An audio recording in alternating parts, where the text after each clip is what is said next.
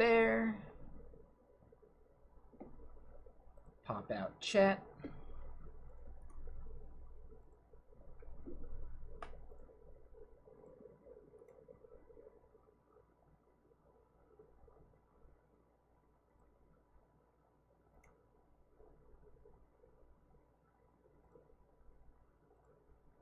And hey, what's up, Tryon? How you doing? All right, now for Twitter.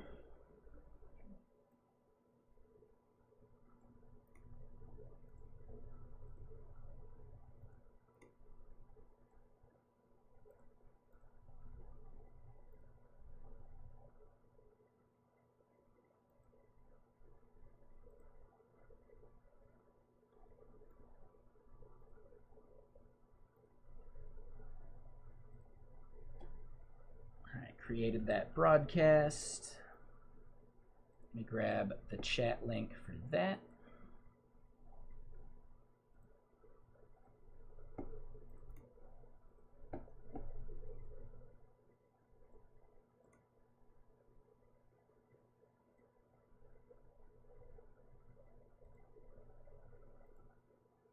All right, got that done, and let's get some synthwave going.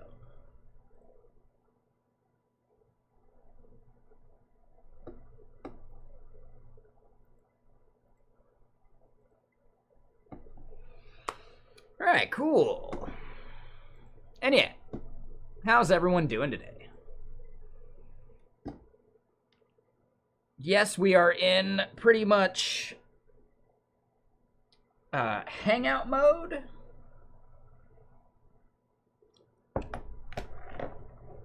I'm having a beverage now because I stayed up late last night. I deserve it.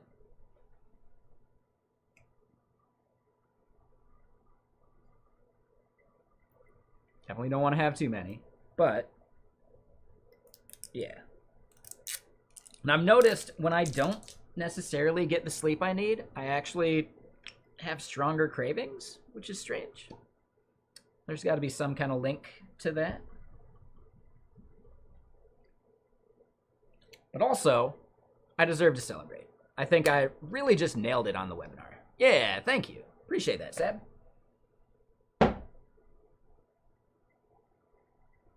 Yeah, especially after procrastinating until 2 a.m. yesterday on like the slides and stuff.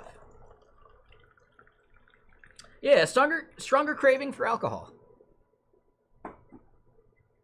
I have kind of noticed that.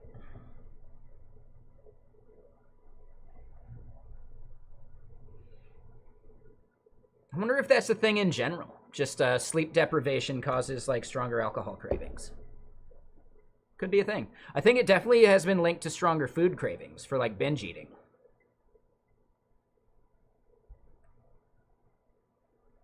So maybe it's just something about like an endorphin deficit or something. I don't know.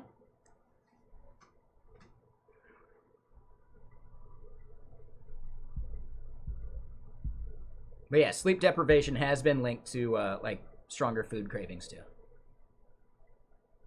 So I'm wondering if alcohol is similar, where your brain's just trying to like do anything to release them happy chemicals.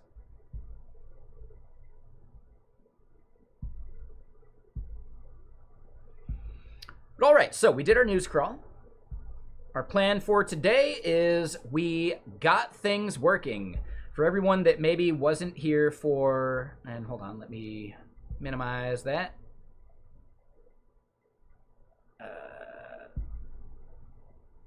Let's just make this smaller. We got some tabs to close, but we can deal with that another time. And yeah, it's a solid ramen hoodie. Ooh, I'm not showing chat on this screen though, so hold on. Bam, there we go. Yeah, I got some ramen for food tonight. Also some gyoza. Wait, I said ramen? I meant sushi. I got some sushi for dinner tonight, and also some gyoza.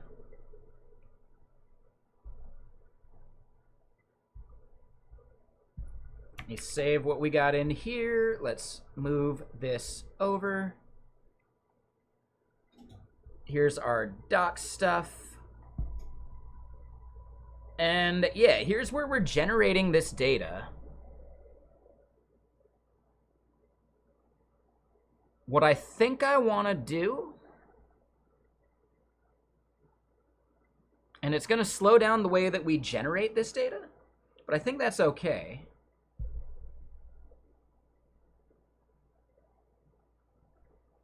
Hold on, let's go to the place where we're running these things. We run the hashers, so that function is really like the big part.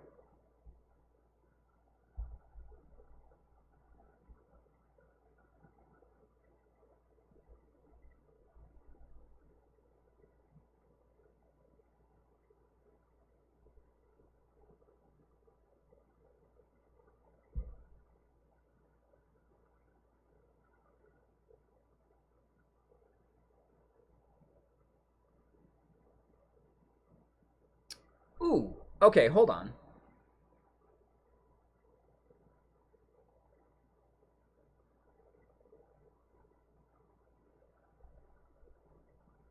We might be good. I think we actually are good.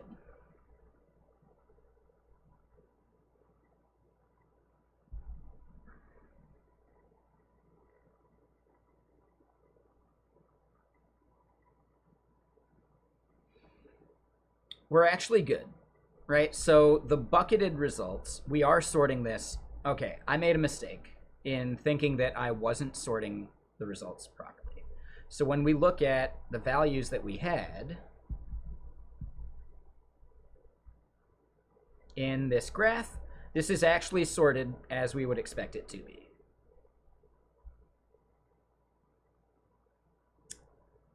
I like the idea of doing 10 of them, even though it does take up a bit of space.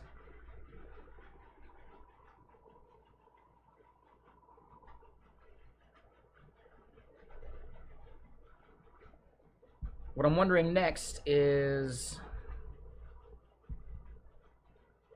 we're doing this height and width 100%, or actually 1000. What if we did 100%? Will that still work? It does. Okay. Nice. All right. I like that then. I think we can crank this down to maybe like 800.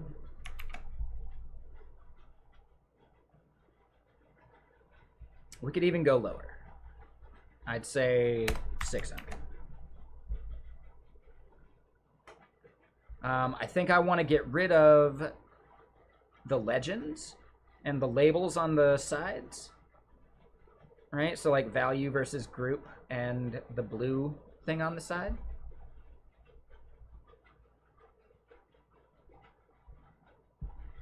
So axis right, legend 0.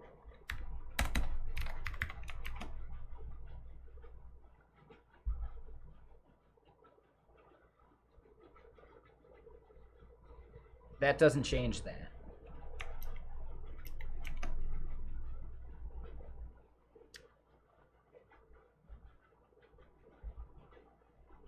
So how do we disable the legends? Aha. We see an array of legends here.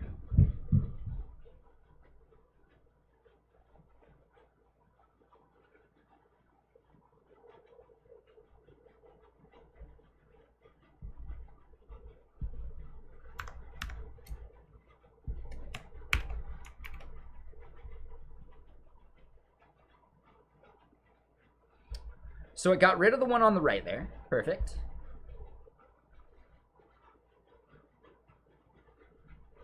So I'd say we're good on that one.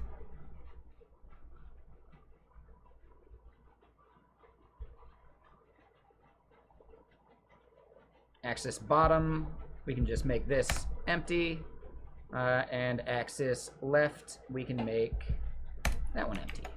And then I think we're good there. Perfect.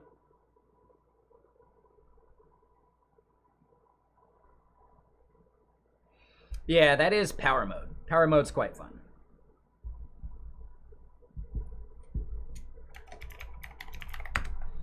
Let me crank that.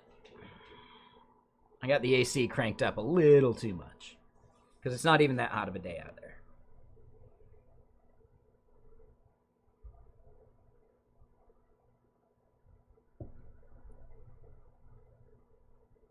All right, so now that we've reduced the size of some of these a bit, I think we can dial back a little bit on the, what are they called? The whiskers. Yeah, so whisker width, I'm gonna say down to 6.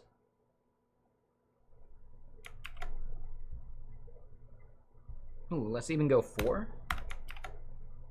Yeah, it's super silly.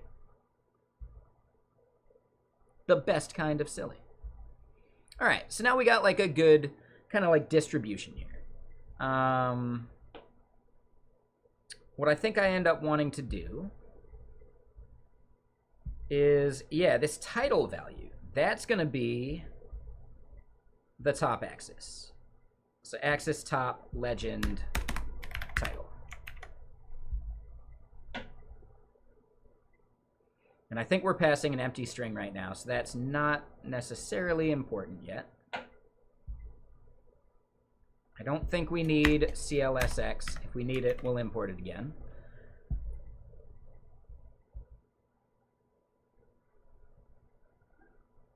And we made this that if we do data row, right, and that's where I need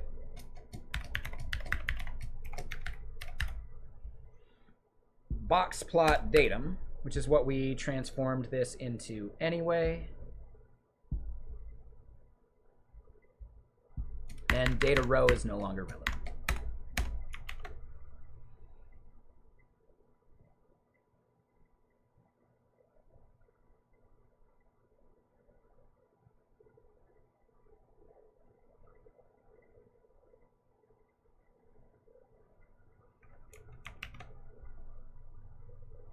All right, so then in the place that we're using this, that would be the blog post that we care about.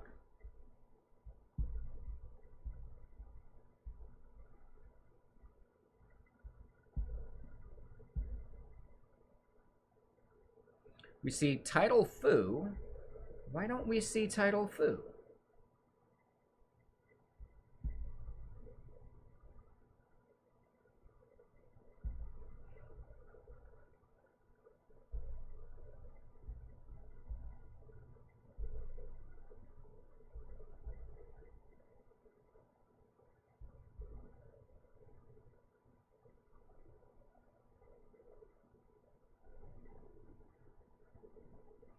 Oh, legend offset.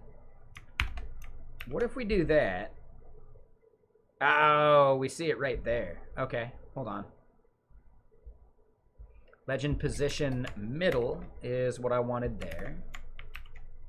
Then I probably want to do some offset stuff.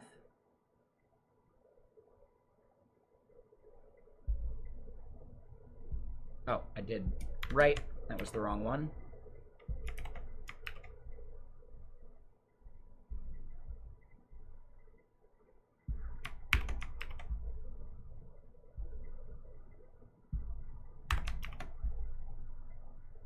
Yep.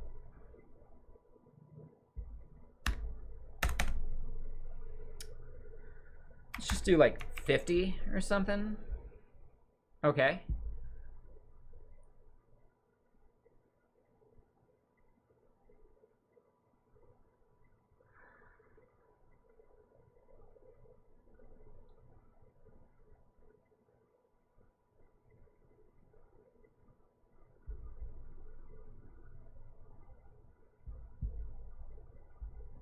So as we think about it, right? Hashing with the best of them. I don't know. We can probably come up with a better title, right? Oh. Oh. So why is that kicking that full width? I think we have an issue with our layout. Hey, what's up, Cleverlies? How you doing? Yeah, why am I spacing on his name now? We definitely saw one of your regulars in here the other day. It was awesome to see them again. I actually lurked your stream a bit while you're doing some like community soccer game stuff. That's awesome. I think that's the best way to enjoy like EA soccer stuff. Homies! Yes, it was homies. Absolutely. Thank you. Took me a second. But yeah, I think the community aspect is like really good. Have you actually thought about doing like a league? You know, where it's like a franchise or something? People are allowed to like put themselves on the team at like max stats or something in whatever position they want.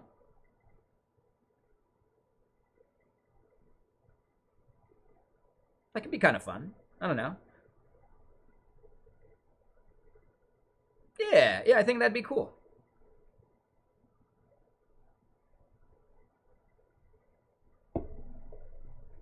No, you'd be a great host. Nah, you'd kill it.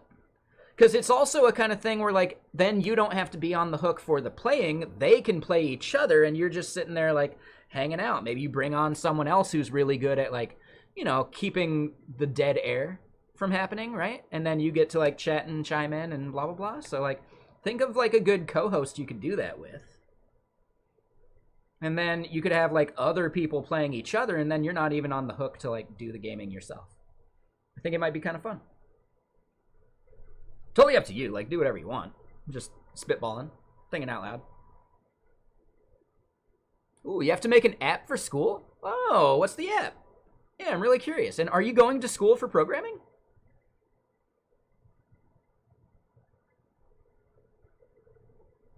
I think we discussed this at one point, but I think you were still in high school, right? Like, are you still in high school?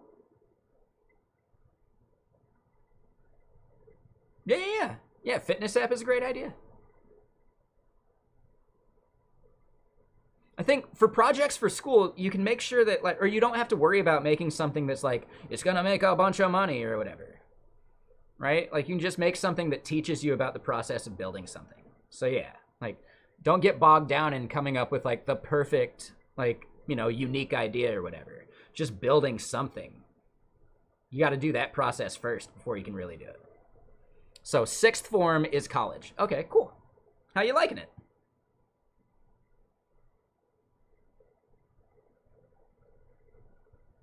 Yeah, for everyone out there, Cleverly's has a really fun stream in which she typically plays EA's FIFA, or if it's still FIFA, I don't remember what the name might be now, but yeah.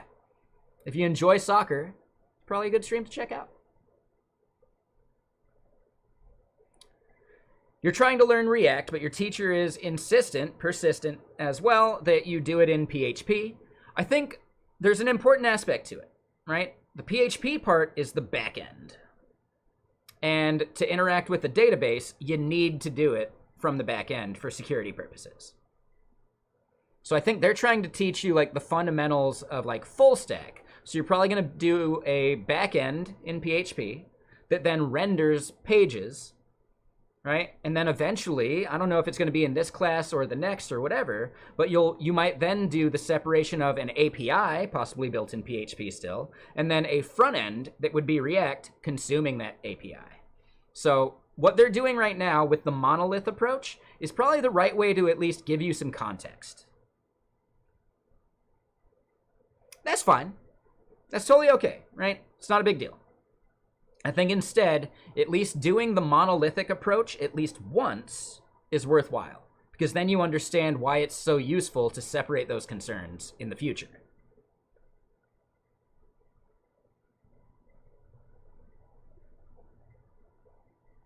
Right? You learn better by doing things sometimes the wrong way than you would from doing it right from the start.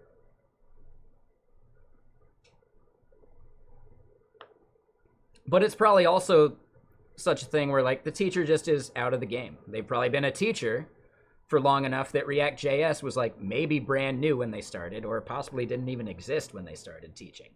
And they've just done the same curriculum or whatever. No matter what, recognize that the internet is still 70% PHP. So it's a really good skill to understand. And a lot of the ideas and things that you're learning to build a monolithic application, those skills are actually transferable to other languages. So don't get bogged down on the technology too much, right? Worry about being productive and building something rather than caring about how you built it. It's part of the exam. Yeah, perfect. So I'd say do it the way the teacher's doing it. If you hold a cat by the tail, you'll learn things you couldn't possibly learn any other way. Such as, don't hold a cat by the tail.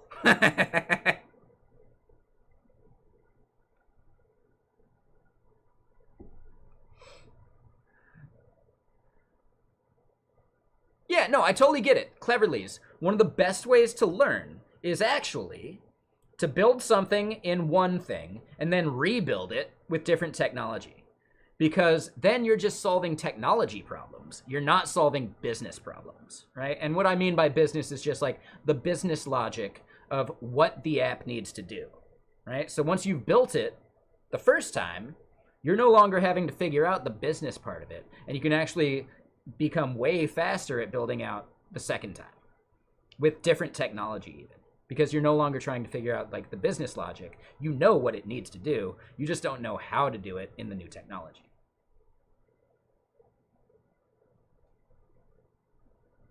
And that's actually how I've learned Rust and Elixir and Go back in the day, right? I knew Node.js, I knew some PHP. I built a Node.js API, and then I rebuilt that Node.js API in Rust, Go, and Elixir, and started doing it in Swift. And that taught me those languages enough that I was able to like consider myself proficient to have conversations with people that are really good at it. Right? It was an API that needed to store data in Redis. It needed to make HTTP requests to a JSON API and an XML API. It needed to do whois lookups, and it needed to basically be like a REST API. So those 5 things, I really got to like scratch an itch, right? To understand like how to do those 5 like really important things in a bunch of different languages. And the more you end up learning new languages to accomplish the same goal, you realize how similar all these languages are anyway.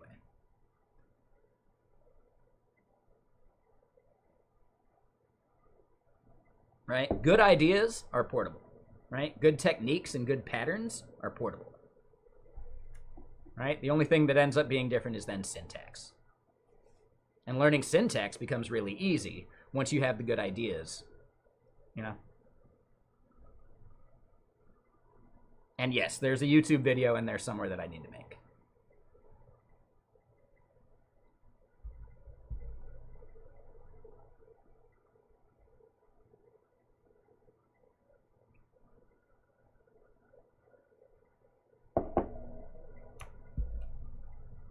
All right, so I need to look at what axis props can actually hold on. So there's some value formatting stuff we could do.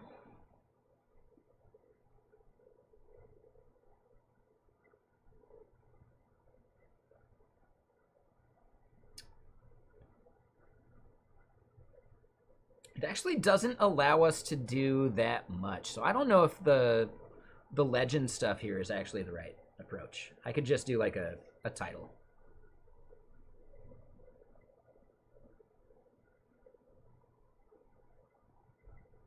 Yeah, I think that's the way to go.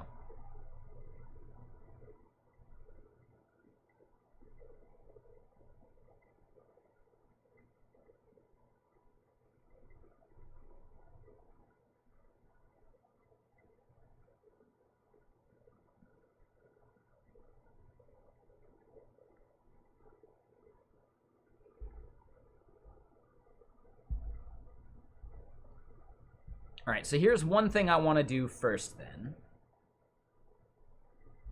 Before we do this slice,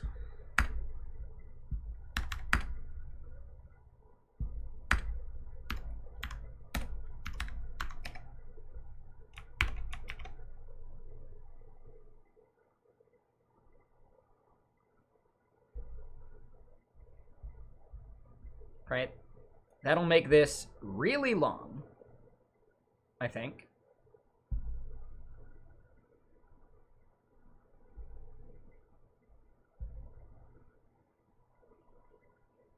Or not.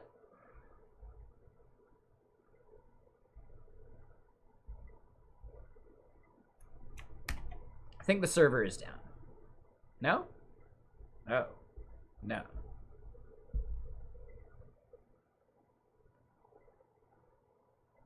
The plot thickens.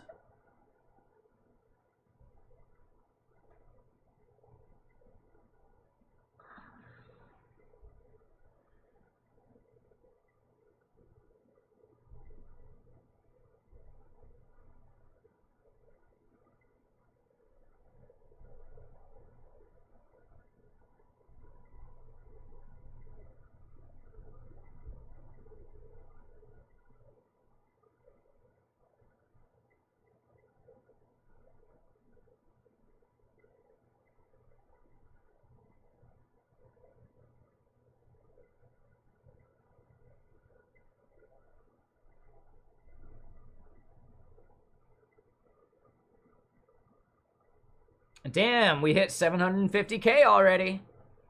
Only you can force me to go through my tabs. But yeah, Cleverlies. Feel free to reach out in our Discord for questions, like in the programming help channel. Feel free to bring them here as well. If you ever have, you know, just questions, we're not going to solve problems for you. We're going to try and, like, walk through them. Right? It'll be a teach you how to fish kind of situation rather than just giving you a fish.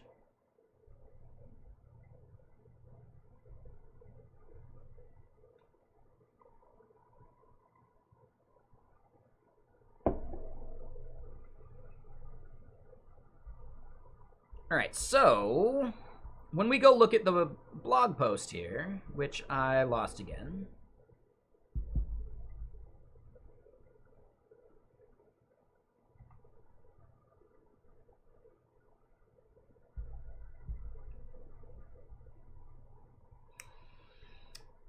Yeah, we also need to do a speed graph.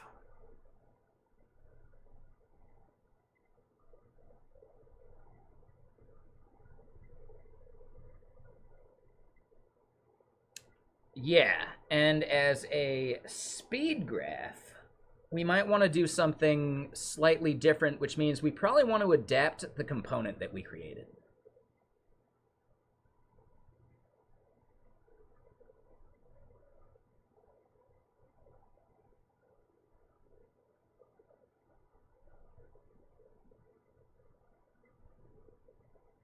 So yeah, we want to create that speed graph.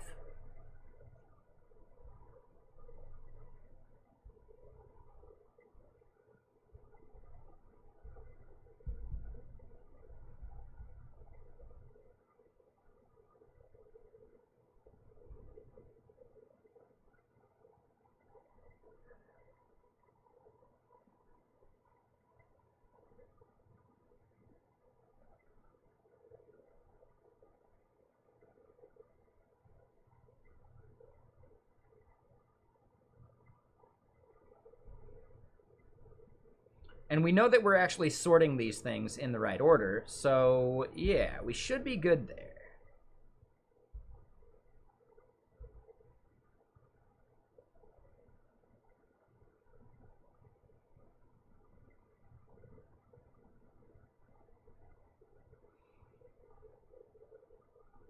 Ah, okay, I think I see what the issue is. So when we're generating this data,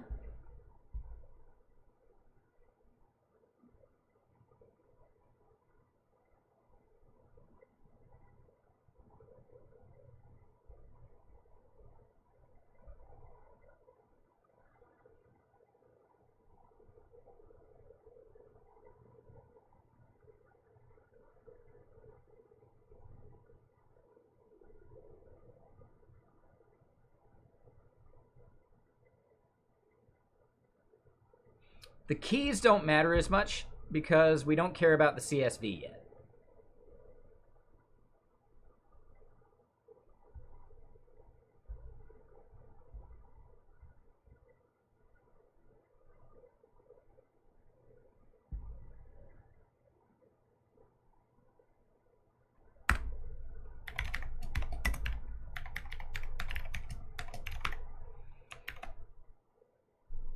So raw hash distribution results.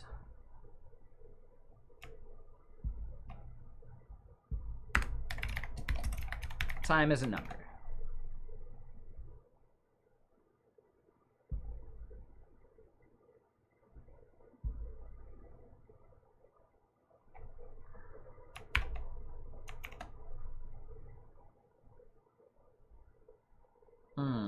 We do need that, so we're going to let that just do its thing.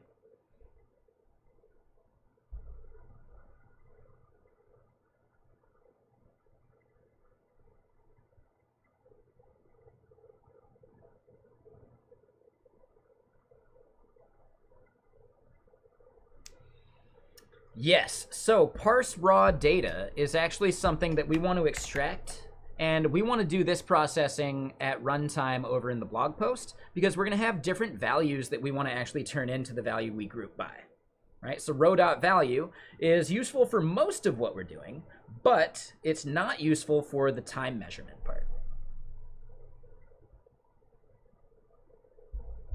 And I do believe we had that function before I deleted it.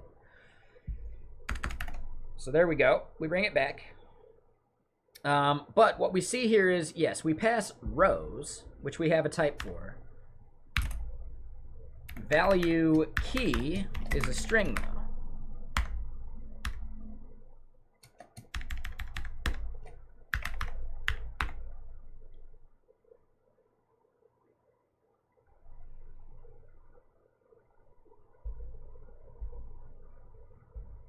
And this is where we end up getting raw row, raw row again, as a type.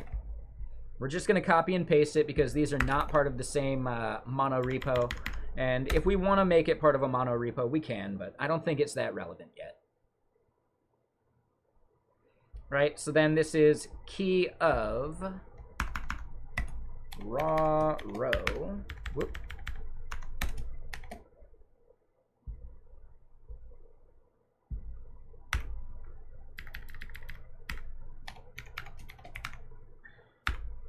And we can give that a default value.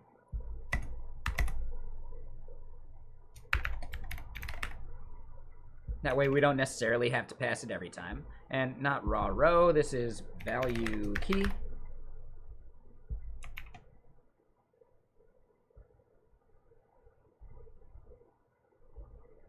This then becomes raw row.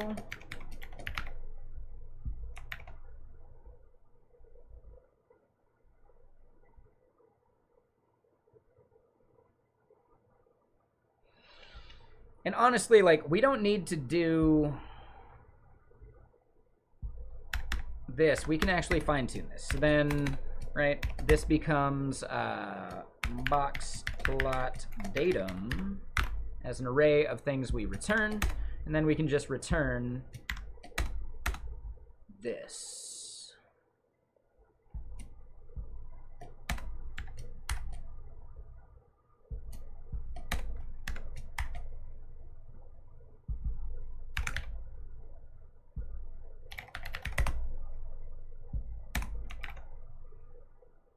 All right, so now we got parse raw data.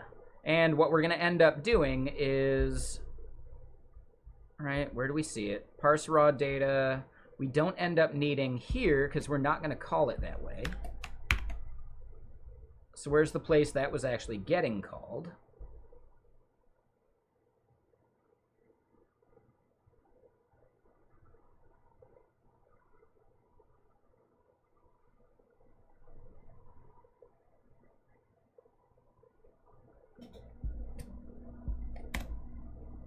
And this is actually just box plot data.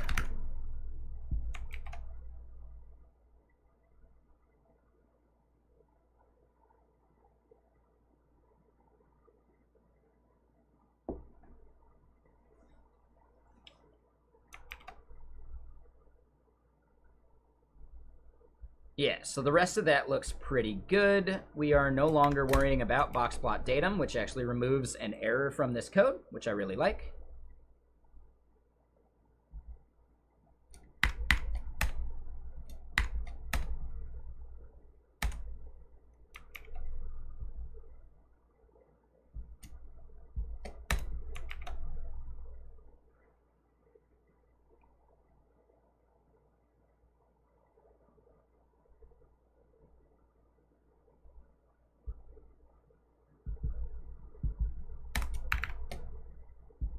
That becomes unnecessary. That is now unnecessary.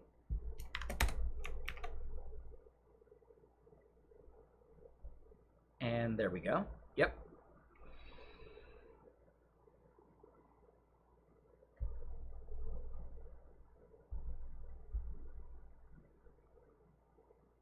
So then next up, I need to go back to this part, and we need to rerun this.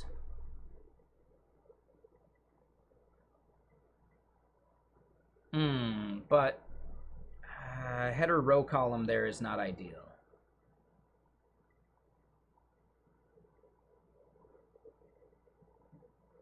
But we're not actually using it, so it's not important. We're good.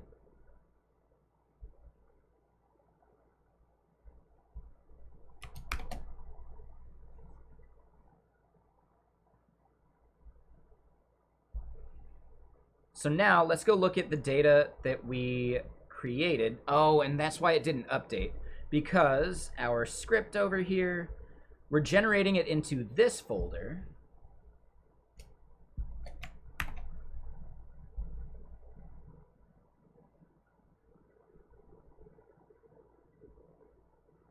Hold on, where is it? It's in public, log data, hashing distribution, and we can just get rid of all of these. And maybe we might want to figure out a better way to replace this when we run that script. Maybe the script should actually be moved into here now. We kind of just built it out the way we did so that we could like fiddle with it without having to worry about the Astro stuff. But now I think maybe it makes sense to keep as part of our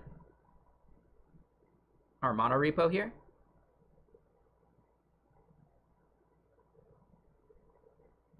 Just a thought.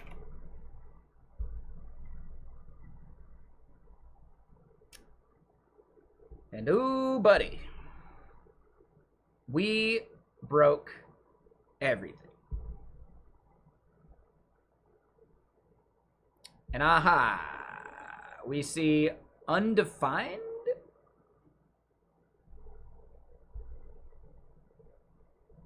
What did I do wrong?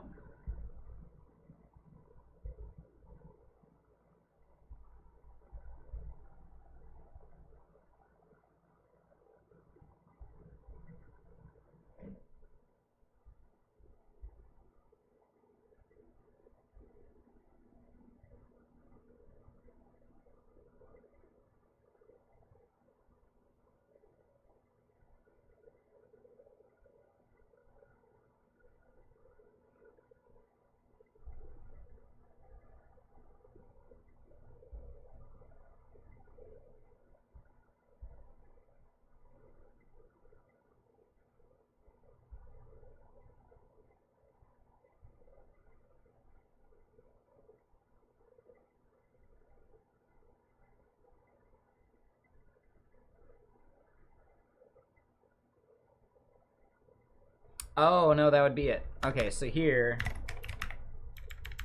we actually had to do that. That was a mistake.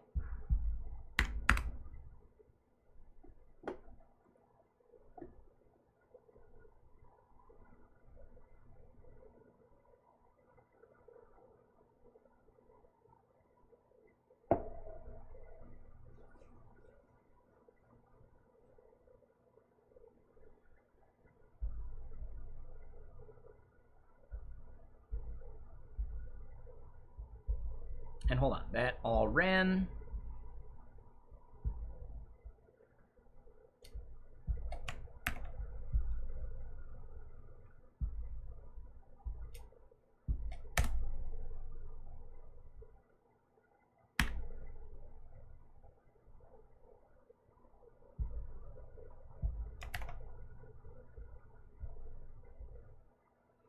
Will it blend?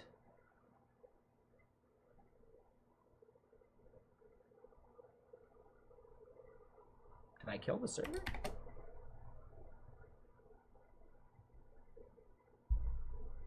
Wait, I should look at these before I actually do it. No, we do see time.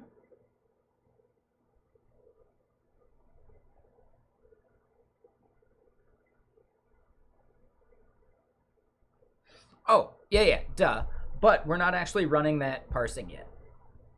So over here, this function we created, parse raw data, we need to run that over this.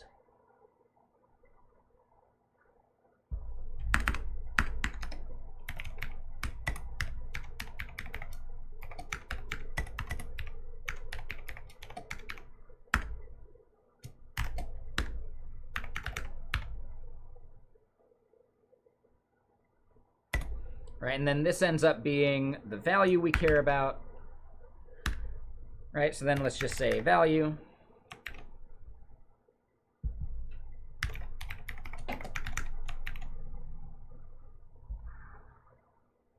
Cool, so we get that part back.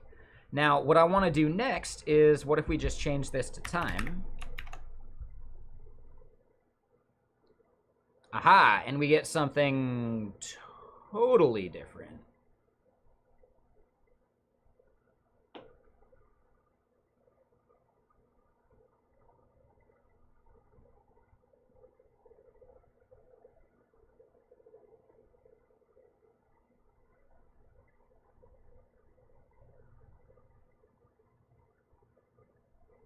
Interesting.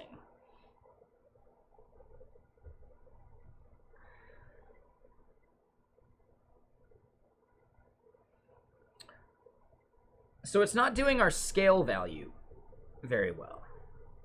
And that might be like that. So if I don't do that part, does that change anything?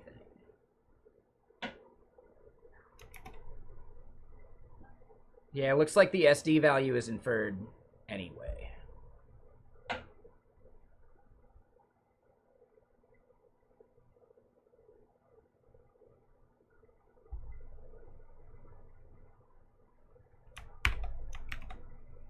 All right, so people who do graphing often, what would be the right way to make this behave better? Anyone have any ideas? Because I do find it strange that over 1,000 things, we're not getting any, like, central value that makes any sense. Right? Like, we should see some kind of distribution. This is showing us, like, the minimum and the maximum, which I think makes a lot of sense.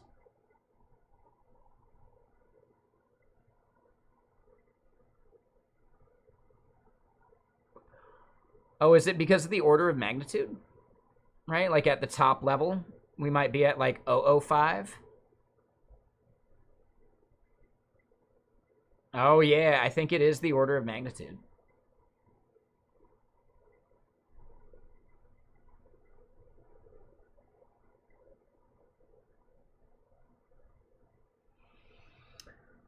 So this is interesting. Based on the way that we're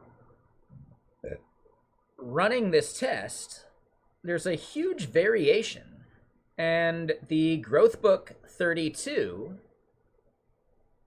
like 32-bit version of running this, is actually having like a way worse performance characteristic at the extreme.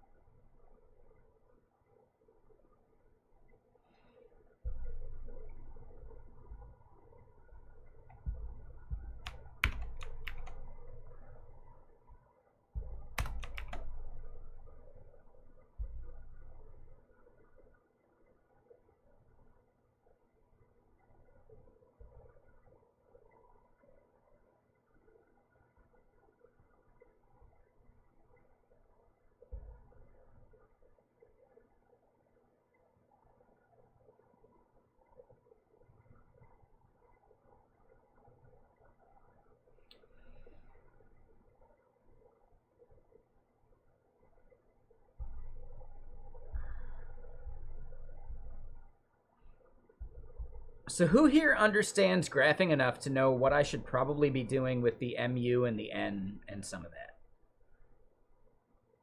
And I'm going to say SD here. What if we make it 0.1 instead of 1? That doesn't seem to change much of anything. Yeah, it didn't change anything.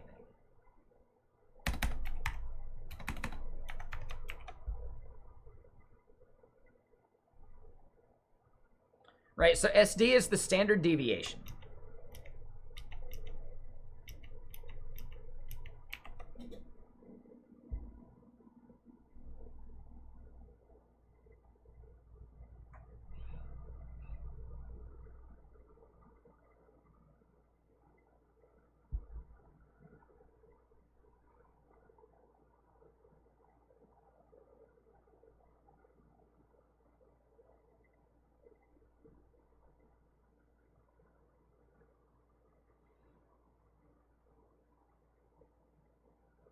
Is the music a bit loud?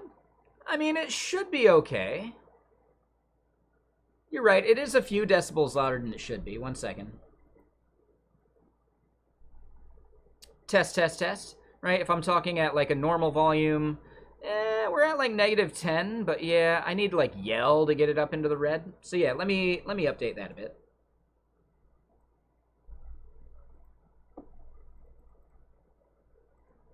Right, test, test, test. That should help a little bit.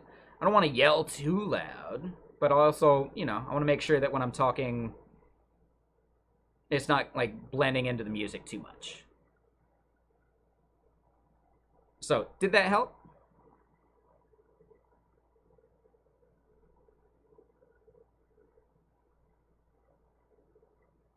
Oh, and YouTube and everyone probably isn't getting any music because there is something fundamentally broken about how split cam does that audio source. So yeah, sorry YouTube, my bad. You should get music now. Yeah, no, as long as it helped, we're good.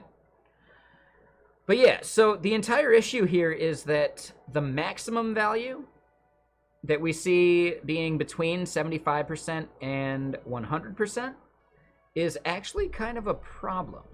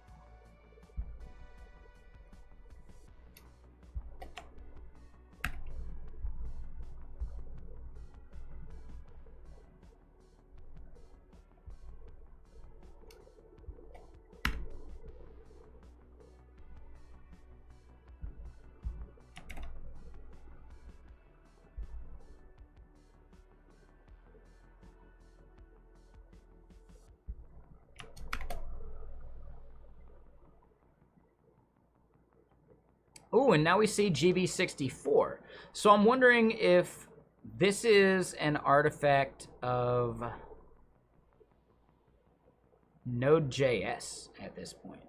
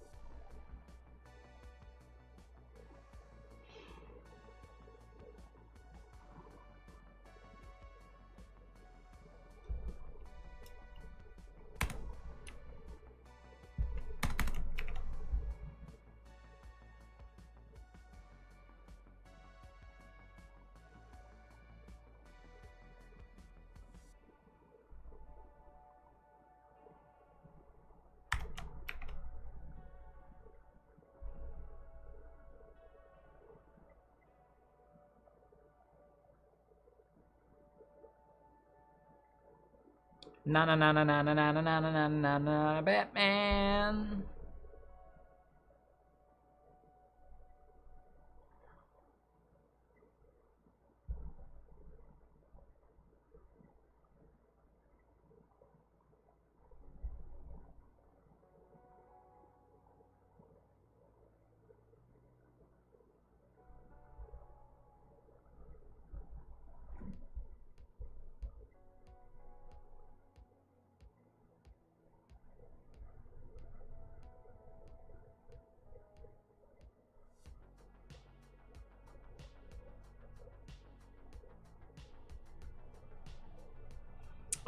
And real quick, I missed a couple follows. Real quick. So there's by MD Fury. And Godbleak, thank you for that sub. Appreciate you. By MD Fury. Rahul's Ruje? I'm probably saying that wrong. And Wes Pax. Thank you for the follows. Welcome.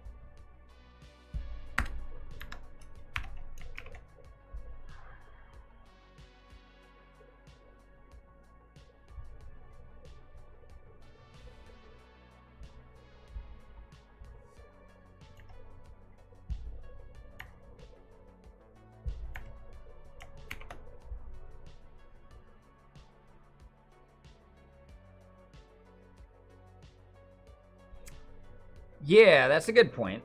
Let me at least just look at some of these. Oh, wrong one there.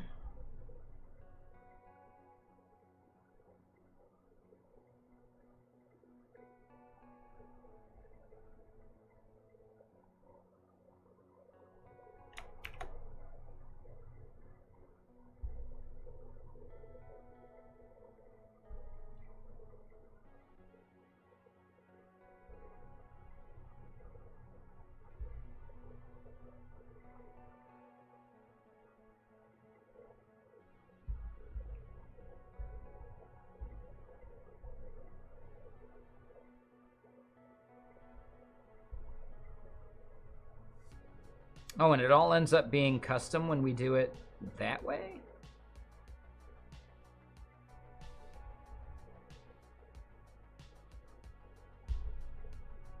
Wait, what did we break for the 10K?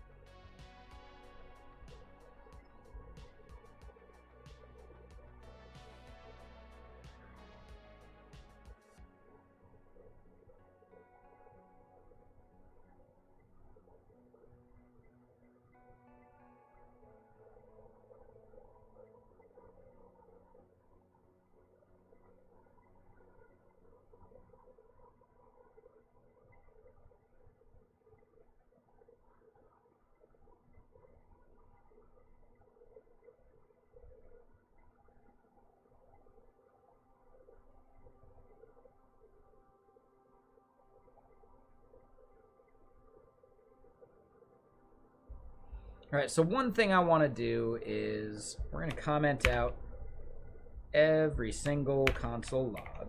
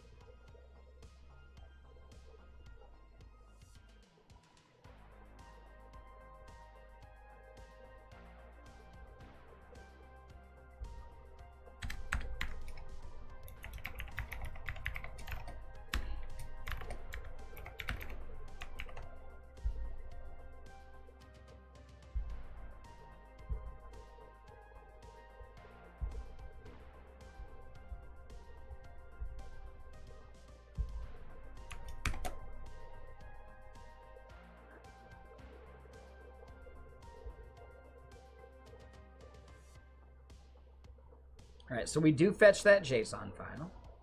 We see an array. Oh, we only see an array of 10,000 things?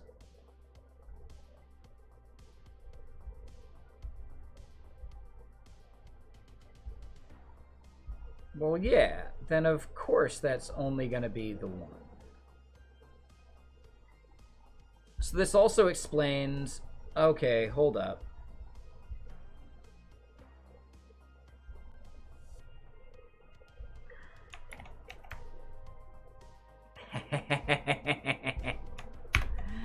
Air brakes.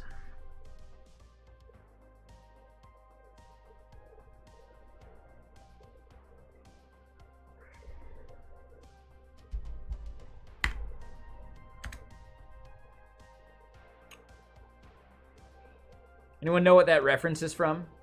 The air brakes reference? Some people who've been here know, right? Don't ruin it for everyone else.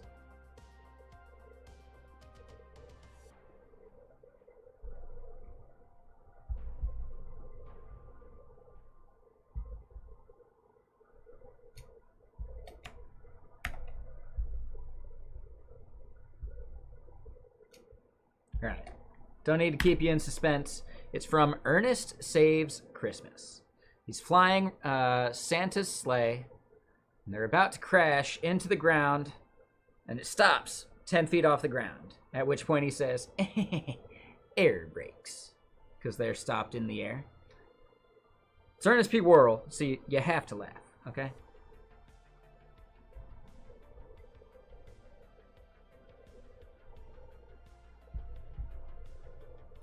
I didn't make the rules.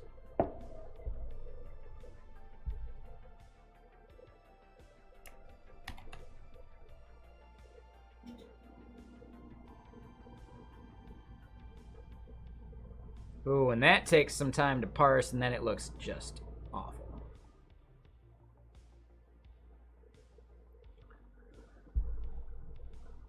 So now, we can do this part.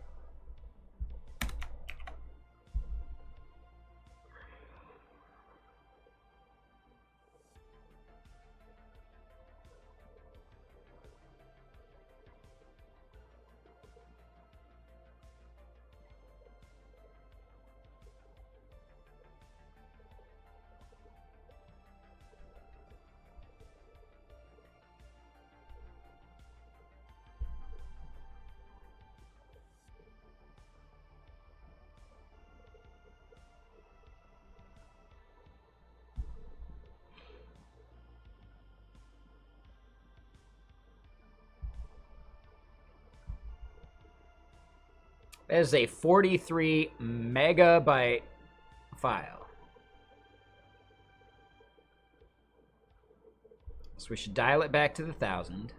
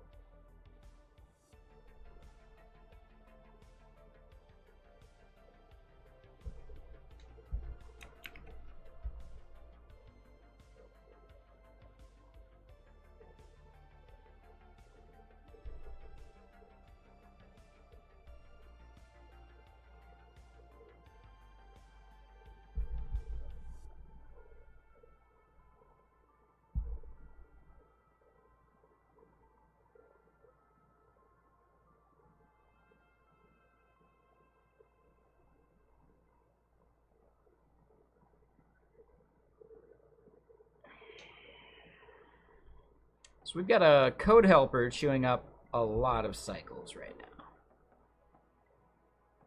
We're also seeing some file system event stuff. Yeah, we don't save this. We don't save that.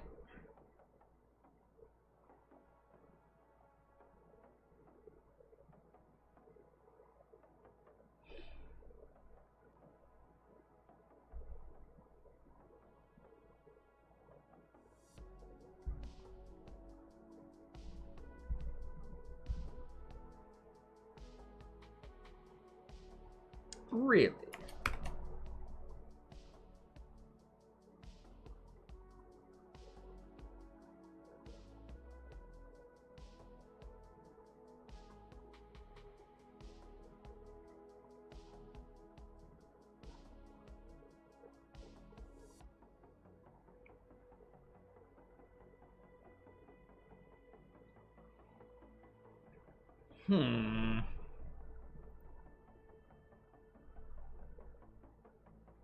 Man, it's actually chilly in this room.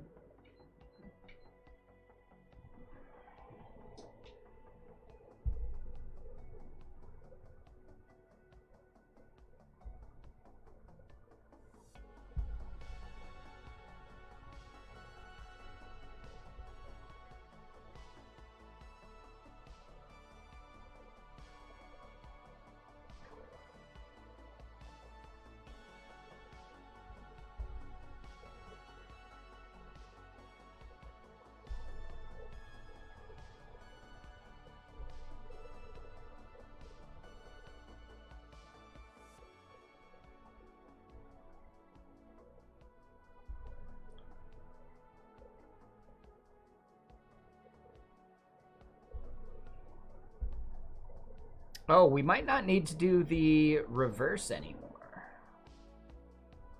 Let me double check that part.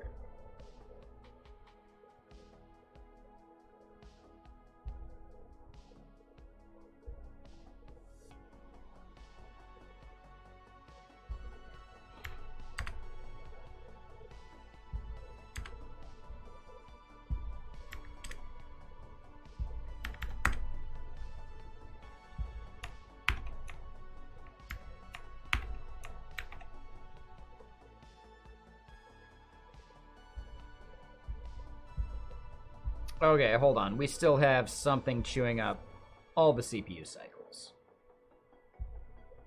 Whatever plugin that is, you're dead. God, it'd be so useful if it actually listed which process it was.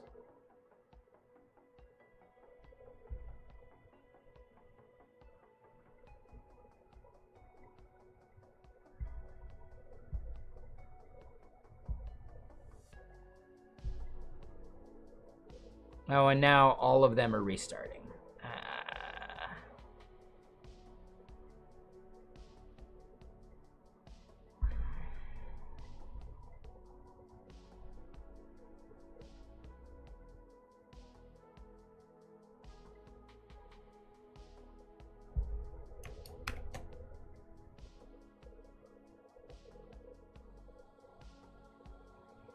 Yeah, yes, this entire marketing site is built with Astro.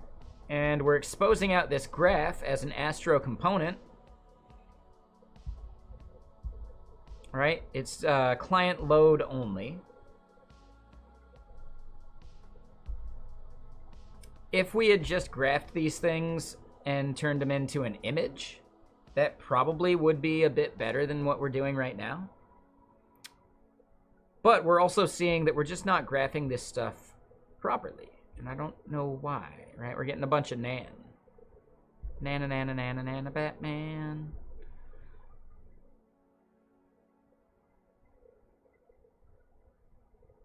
Yeah, I mean, it just takes time. You get it pretty quick.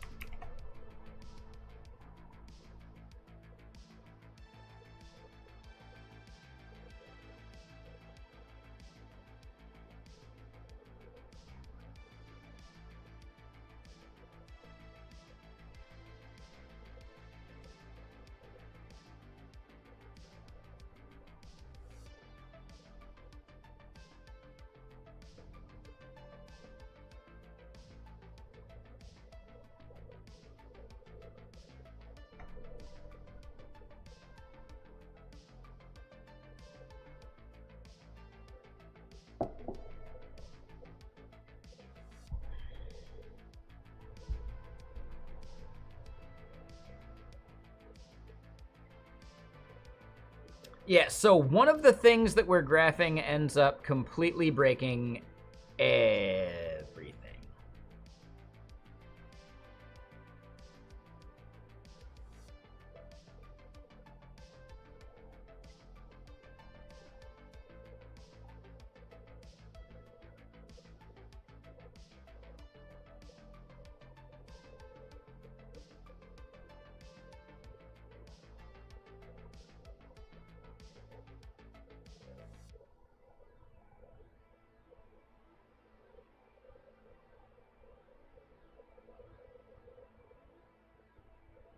I don't. Yeah, it's basically when we do all of them, something breaks. In fact, hold on. Let's try this. So if I get rid of this and we just do all of them...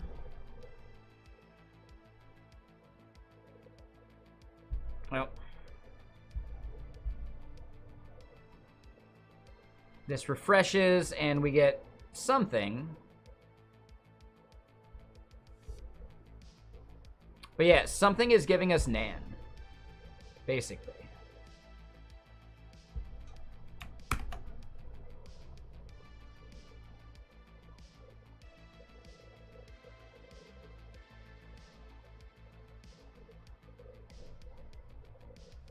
Yeah, so the Nan is our issue.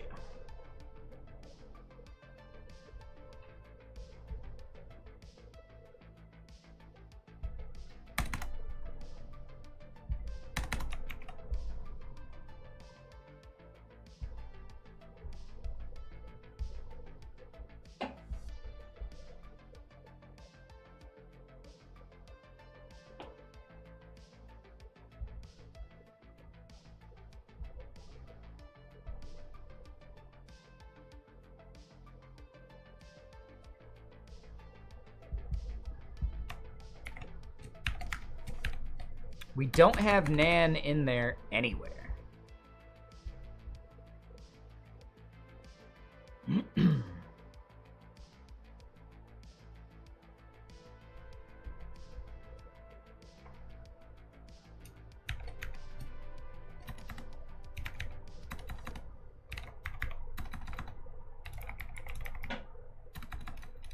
So inside of this raw results -10, we don't see any of that.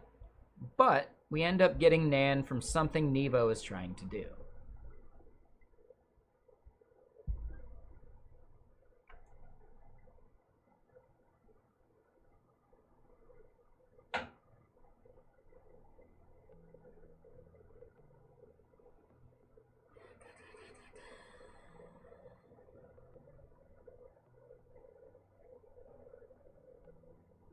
So JavaScript was able to save these values no matter what, right? Because we're doing it from Node.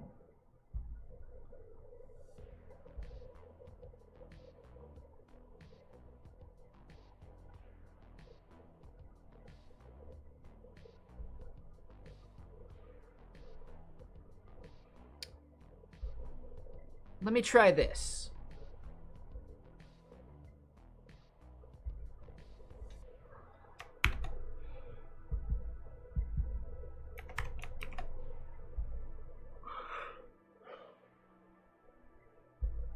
God, this part's getting really annoying.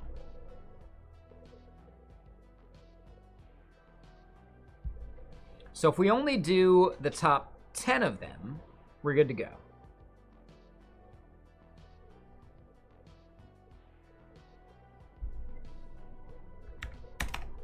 If we do the top 20, what does that look like?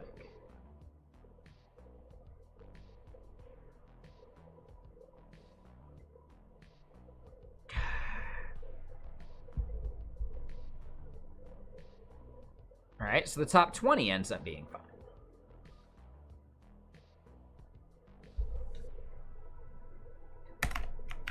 Let's try the top 30. Again, this is going to give us grief. Top 30 seems fine.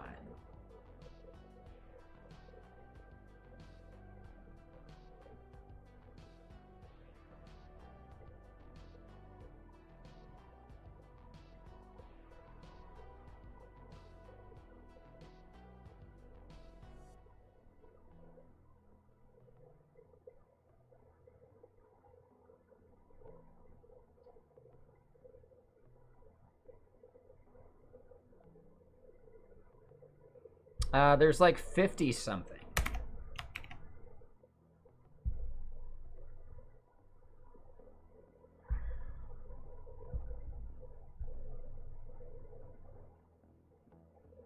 We can even do the top 50.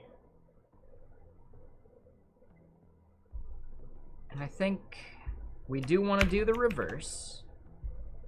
Not sure why that reverse was necessary.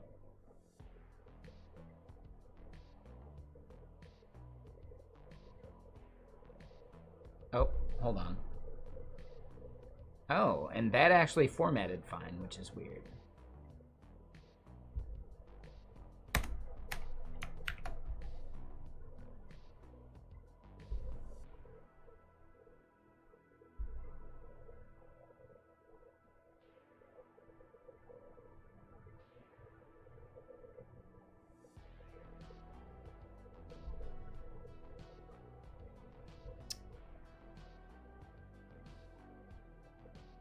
So the reverse was working at least.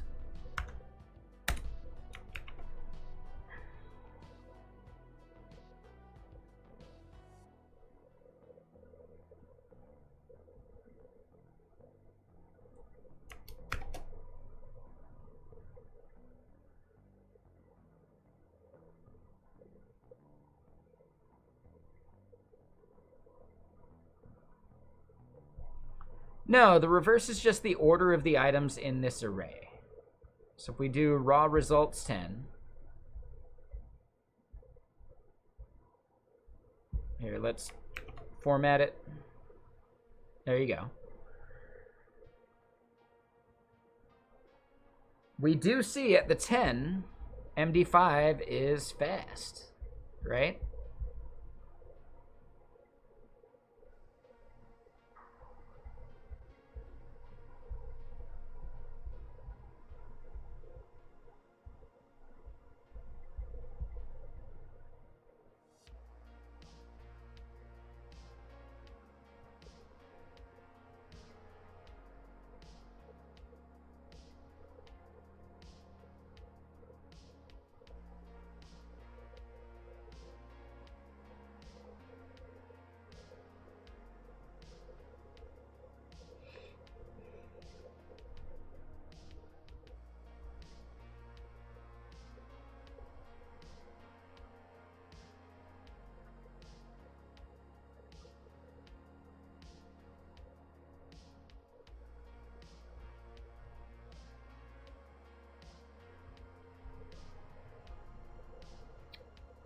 Oh, hold on. Is this something I'm noticing?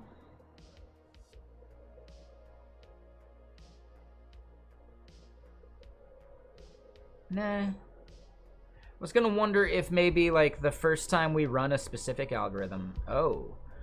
That would be it. Yep. Hold on. So yeah, somewhere over here in our script, we've got an issue where I want to do a filter.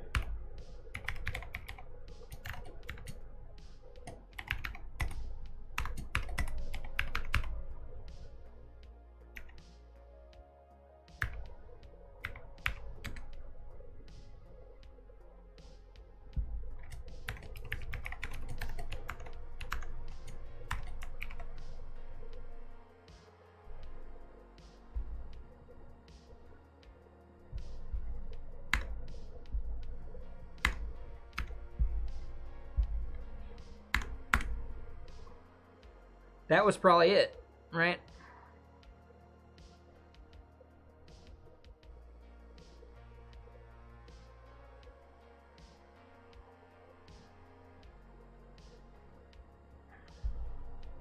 Now, how was that happening? I have no idea. But that function finished. If we go to the bottom of this, we don't see that. All right, so this might be it.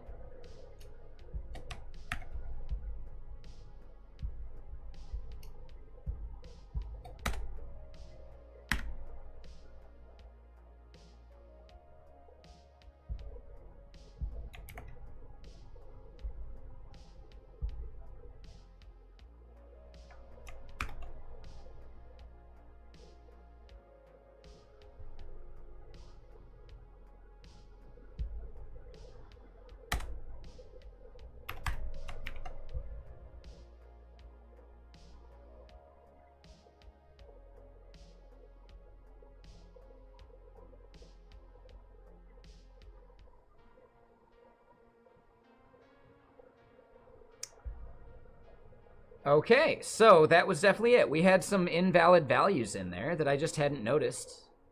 They were right at the end. As we look at this, we can see that the 99th percentile is a problem.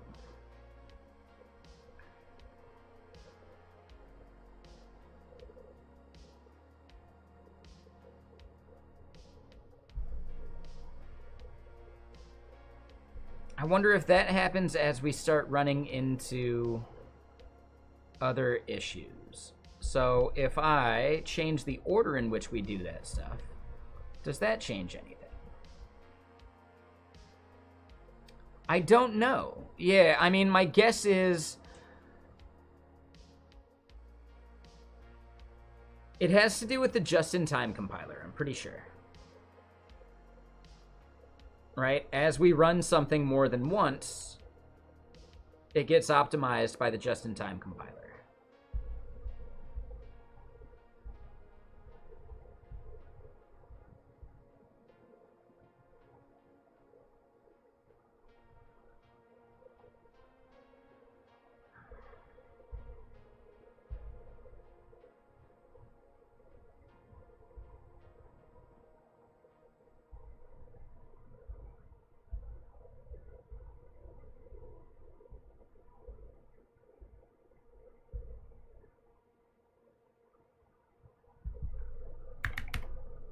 I want to see if it's the order they get run in, maybe?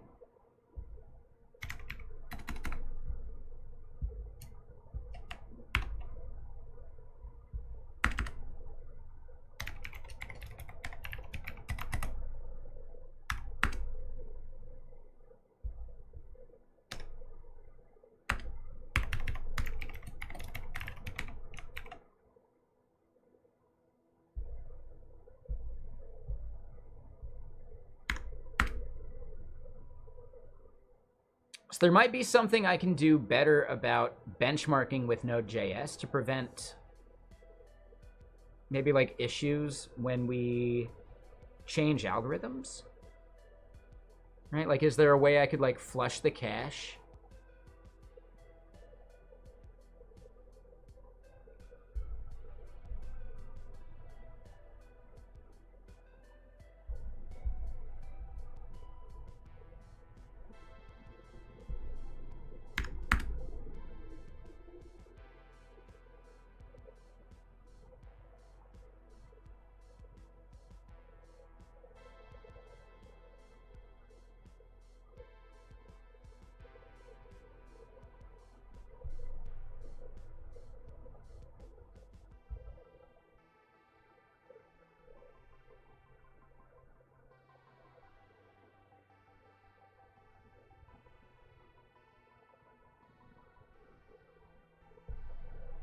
Right, so then from here,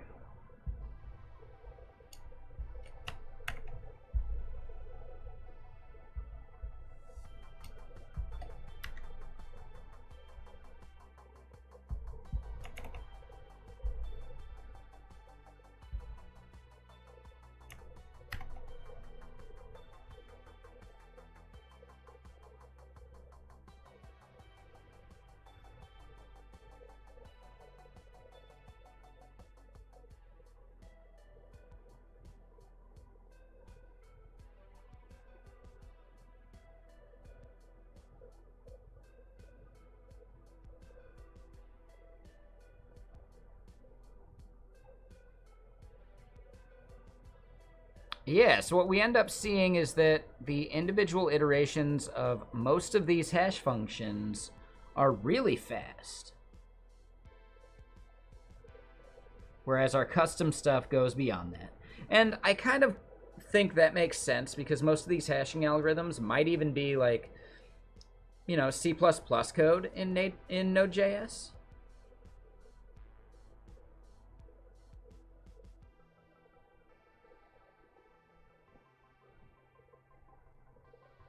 So now I actually want to see, instead of 99 here, let's put it back to 75, and this one back to 25.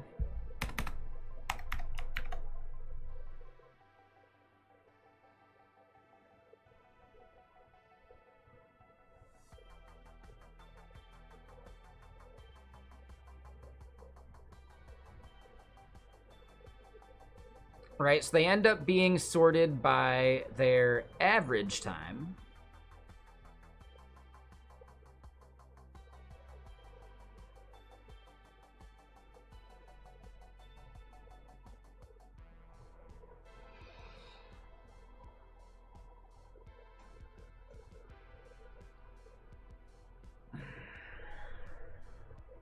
When realistically, if we end up removing the outliers,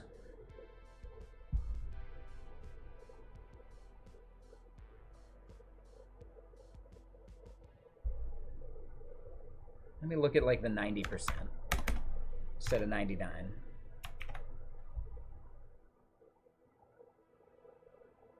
Right? We still see that,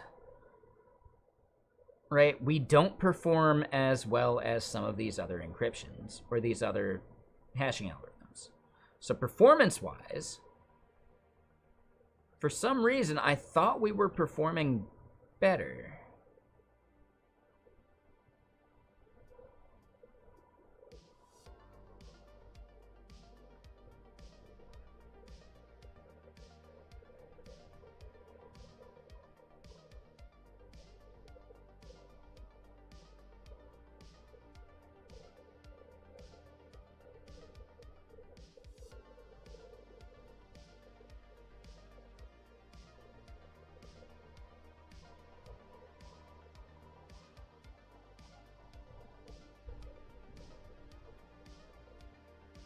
And how is this so different from what we were seeing before?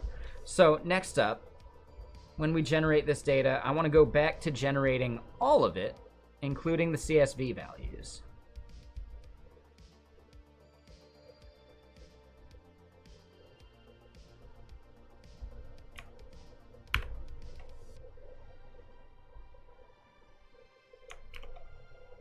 Yeah, no worries, Space Case.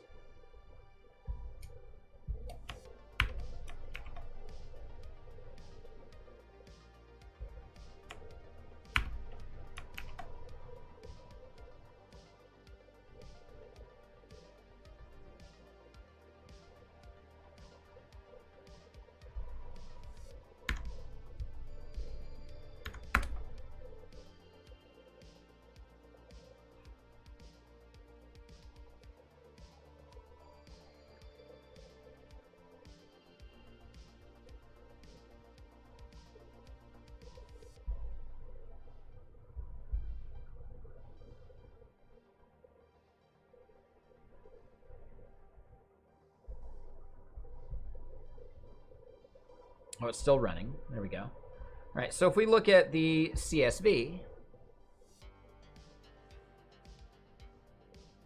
Oh. Curious how that's getting indented still.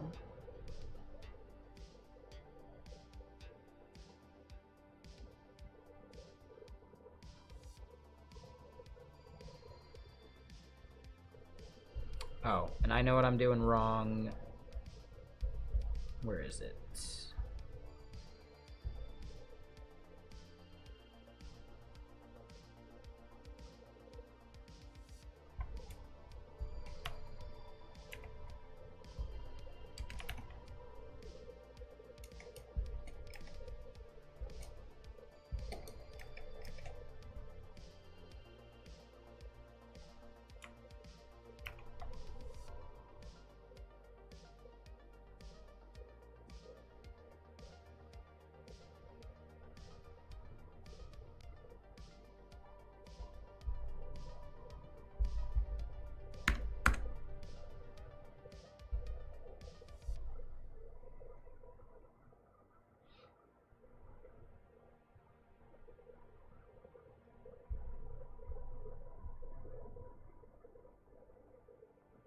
Well, and we might be messing things up by, like, toggling around instead of just letting it do its thing.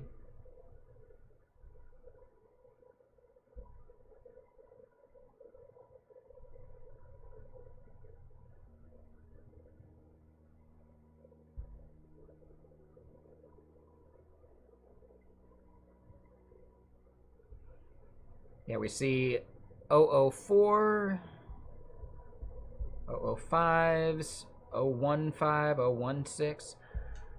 Interesting. So we weren't having this issue before. What did I do wrong?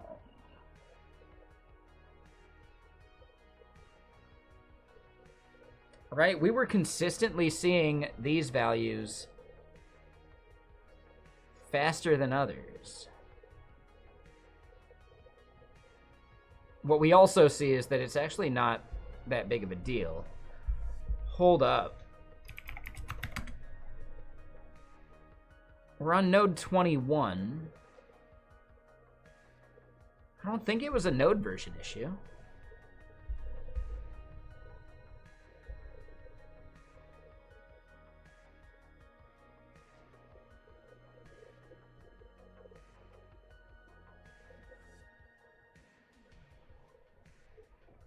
So this value that we have right here, this is the average time. And it's not actually a huge variation. We see 0.04 up to 0.02, right? And realistically closer to like, you know, 0.09, 00, around like 0.1. So that disparity is not that big of a deal, but it is not consistent with what we were seeing before. We're measuring the performance of our hashing algorithm stuff.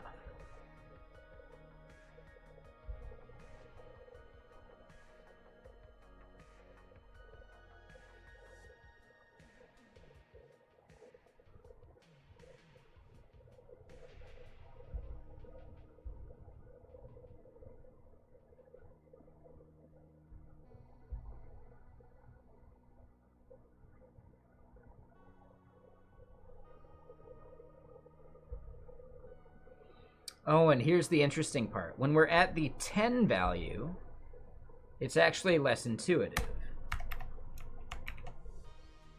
If we bump it up to the 100,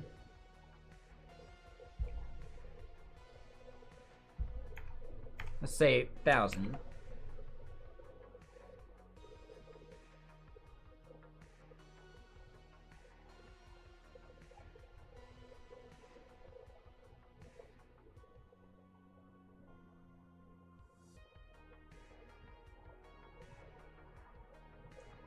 Right, we can see the mean of DJB2 is 007. Whereas the mean of, let's say, SHA-1 is 003. You see 004, 004.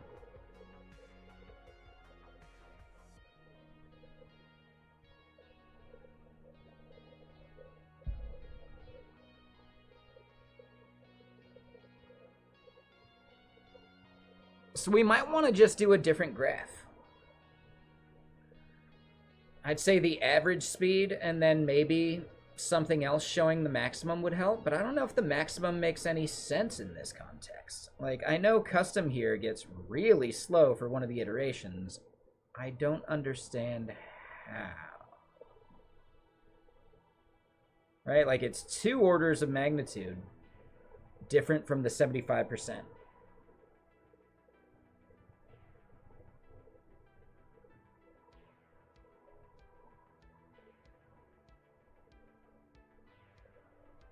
But once averaged together, we see values that make more sense.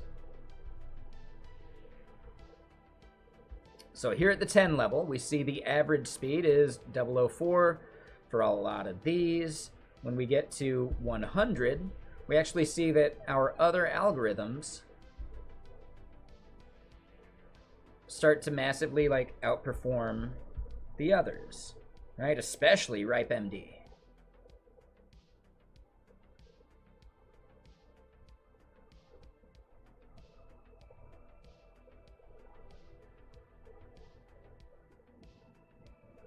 So our average remains really slow, or like really fast, but there's almost always like one edge case.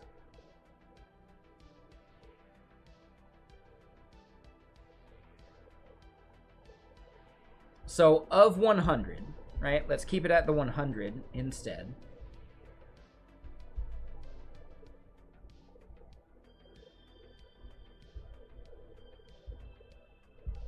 Oh, well, yep, that would be an issue right there. We were loading the wrong data there.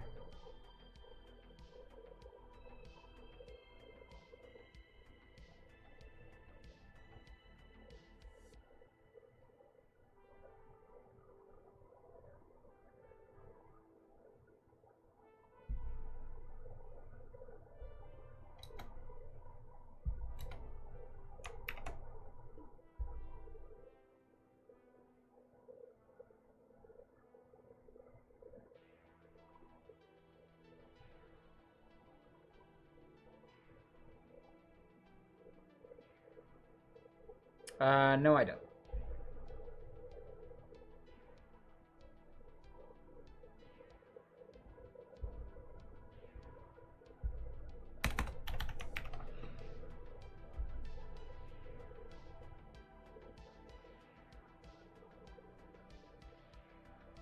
Okay, so as an example, if we look at GB64, it's really just like maybe the first time we run it. Where do we see that 2540 for GB64 in the raw results 100?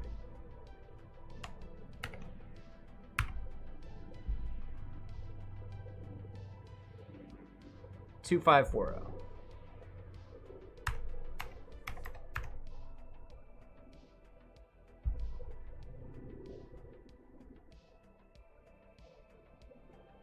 Wait, what?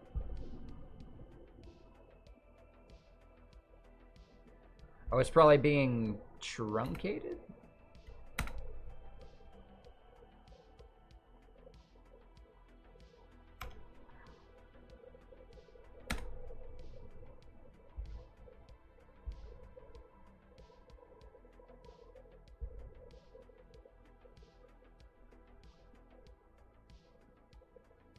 So no, it's not the first time we do it either.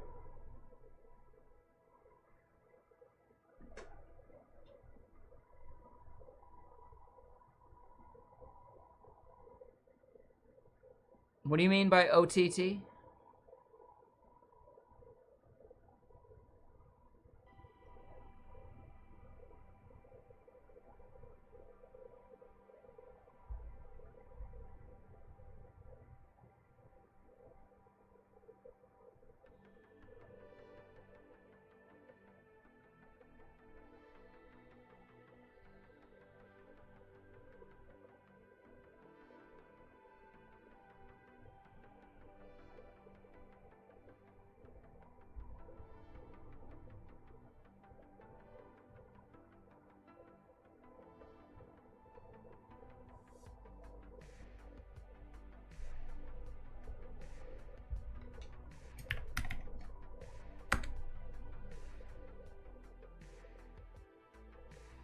Do you mean over the top? Like, what do you mean by OTT?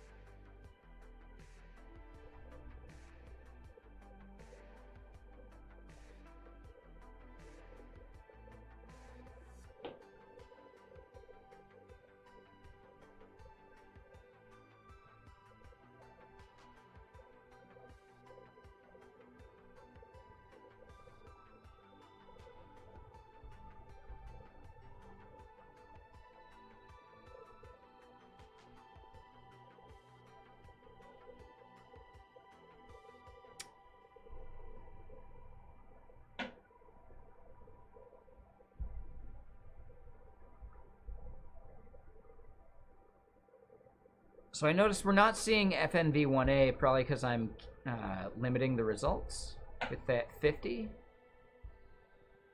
Yeah.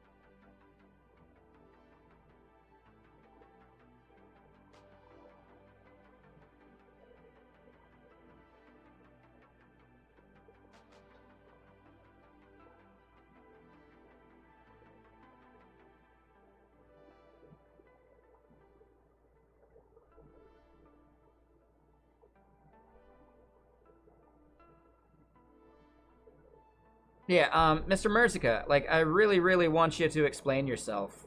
Why you asked and what you meant by that part, because it did seem a little passive-aggressive. I guess enhanced security is OTT for some people. What does that mean?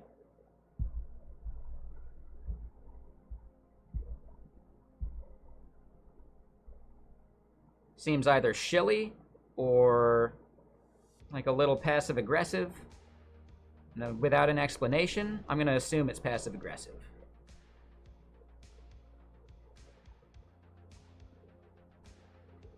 And the fact that your account was created the same day you followed, not a big fan of that either.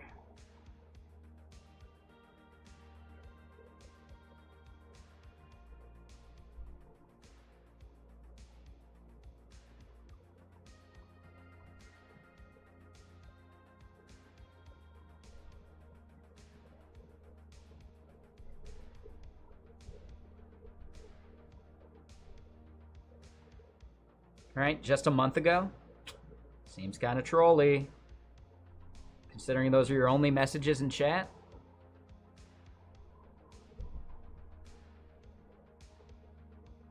Yeah, right? Like, why is he shilling the Microsoft Password Manager? I've never even fucking heard of it. Never heard of the Norton one either. Like, it just seems really trolly at this point.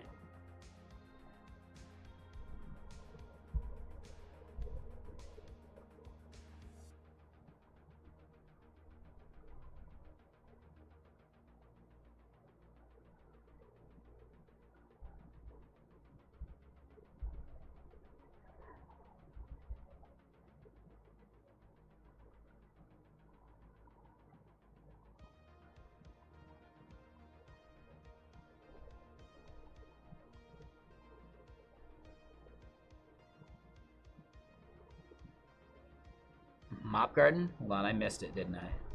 Let me see. Oh, yeah, that one. I've seen that one before. That one's good.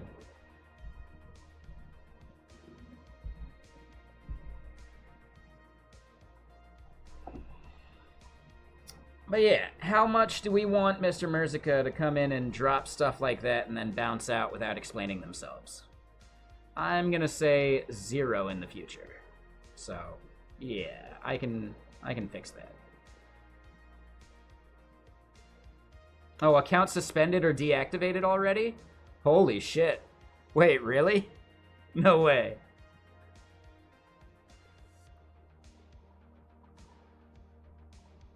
No way.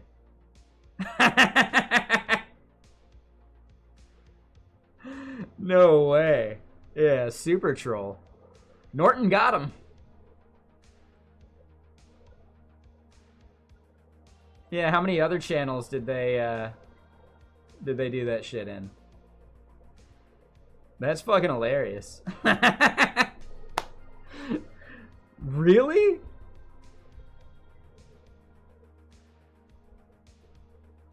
That's ridiculous. Hold on. I gotta double check that again. Like, maybe it's just over on this machine that it happened?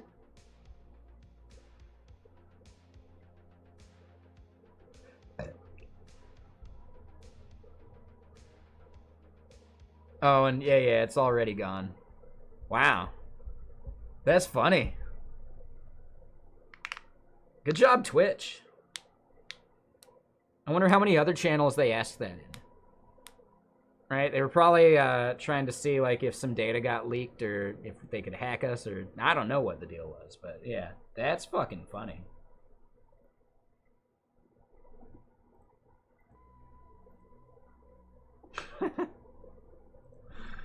Trolls will be trolls. I'm surprised they didn't end their sentences with Mr. Sir.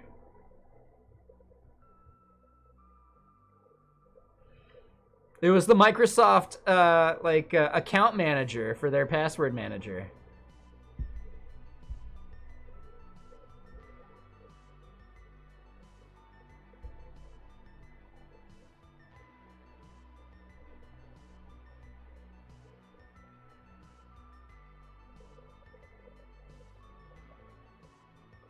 Yeah, I find that just so funny.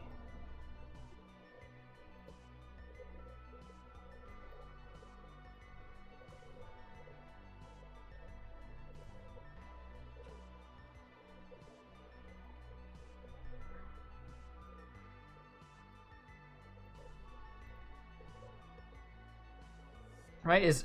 Are any other mods able to like inspect their name or anything? I'm wondering if it's just on my end. I'm so curious about this now.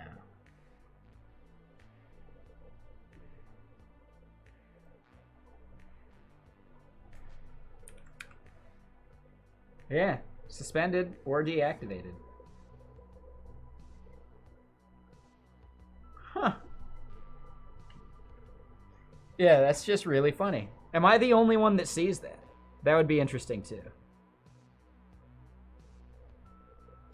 Can't see anything? Yeah, no worries. I was just curious. Yeah, that's actually hilarious. What happened on April 5th? Right? Because that's when they created their account, and that's when they followed. Like, I hadn't even clicked the ban button yet. I was just calling them out. And before I could finish calling them out, before they could even respond, Twitch is like, oh yeah, nah, they're gone. Good job, Twitch. Man. We like to complain about Twitch sometimes, but they just nailed it. That was amazing.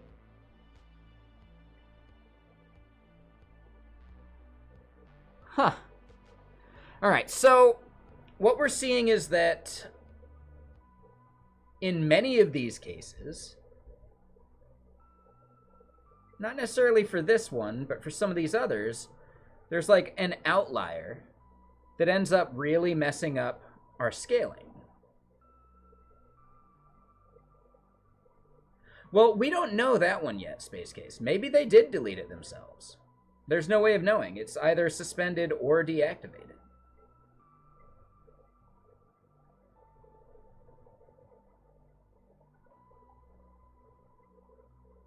I think it would be weird for them to come in, drop 4 like comments like that, and then delete the account.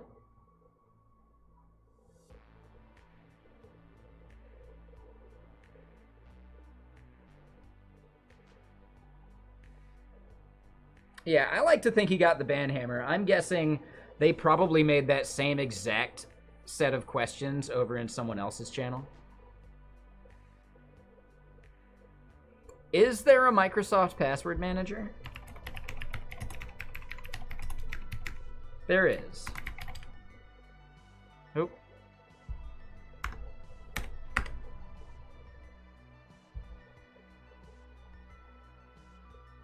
Oh, maybe they're talking about Microsoft Edge? I just think they were trolling. Yeah. Norton Password Manager? Is that even a thing? I think it was an AI and it got caught. Norton does have a password manager, actually. I didn't know that was a thing. But yeah, no idea what the Microsoft one is. So, meh.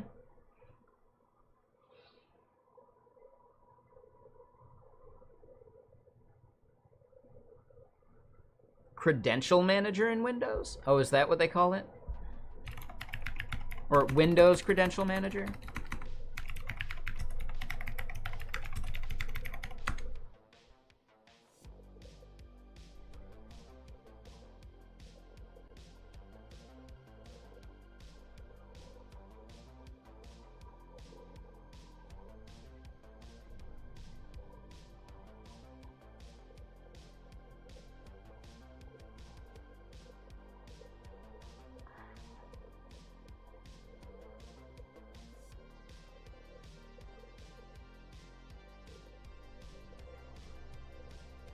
Yeah, I've never even heard of it.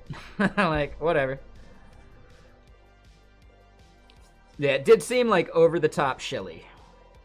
And also, just the heuristic of their account was created the same day they followed. It usually screams troll. Not always, but pretty often. Right? There's a couple heuristics to just recognize that kind of troll.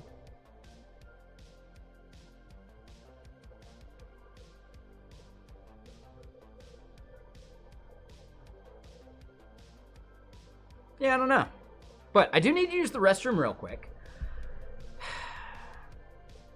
I'm wondering, does the outlier matter in this case? And it probably does, but we might want to track it in a different way.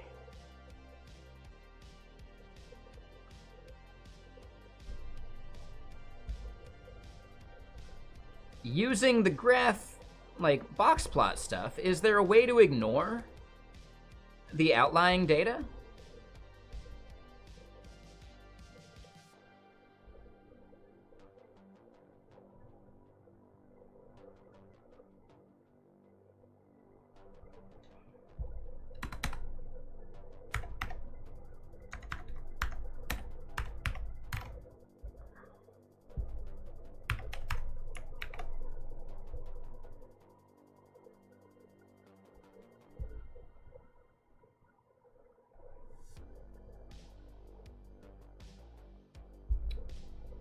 Yeah, that actually looks way better now.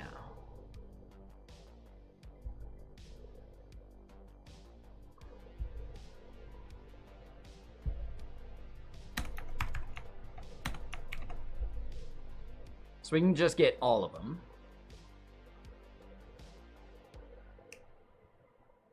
And here we go. Wow. All right, all right. So by ignoring the outliers, right, on both ends, the top and bottom 10%, we actually start seeing that my custom algorithm has a really, really good average, and it's like really well distributed at the lower level, which is kind of cool. So yeah, if we ignore like the, let's just consider statistical anomalies, right? And we could even like get it a little bit better. Let's try and make it like 5% or, you know, like 2%. Does that impact our numbers in any major way? It does even it out a bit. We also do end up seeing like some of these doing really bad. So let's get it back to like 95th percentile. Oh, and I messed the bottom up. Yeah, I wanted this to be 02. But I don't think that changes too much. Yep, so that part's fine.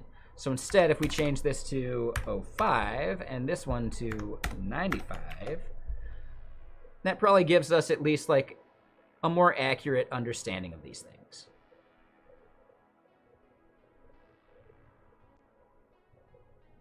And we still see that some of these others have way worse distributions towards the upper level anyway. So if we ignore like the outliers, we can actually start to see something a little more reasonable here. Okay, I like that. So what that ends up meaning is that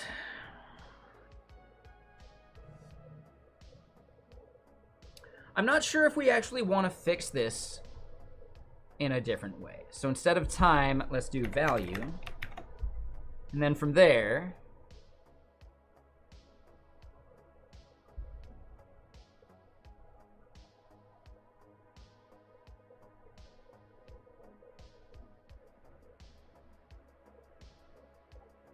for the distribution, we're going to want to do the 0 and 100%.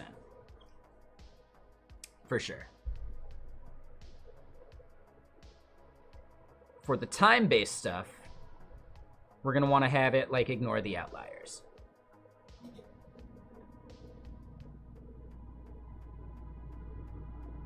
Which means that we probably want this, right, to be something we pass in. And we probably want like the upper bound and the lower bound passed in as well, and we can do default values for it.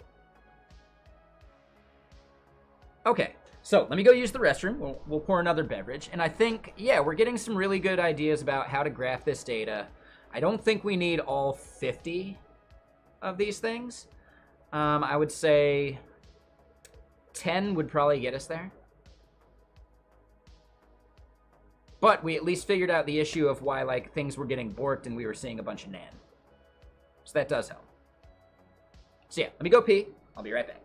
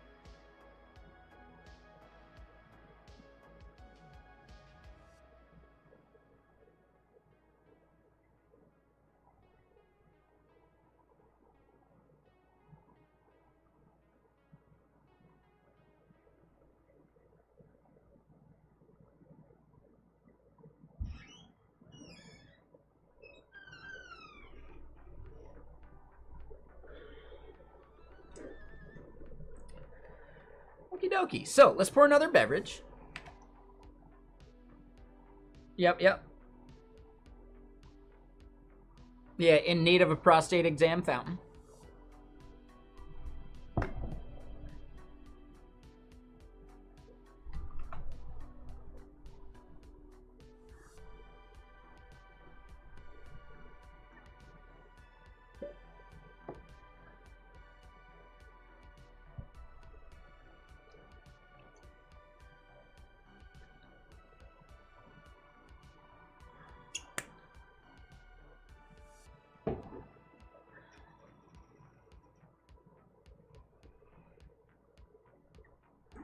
Are you telling me I need a prostate exam?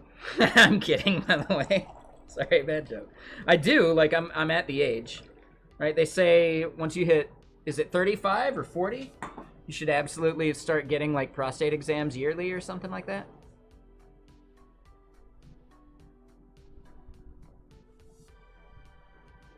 So, you know, is what it is. Is it 40? Okay. Yeah, there was that one baseball player that I think either had to retire or he passed away. And he was only like 35 and he had prostate cancer. I do remember hearing that like talcum powder was linked to cancer. I wonder, right, as sports stars, did they overdo the talc?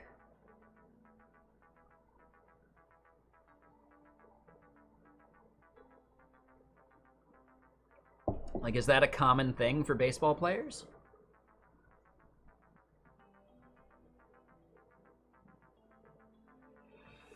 Yeah, it's one of those things.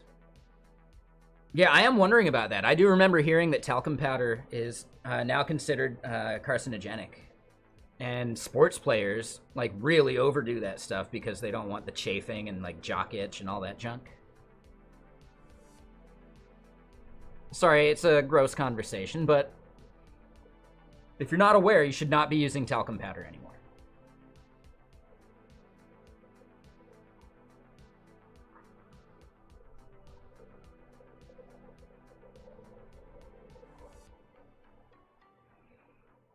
Yeah, I don't like the act of booking an appointment. That's the hardest part. You mean I gotta call somebody? Yeah, I don't know. I'll pass. Like, you mean actually, like, talk on the phone? Ew. Gross. That's the grossest part. Like, the other part, yeah, that's just nature, you know? Like, you'll figure that out. But talking? On the phone? There's nothing natural about that. Some disembodied voice from the ether? No, thank you.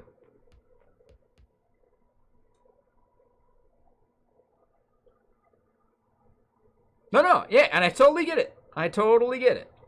Right? Totally get it, Tryon. That's not the part I'm worried about. The part I really don't want to do is the talking on the phone part. No, thank you. Ugh. Man. Yeah, I've been able to book a doctor's appointment through, like, Kaiser back in the day. And that's the only reason I've even gone to a doctor's appointment recently.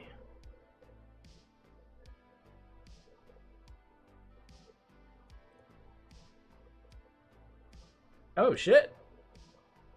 Wait. Wait. Hold up. I forgot I even applied to this. I think I got selected for DreamHack. Have you guys ever heard of DreamHack?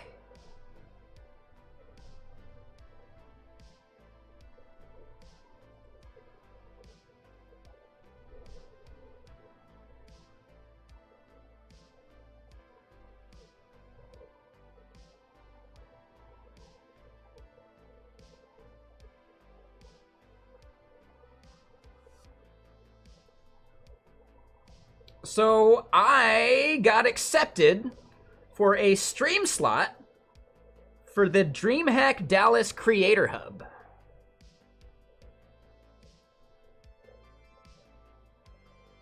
When is DreamHack?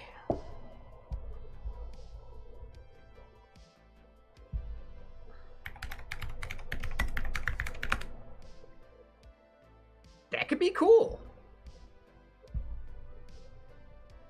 Yeah, when is it? May 31st to June 2nd. Wow, that's recent. They are really just taking their sweet time, aren't they? Oh, dude, months ago. Like, easily, like, March?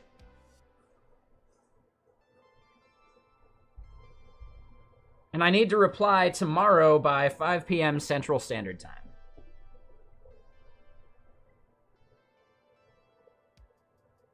That's super cool, though.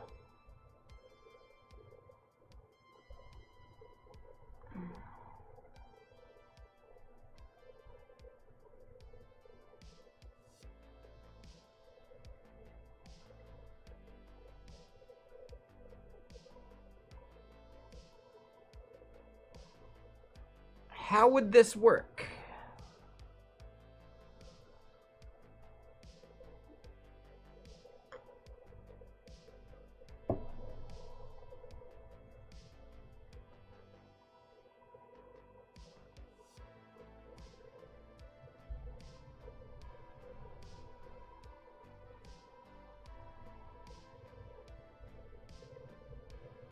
Badges?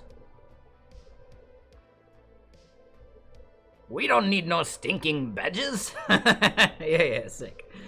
Pretty cheap, actually.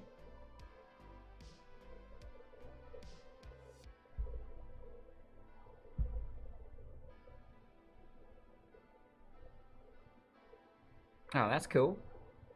I think it's for a premium pass.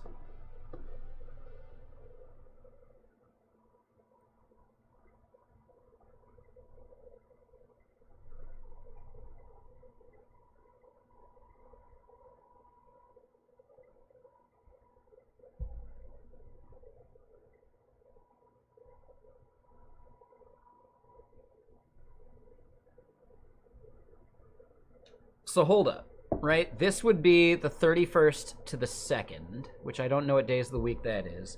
Then there's render ATL. What days is that? 12th to the 14th, so that's like a week and a half later. Right, so the 31st to the 2nd is like a Friday through Sunday? Okay.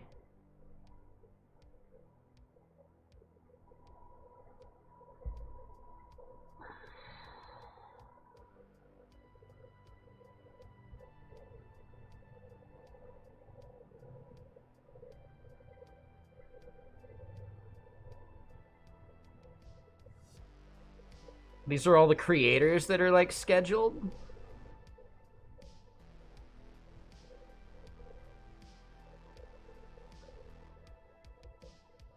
That's a shitload of creators. Wow.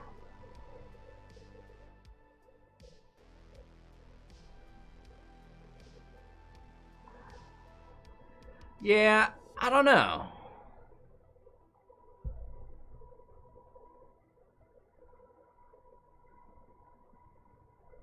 Oh, there I am. Oh, shit.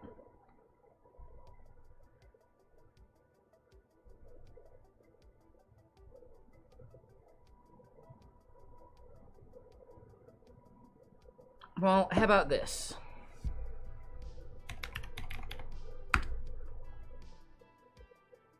Yeah, dude in the beanie looks pretty cool, doesn't he?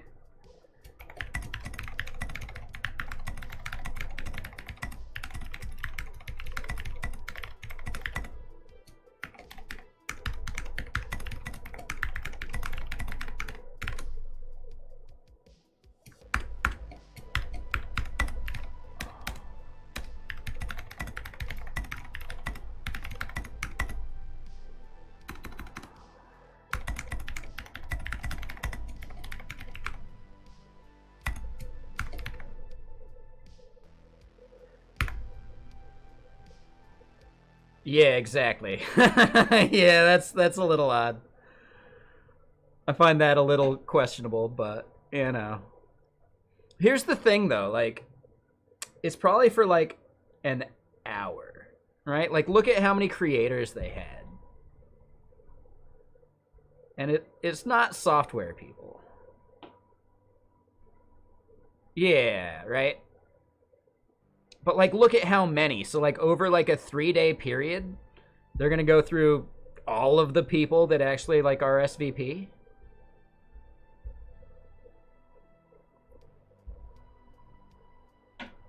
Right? Do we see anyone we recognize in this list? Right? Like tech-wise? I'm going to guess not.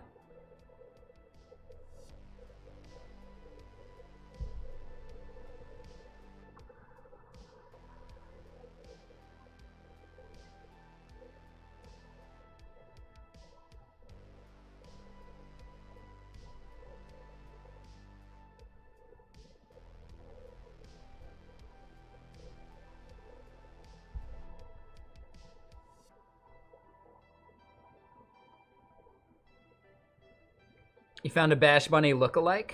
Interesting.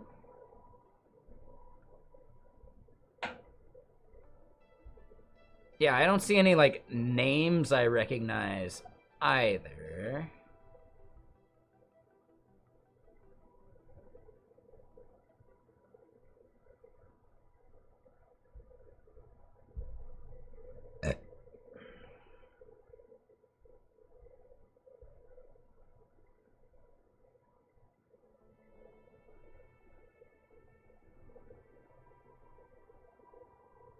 I bet these are real people. Like, yeah, no, this looks real to me.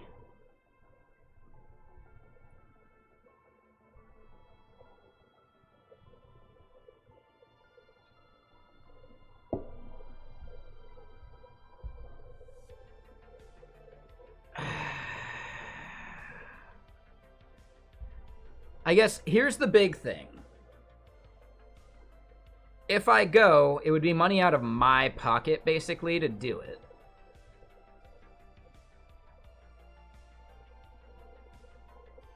It's really not, like, software focused. So I don't think I could get the company to pay for it. Even though I would probably try and use the time that I am, like, doing the Creator Hub to maybe work on some GitLens stuff or something.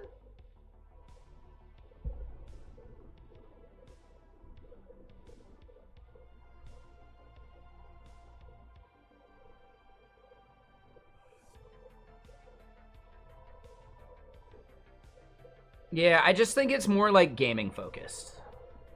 But it could still be cool. Like, if we look at it, what else is there?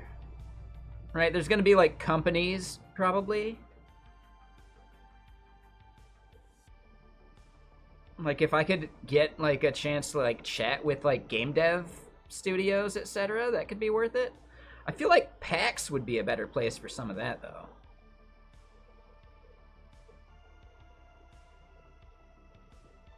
Yeah. I don't know if I'm that interested. I think I did it because it seemed cool, and I figured, why not? Let me just apply.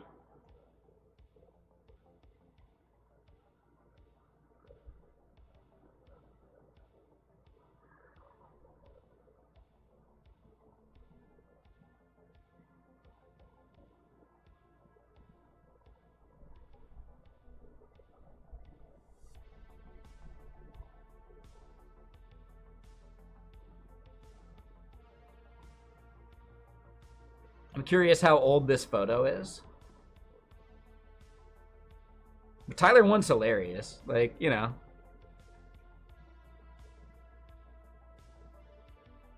Have I ever... Hold on, real quick. Have I ever shown you guys... I know I showed you, like, last year. Or not last year, maybe 2 years ago. It was 2 years ago when PAX was in... Or not PAX, sorry. TwitchCon was in San Diego. I ended up getting a photo of Tyler 1 at the Wendy's booth where they had like a jousting thing,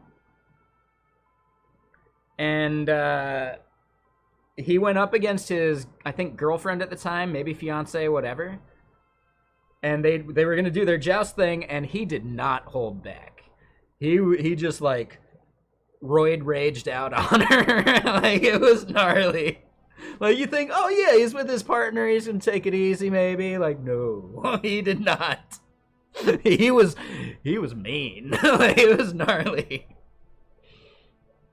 Yeah, I feel like a lot of this, yeah, exactly, like farming exposure than networking. Yeah. And I'm not sure like what exposure I would gain from it, you know? Look at it this way. With how many other creators we saw, talking to other creators would feel a lot like going to SOBA. I don't know if anyone's been to like Seattle Online Broadcaster Association meetings, like here in Seattle, but they think that advertising their Twitch channel to other Twitch streamers is a good way of like building their channel. Definitely not. Right? Other Twitch streamers are not your target market. So, like, you're not going to grow your channel at a creator event. Right? And there's no other software devs. There's going to be all, like, game streamers and stuff.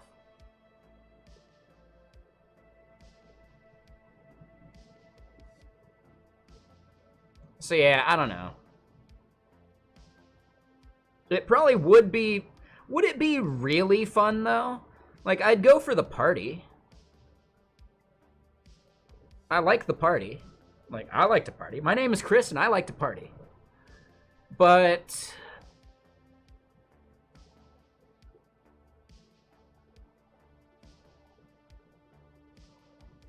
some of the Kick streamers were a bit pushy to get people to come to Kick. I could see that. I mean, honestly, if I want to, like, do a tax write-off of an 8 sleep, I'd probably stream sleeping on Kick. Screw it. Why not?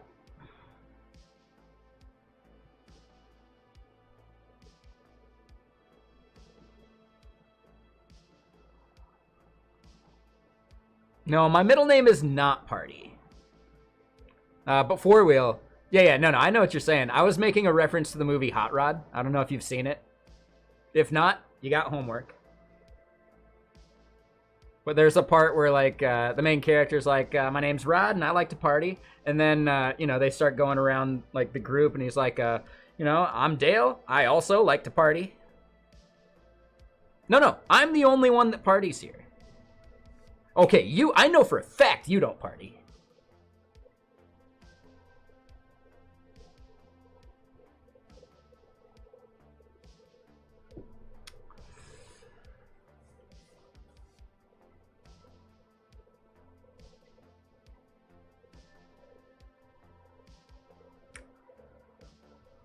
If it was sponsored by Red Bull, I might go just to try and chat with like a Red Bull rep.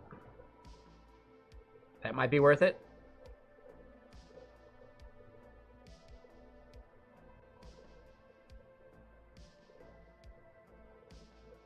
Instead, I'm just going to have to cold email Red Bull.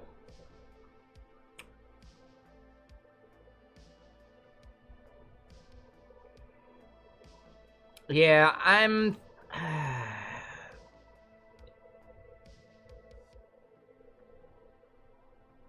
Yeah. Yeah, exactly, right? And especially because software devs have disposable income, right? Like, software devs are some of the best people to advertise things like Red Bull to, because they have the disposable income. They stay up super late at night sometimes, right? It's why, like, coffee was such a good idea for Terminal. On average, standard error. I'm not saying you do, but in general, software devs have more disposable income than the general populace.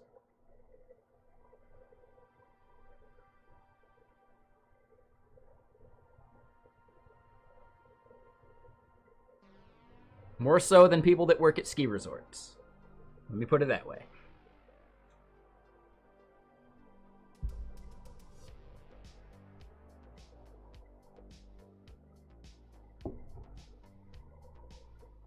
$10 to 12 cups of coffee daily. Have you heard of Red Bull? I'm kidding, right? You guys probably drink it like black coffee or very little sugar and stuff. Ski resorts ought to pay good money to their hospitality staff. They definitely don't. No, ski resorts are minimum wage.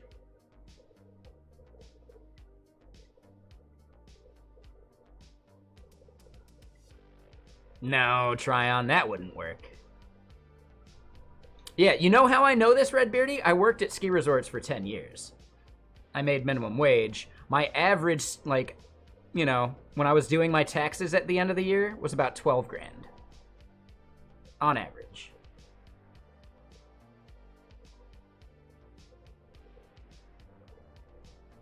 Yeah.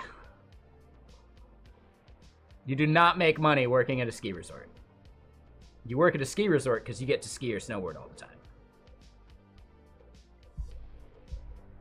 And I'm not kidding. I would ride like 150 days a year. It was awesome. It was the best. Oh, it was so good.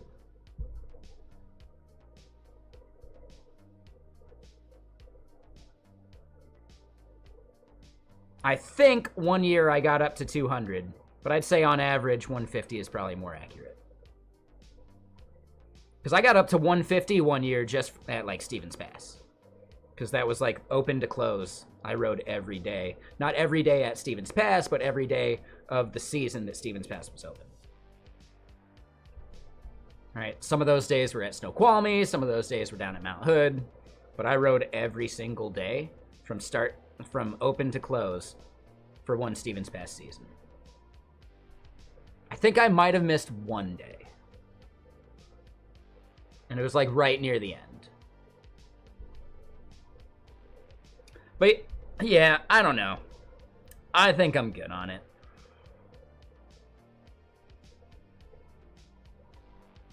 It's not like a tech conference. And it's so close to like when I'm heading to render ATL that I don't think it's worth it.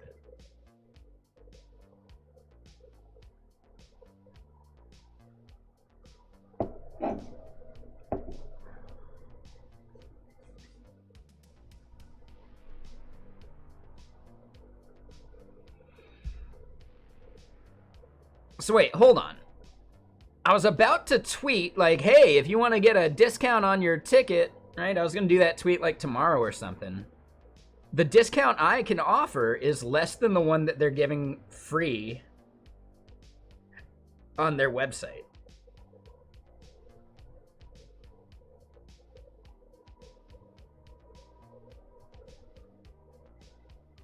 But I do need to at least tweet out one more time. I'm probably going to do 2 more tweets just to, like, you know, kick it over the line farther. But I get 2 free VIP passes to render ATL by just, you know, being an influencer and tweeting about it, basically. And that sounds super fun to me.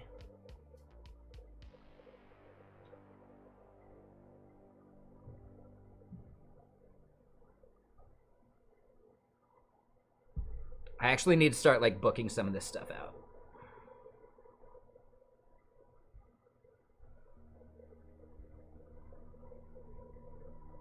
I've never been to Atlanta either.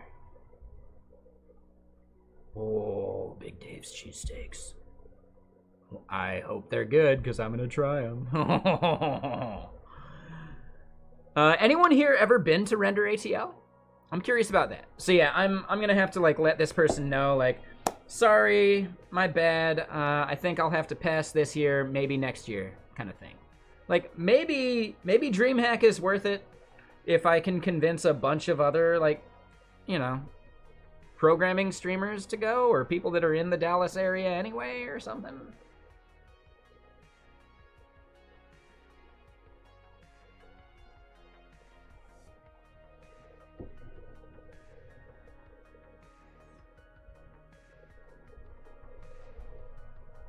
But yeah, Render ATL. I think that one's gonna be good.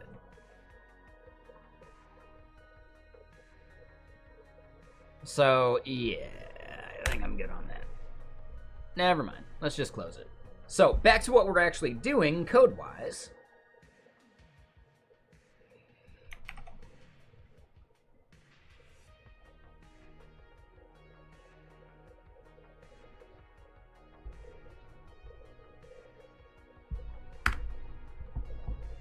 Right, this is gonna be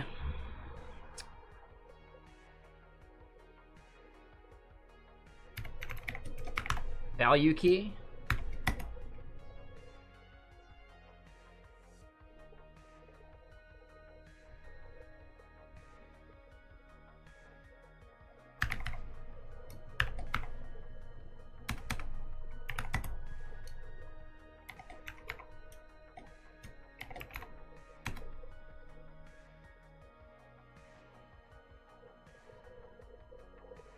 Oh, and that's the wrong place.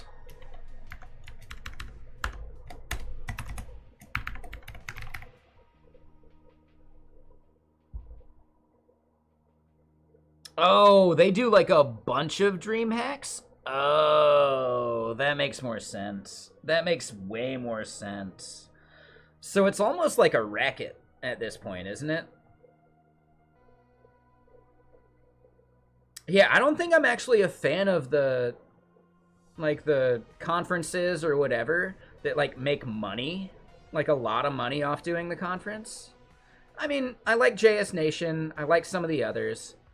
You know, I really like JS Nation and React Summit. Those were great. So maybe I'm not thinking through this as much, but, like,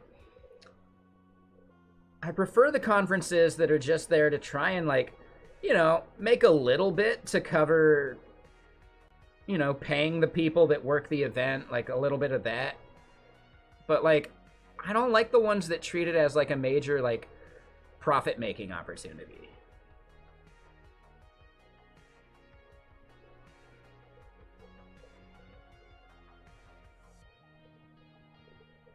Right? Like, I think React Summit, their entire goal is just like, yeah, no, Infinite Red hosts React Summit because, yeah, if you're a React Native dev and you need some help with some React Native stuff, well, yeah, Infinite Red can help you out, right? So, like, it establishes them as, like, the experts, you know?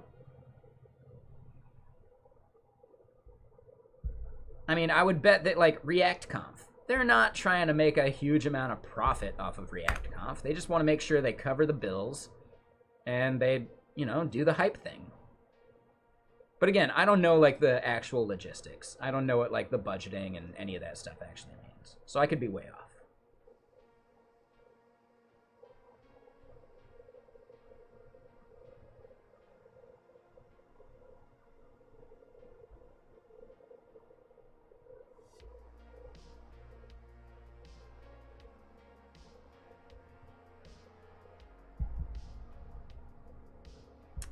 But okay, so let's do this part. Value key. That is key of raw row. Raw row. I'm gonna keep doing that. I really like that one.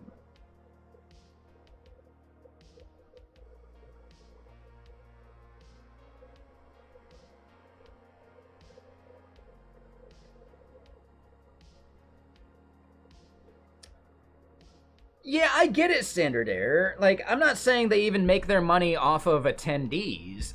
I think they mostly make their money off of sponsors. Right? Like, if we look at DreamHack, their money making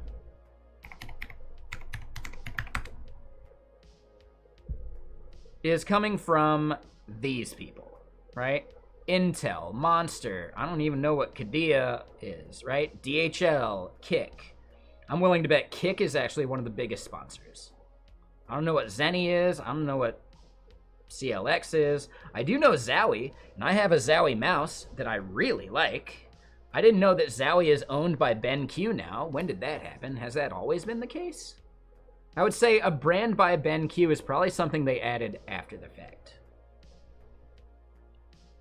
Because, yeah, my Zowie mouse doesn't have that logo. So I think Zowie was an acquisition.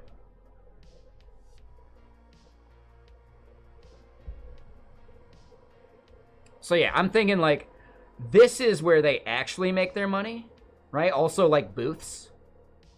I think booths is actually the biggest moneymaker for them. I think for Twitch, booths might be one of their biggest moneymakers too. Right, for like TwitchCon. I think I remember Theo saying it cost like 10 grand to get the ping booth a couple years ago.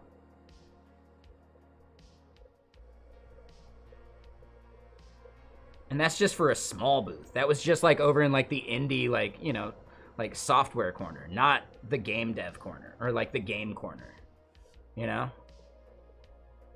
Not like a Wendy's booth type thing where it's like taking up the space of like 20 booths, you know?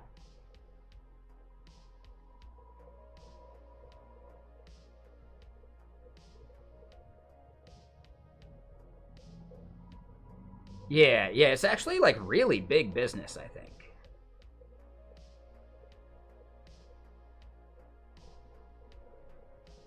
I mean, let's think about the numbers here. How many people attend TwitchCon?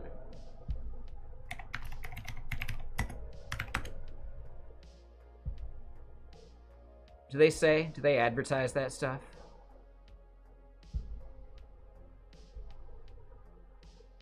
Join blank, like 20,000 of your peers or BS, right? Well, at least 2, right? How many people show up to TwitchCon US? Well, at least 2. Right? Yeah, I gotcha. That works. Good guess. Right? It's Price is Right rules, you know? Just don't go over.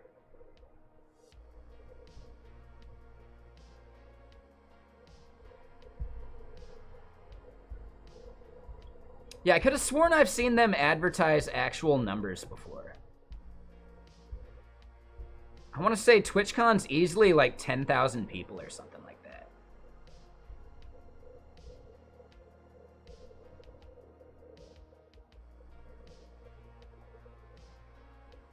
But maybe not. I don't know. I'm not sure. I guess, could we ask? How many people go to TwitchCon?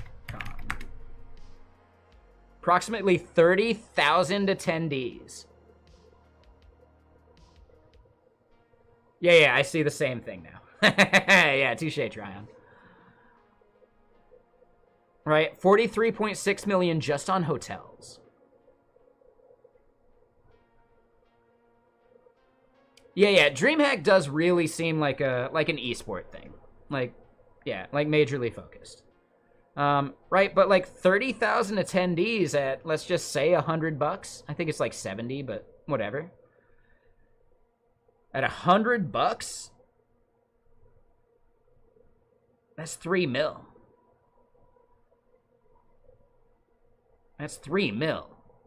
If we give them the benefit of the doubt and say 66 bucks, that's 2 mil just from tickets, not even including booths.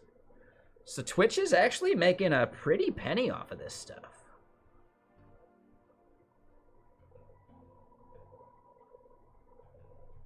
That's kind of crazy. I wonder if they get some kickbacks from the hotel that they recommend. You know? Hey, the official hotel where you can get a discount. Like, how much money do they get paid by the hotel for that?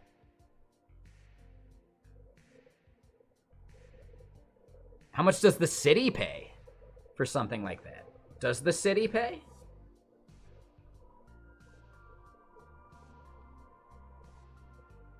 Yeah, I don't know. Yeah, that gets interesting. I didn't realize how much of a big business TwitchCon really was. I thought it was just to, like, hype up streaming in general, not actually, like, making money off the thing. Now I'm actually wondering, like,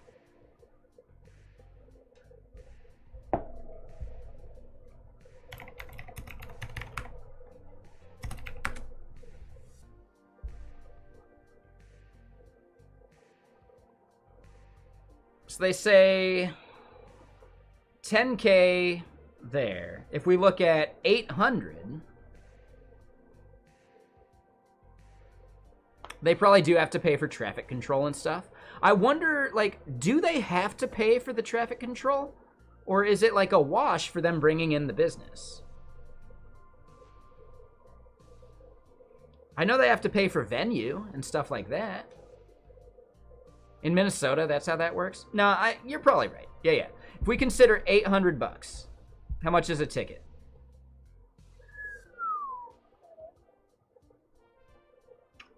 Let's just say 700. I don't want to do this in my head. 560 grand. Just on tickets. Just for React Summit. It's big business. That's kind of crazy, actually. And you got to consider that JS Nation... Yeah, super spendy. A lot of the, like, tech conference, like, stuff actually relies on the fact that most of the companies you work for will pay for your ticket, right? That's what they're banking on.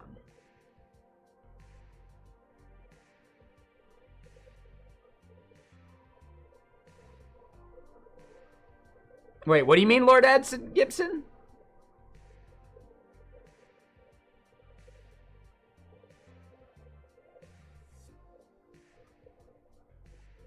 I mean, I've already applied to JS Nation and React Summit for the NYC thing. I am definitely planning on going to React Summit or JS Nation. I want to go again.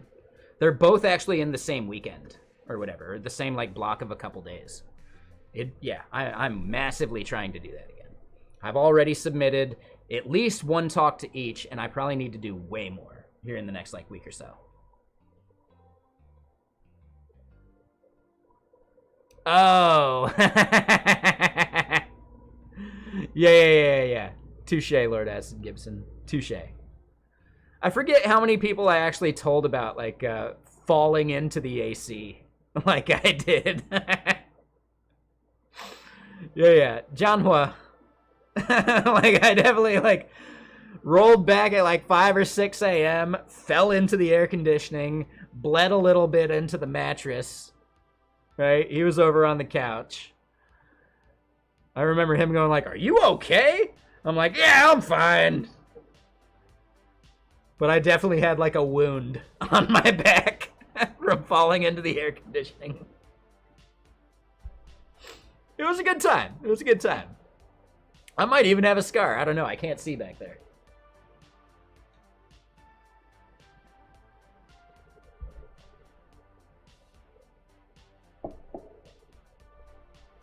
Yeah, I thought JS Nation was also the name of the group.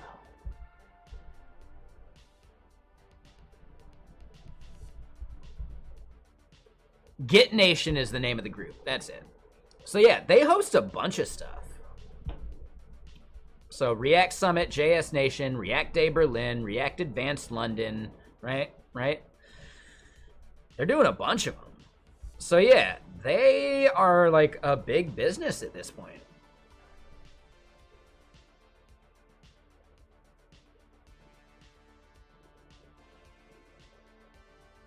I didn't actually think about that or realize that. Yeah, conferences are big business. CMG Con?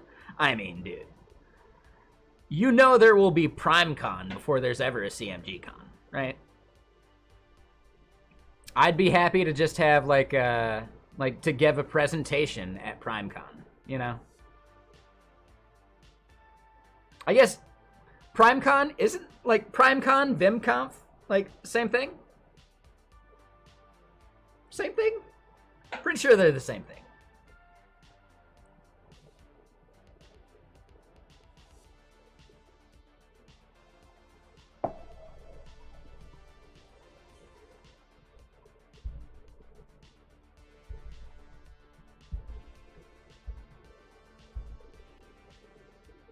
Thor presents FerretCon. Yeah, there you go.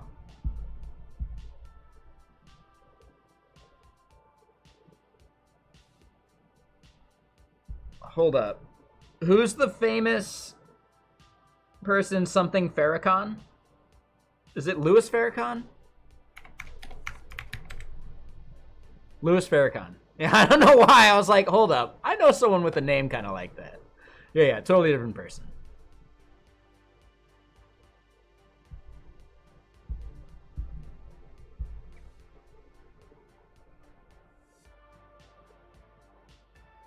Ooh, Tryon. Yeah, like, just intercompany conferences are huge. Yeah.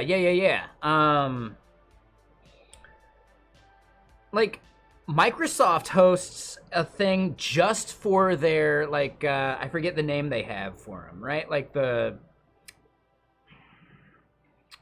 know, we have ambassadors at GetKraken. They have thing, right? Where it's like God, what is the name for it? Like for Microsoft, you're like a developer expert or whatever they call it. Anyone remember the name for that?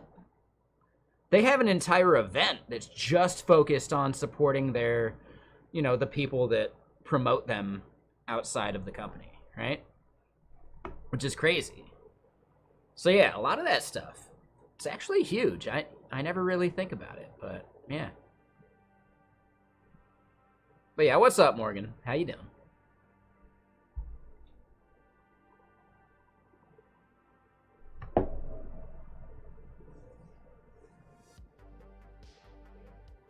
Yeah, Google even hosts stuff like GDG, which is really just for like their developer experts as well. Like, yeah, it gets kind of crazy.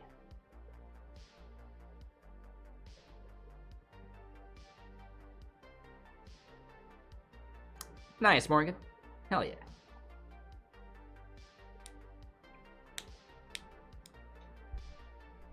All right, hold on. What was I was thinking of another conference that I really want to go to. What's the one that, like, HTMX is doing? Like, Montana Conf? HTMX? Big Sky something or other? Janitor of New Dork City.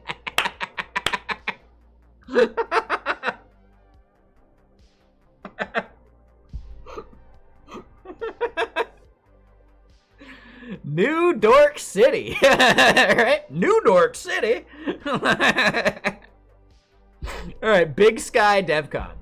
I actually want to go to this one. I think it's just a train ride away. Train ride away. Right? And it's probably pretty cheap. I think it's like $100 ticket. You know, go and hang out. I definitely missed any kind of like way to like submit a talk. But just to go hang out. But damn, June 8th.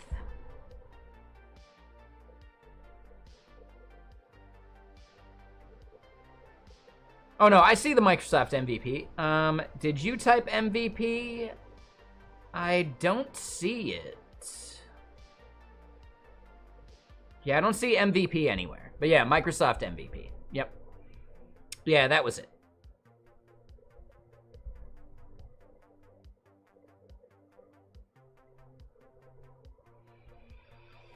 So June 8th.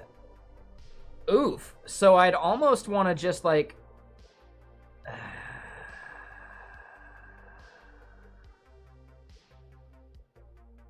Yeah, I don't know if I'm actually going to be able to make it to this.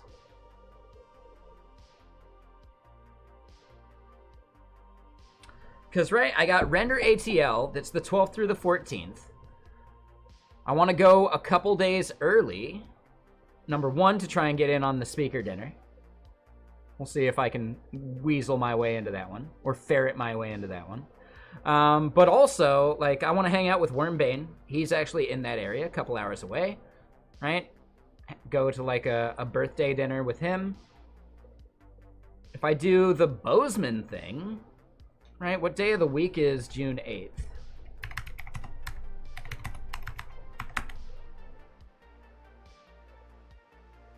It's a Saturday. That actually kind of lines up. So I could go there on, like, the Friday before, take a train or something.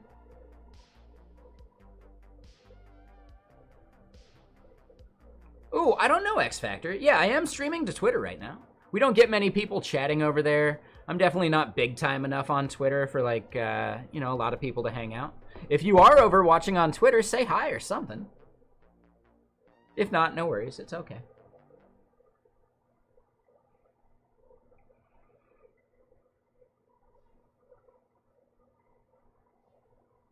But yeah.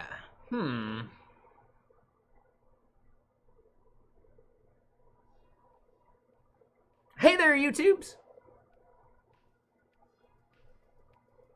Man, now I really want to play some Ronald Jenkins. Hey there, YouTubes.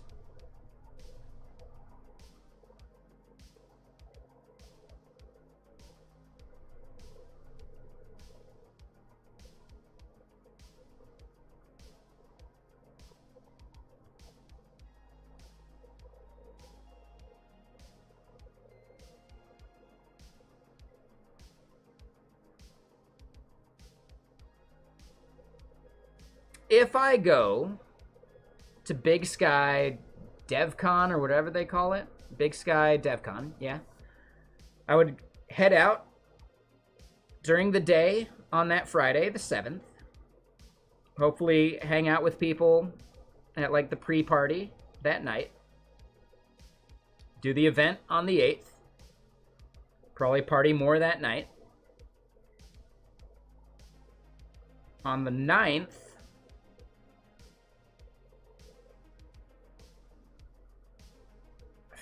fly to Atlanta, right? So I might even just fly out of Bozeman.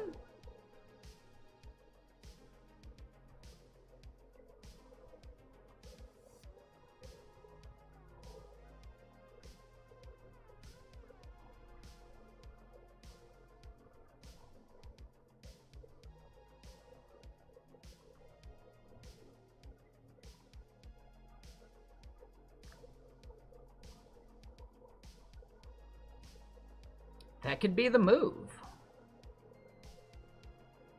I'm pretty sure there's a train I could take from Seattle to Bozeman. And then from there, do all that stuff. And then just fly from Bozeman to Atlanta.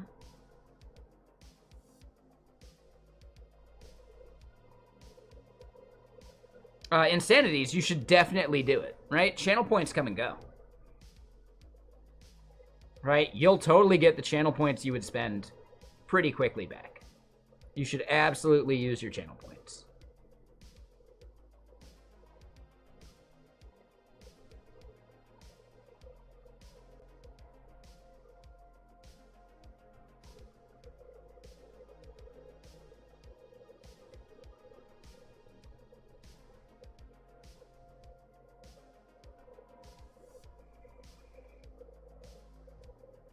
I don't know. Yeah, I'm thinking about this. It's 2K per day. Exactly. So you can't actually, like, do that much, you know? So you definitely should contribute all you can, and you'll make it back real quick. So then if I fly out the day of the 9th,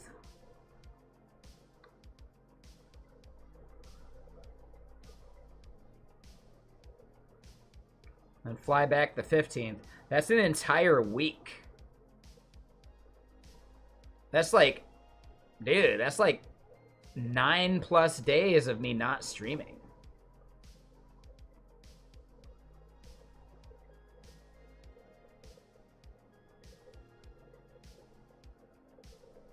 Now, technically, I'm probably going to do, like, the 7-day thing anyway.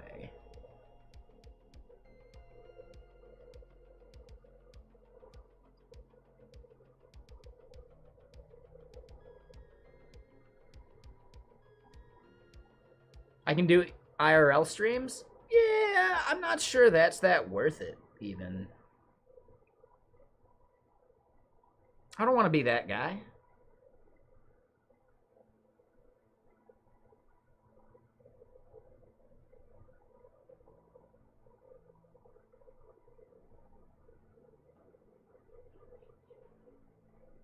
I'm going to have to budget this. I'm going to have to really think about the budgeting. I'm going to have to crunch the numbers. I'm not sure I'm going to go to this. I do think it would be pretty cool.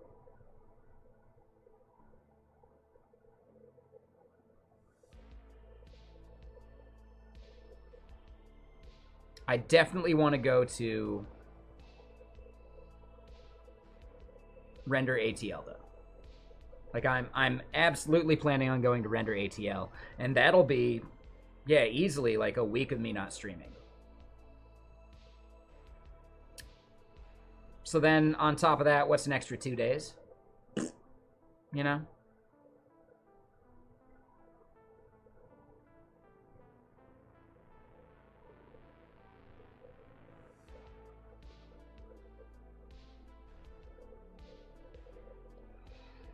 Meeting and interviewing people? Yeah, I mean, if I'm being honest, I'm just not a good interviewer.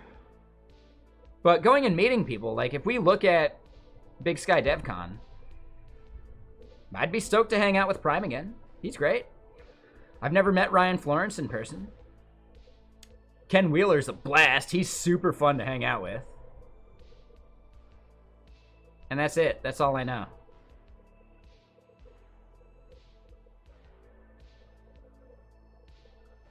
That's it.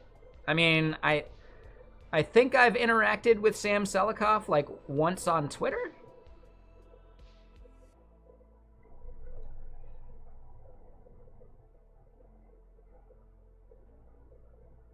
Wow, this is really not a great spread, diversity-wise. I see a lot of white dudes. I see a lot of white dudes.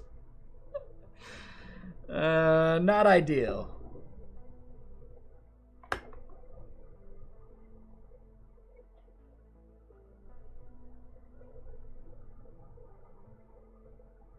Nothing wrong with white dudes, but, you know, variety is the spice of life.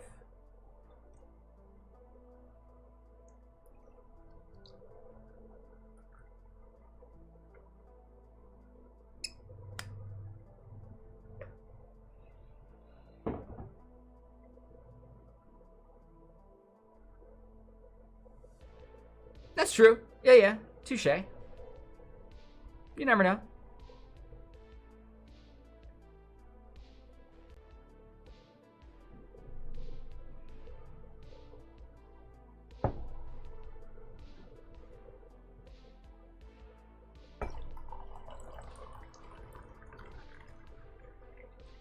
I do think it would be really fun. And I've never been to Bozeman as an adult. I do like flying places where, like, you know, you can eat delicious food.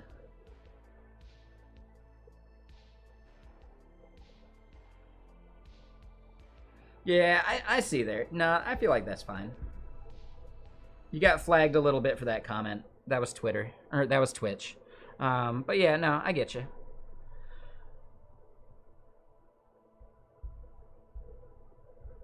What are the talks, right? HTMX guide to Gonzo open source marketing.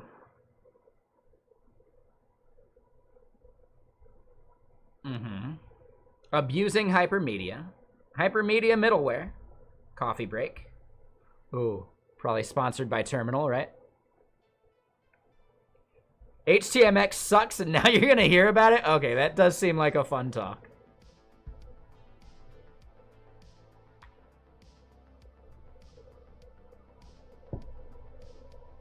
A talk by Ken Wheeler.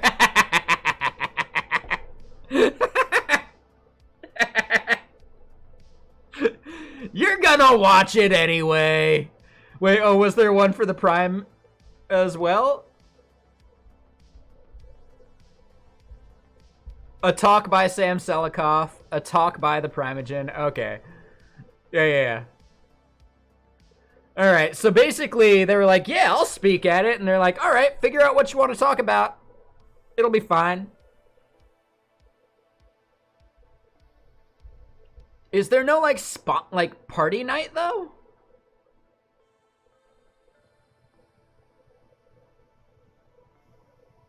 I mean, if I'm there, there will be a party night. I might just be the only one involved. Nah, Ken parties. Buy the Primogen. Yeah, exactly. There you go.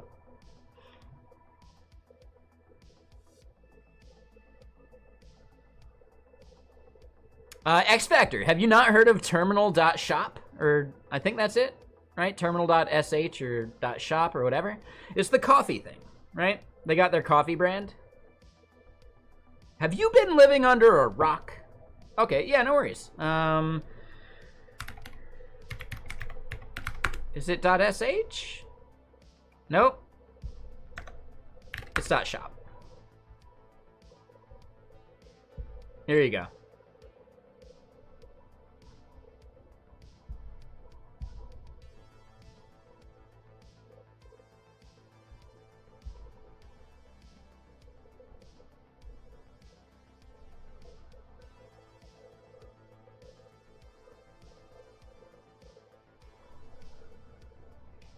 Yeah, so yeah, you might not have seen it, but basically the Primogen, Dex, right? Let's read it.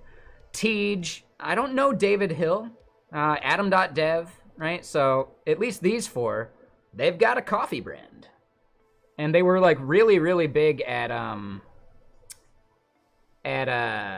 React Miami.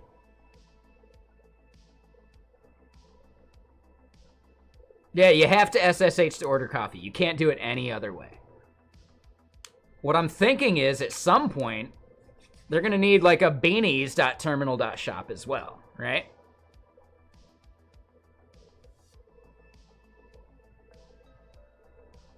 Are they going to need like a beanies.terminal.shop?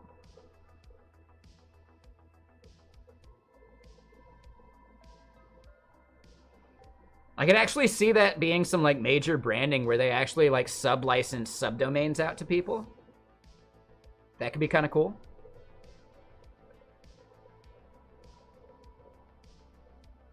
For like a cut of the profit. That sounds like a genius idea to me.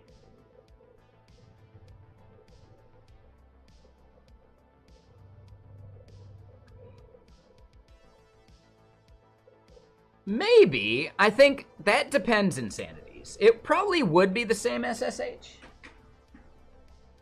Yeah, I don't know. I'm not sure. Oh, and hold on. Let me read a message.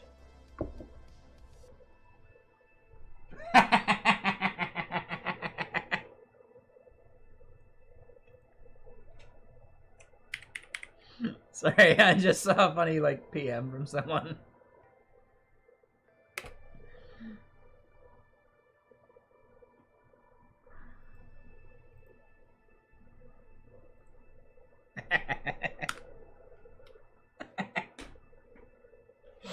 All right, there we go.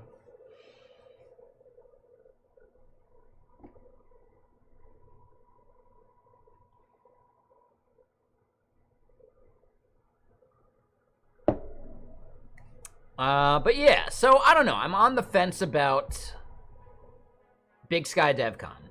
I'm pretty sure it's cheap, right? Like register today. I think they're doing it through Meetup, which I find interesting.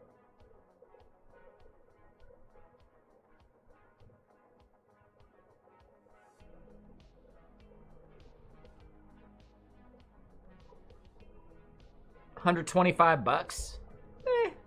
That's cheap. The hotel for it is probably super cheap too, because it's Montana.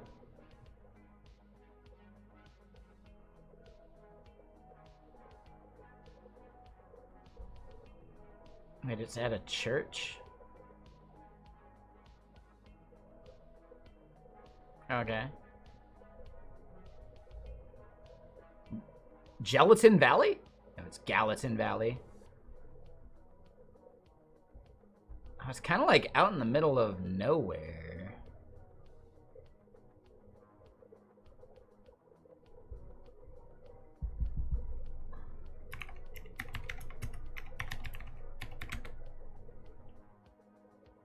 Bozeman Yellowstone International Airport.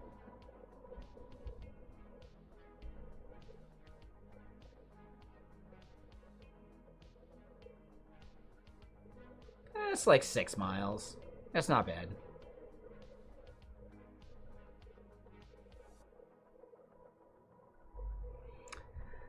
Yeah, as much fun as this would be, I'm just not sure it like lines up logistically.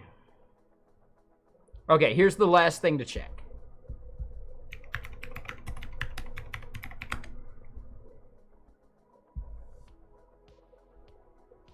Is there a direct flight from Bozeman to Atlanta?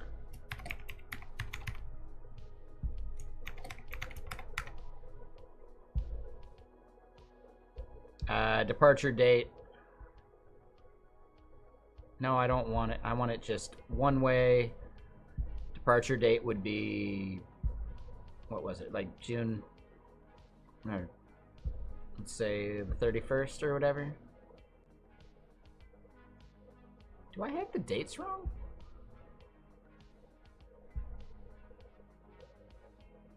June 8th. Yeah, I'm looking at the wrong date.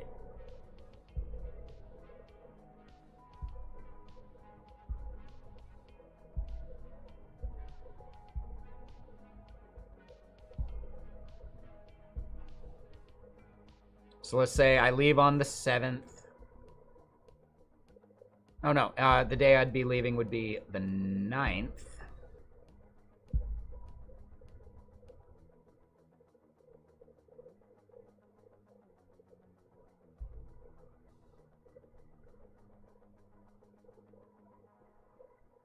Oh, it goes from Bozeman to Seattle. Is there no direct flight? If there's no direct flight, I'm definitely not doing it. 2 stops.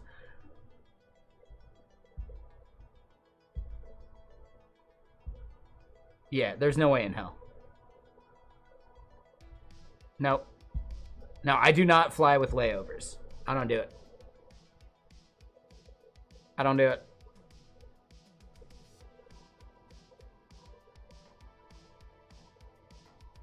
Yeah, so I don't think I'm making it to Big Sky DevCon.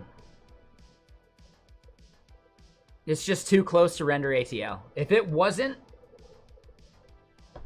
like right there on the same like week of Render ATL, I would have gone, right? But no, I'm committed to Render ATL at this point.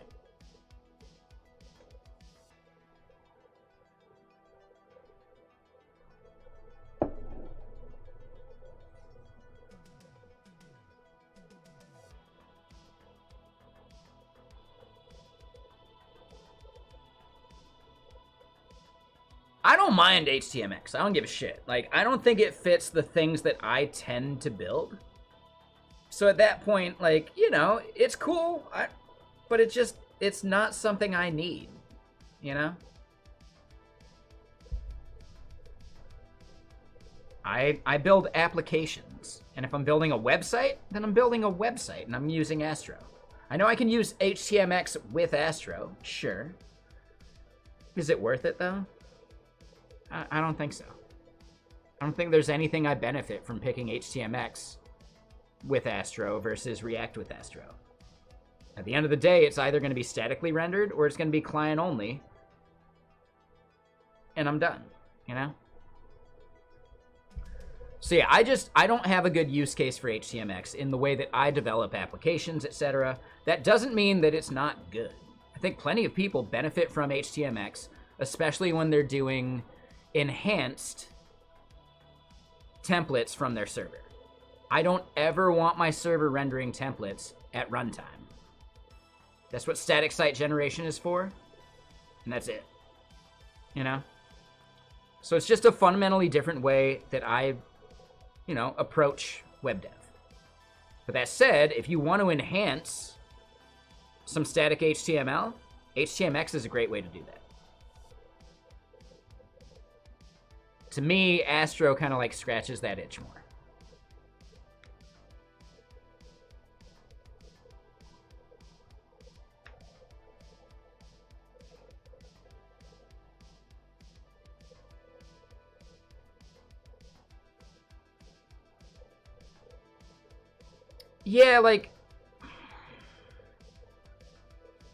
Yeah, I think that's the biggest problem.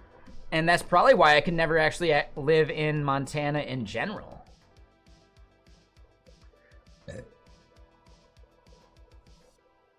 I really hate flying with a connecting flight. It's actually my nightmare. I hate it so much. Because I'm going to tie one on the flight to anywhere I'm going so I can pass out on the flight. You mean I actually have to wake up and, do things? Otherwise, I miss my second flight? Oh, I'm missing that second flight. It's going to happen. Yeah, I do, a double whiskey on every flight I take, and then I can either watch a film or pass out, and then I wake up and I'm good to go. Yeah, having to get off and board again? Nah, I just don't do it. Nope. Now, if I ever fly to Europe, I'll probably have to do a connecting flight. But at that point, you're dealing with it, right? There's not much else you can do. There's no way around that. If I can avoid it, I will. If I can't avoid it, then okay.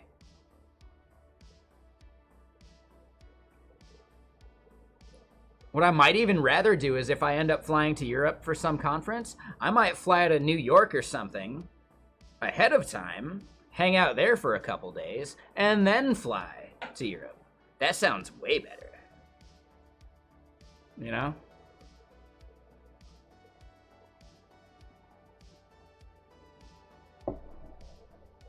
See a couple comedy shows in New York, and then take a flight? Yeah, that sounds way better.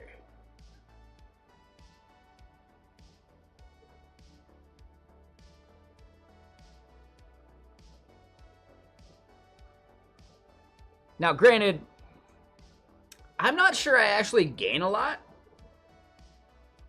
from hanging out in New York. It's more about, hanging out with people, right? I'd be able to hang out with Janhua again. That'd be great. I'd be able to hang out with people that live in the area. That'd be great. But as far as, I don't know, me in New York, I just want to find some bar I can hang out at and drink for a significant amount of time, and then stumble back to my hotel. I know, kind of boring.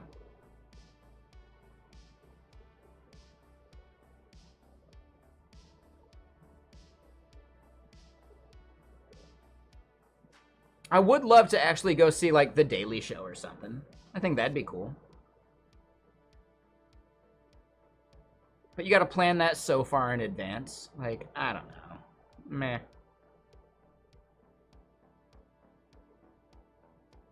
There's just too many people in New York to actually, do something impromptu, you know? I think that's the biggest problem with it. Right? You're not doing shit on a Friday or a Saturday unless you planned it, 3 days ahead.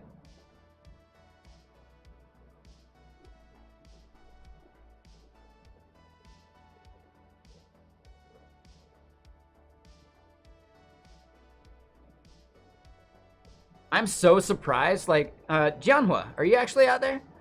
Me and Jianhua actually got to see a comedy show at, I'm going to forget the name of it now.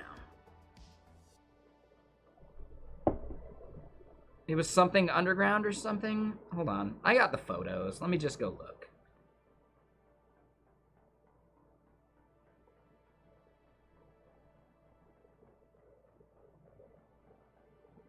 Gotham Comedy Club. Got to see this dude who was actually, focus is off. This dude's actually, on the Daily Show and stuff. I thought he was actually the worst one of the comedians we saw.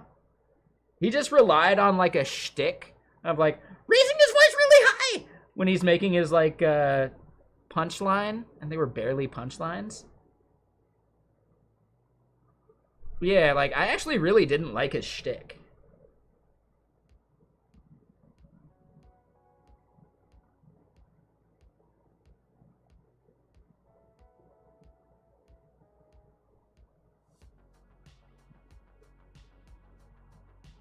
Oh, hold on. I saw Milky. I mean Melky. No, it's I Milky or whatever. I wanted to make a tweet about that and I totally forgot. Like, hey, I saw Melky in New York. No, Milky. My bad. Got some authentic Mexican food.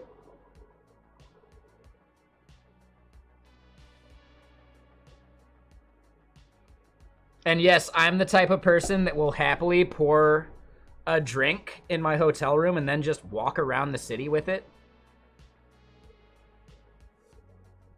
It just looks like a Coca-Cola. Fuck it. The smart move is to put it in a coffee cup and then you're good to go. Like a to-go coffee cup.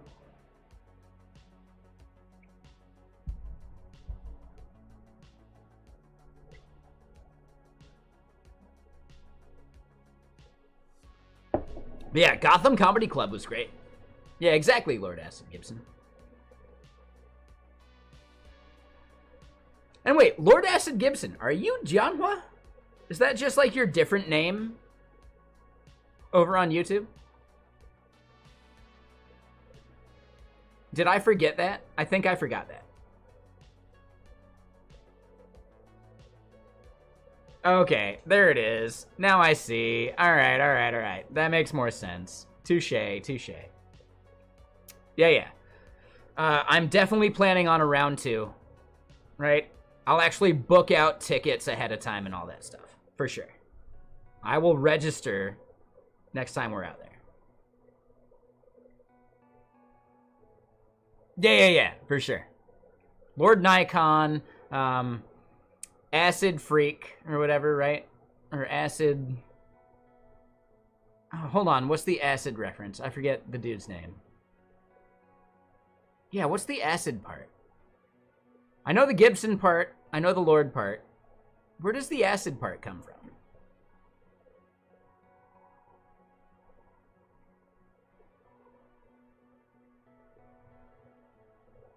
Was the couch that bad? Right? I think I had actually booked a room that had 2 beds. Oh, Acid Burn. That's it. Yeah, touche. Right? Crash and burn. Yeah, Acid Burn. That was it. Touche. Yeah. Was that couch that bad? I'm sorry. Yeah, I was almost positive I booked out a room that had the 2 beds, but then like when I arrived, they were like, yeah, your room won't be available until blank, but we do have this other room. And I was like, fuck it, I just want to sleep. Give me the other room. So yeah, I'll make sure I actually like get you a proper bed next time. Yeah, sorry about that. I didn't realize the mattress was so terrible.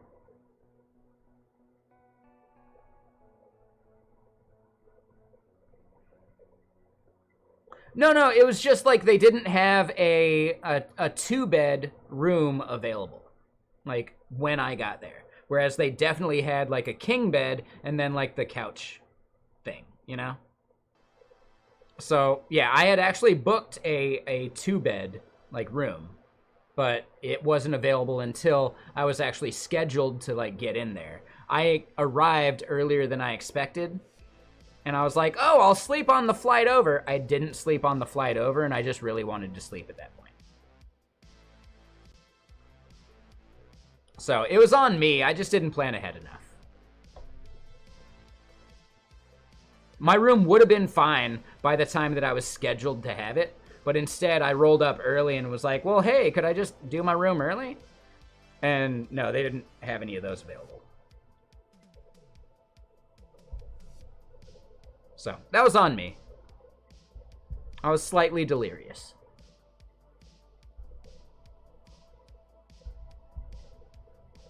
right? Like when you first rolled in, I was on like 3 hours of sleep. Not ideal.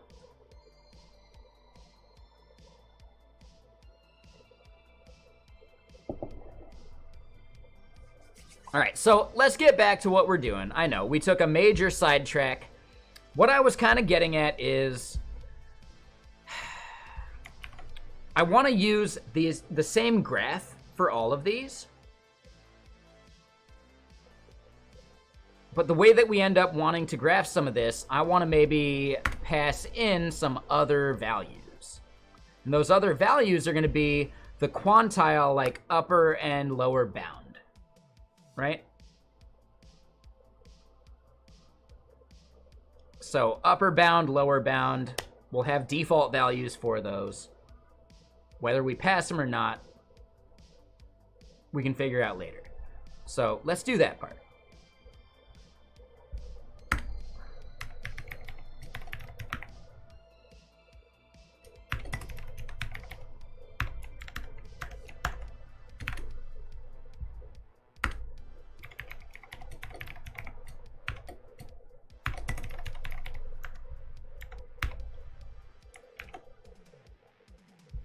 And yeah, seriously, Lord Acid Gibson, like, no problem. Yeah, dude. It's actually kind of nice that stacking didn't show up, because I had promised him a bed. And the fact that we didn't have one, ooh, that's not ideal. So that would have gotten awkward. I would have shared it, you know. I would have worn full clothes to bed, right? And then just, like, you know, crashed out. It would have worked. It would have been fine.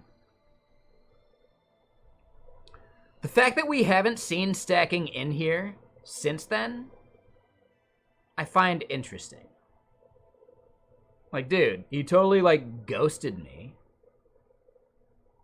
and hasn't shown his face a single time since, and it's 6 months later? That is super weird, isn't it? I'm a little bummed on that. Right? If he just said, like, yeah, sorry, and then showed up, like, cool, man. Could have just said, hey, I'm not going to make it. Fine. I don't care. Just don't ghost me over it. Like, that's just super rude.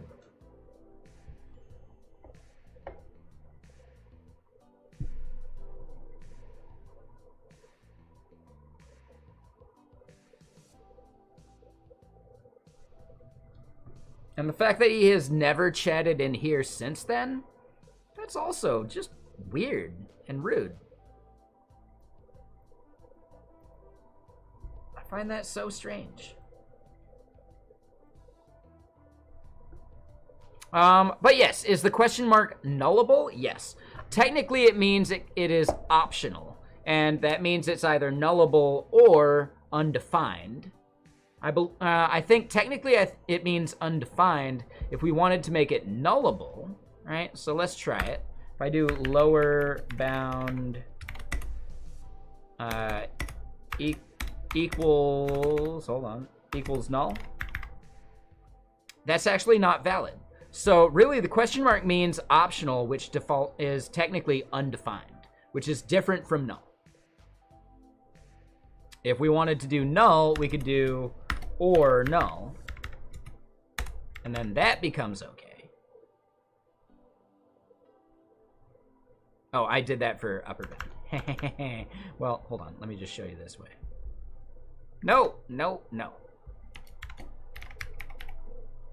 Right? And then we'd be fine. Yeah, upper bound. So really, the question mark means optional, which is technically it allows undefined or not.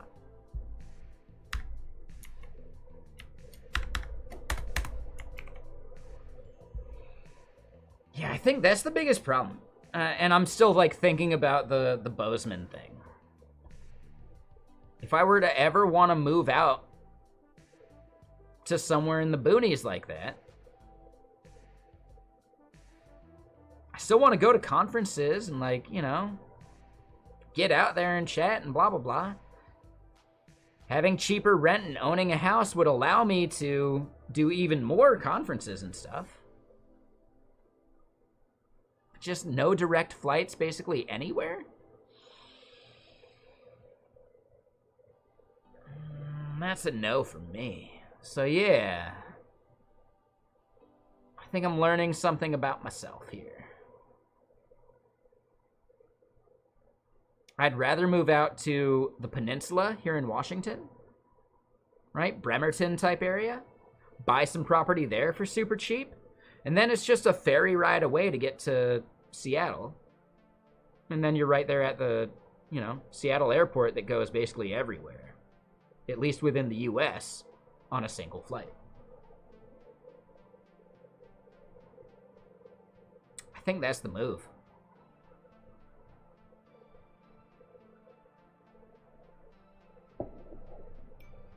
So yeah, like Bremerton type area. I'm gonna start really like looking over there.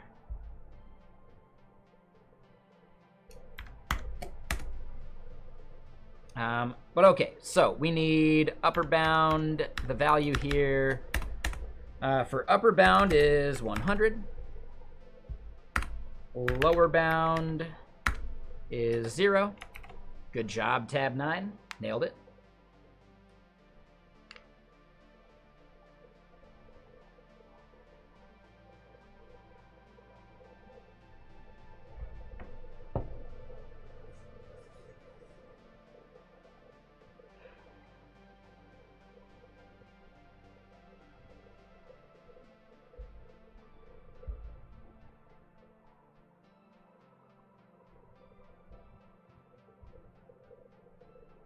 I think it's interesting that we can't define the astro props. Right? These are technically just any.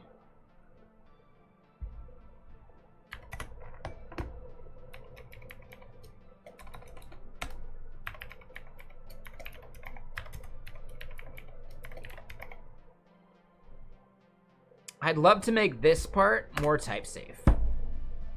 I think some future version of Astro is going to need that, right? Just like pass like a Zod schema or define like a top level Zod schema and then it defines what your props look like.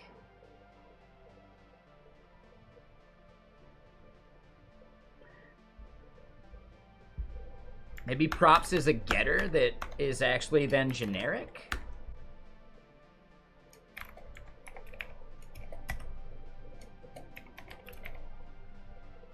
But it isn't.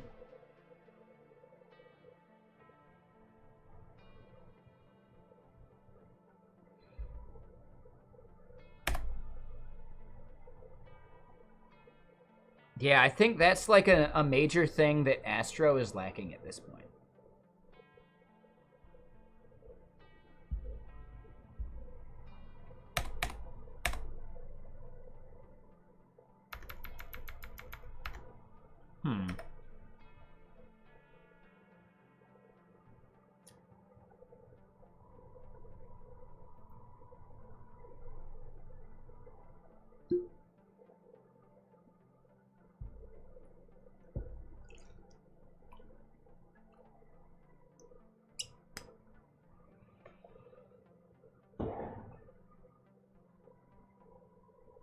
I don't have my wallet on me. Lord Acid Gibson.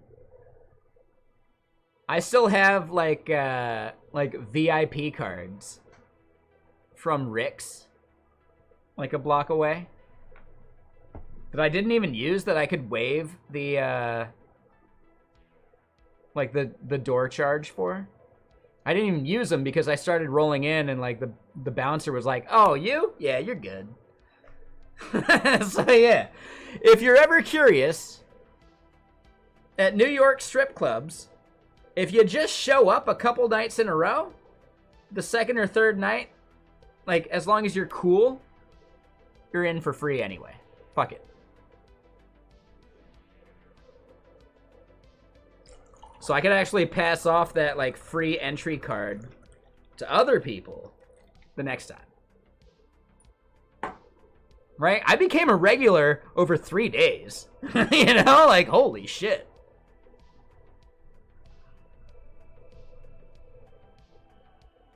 I didn't get any dances, right? I want to have a place where I can hang out, enjoy some scenery, you know, be respectful, but also enjoy some scenery. And have some drinks, you know? Is that so wrong? I don't think so.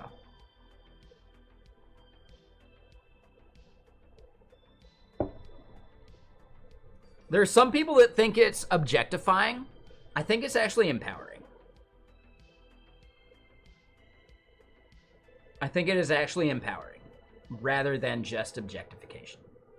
As long as you're not a creep about it, you know? And that's the biggest thing. If you roll in there and you're not a creep, you're already above 90% of the people going to those places. Just don't be a creep. And you're their best customer, you know?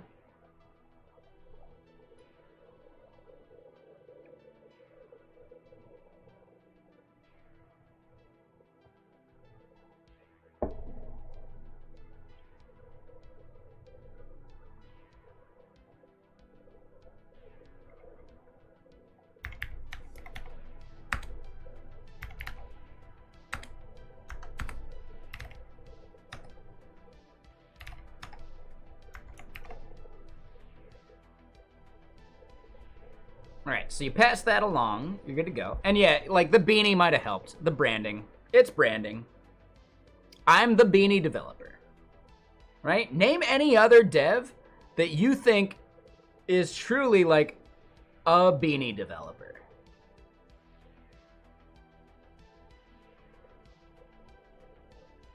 I know there's devs you might see wear a beanie, but it's out of character for them. Me without a beanie is out of character for me. So branding is huge. Branding.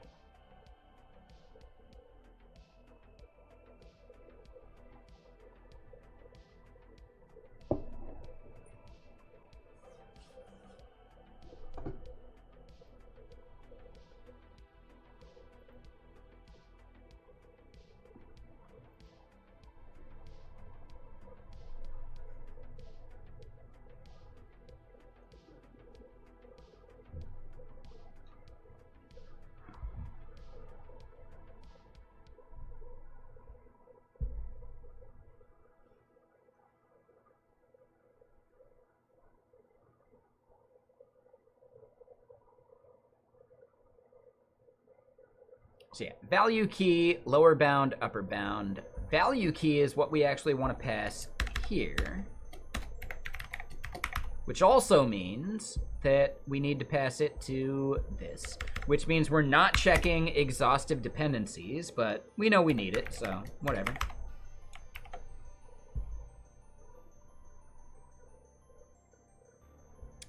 This here ends up being lower bound and upper bound.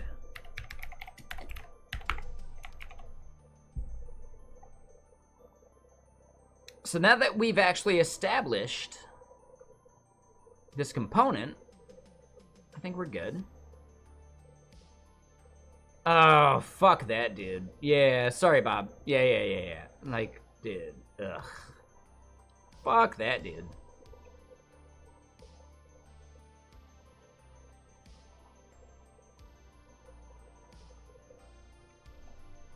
Sorry, again, I'm getting political with it.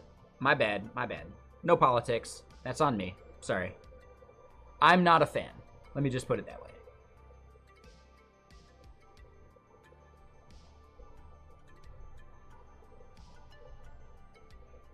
I don't want to get in the way of what he does because, again, that kind of freedom is important. Right? But I definitely don't want to watch any of his content. I don't want to, like, I really don't want to see any of his tweets. Like, none of that shit. He seems like a major engagement farmer to me.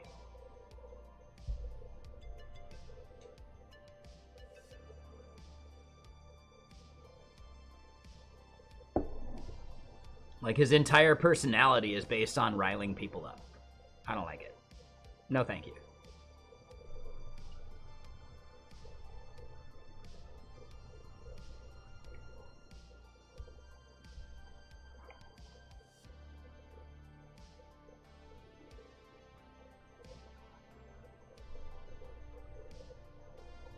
But yeah, no, I get it. Yeah, he wears beanies. I swear, I definitely saw a tweet someone made about it where it's like, oh yeah, for sure. Good way to hide your balding is wearing a beanie in Miami weather. And it's like, I mean, I'm honest that I'm balding. Right? I am balding. I'm okay with it. I just simply don't want to deal with my hair when it gets all funky because I slept on it weird and I didn't shower for the day. Things like that, right? I take a shower and I got a cowlick still somehow. I'm good. I'll just throw a beanie on. And also, I think there's just some kind of branding behind it. Branding-wise, I am the beanie dev at that point. I'm okay with it. If you think I'm trying to hide the fact that I'm balding, you're missing out on the fact that I've shown my hair plenty of times here. Or lack thereof, right? My lack of hair has been shown plenty of times on stream. I'm okay with that. I actually care so little about hair that rather than mess with it in the morning, I can just throw a beanie on. And I'm done. Rather than have to shave my head once a week like the people that go the full bald thing, fuck that. No thank you. That is so much more effort for hair. Hair is bullshit. The less I have to deal with it, the better. And that's what the beanie is for.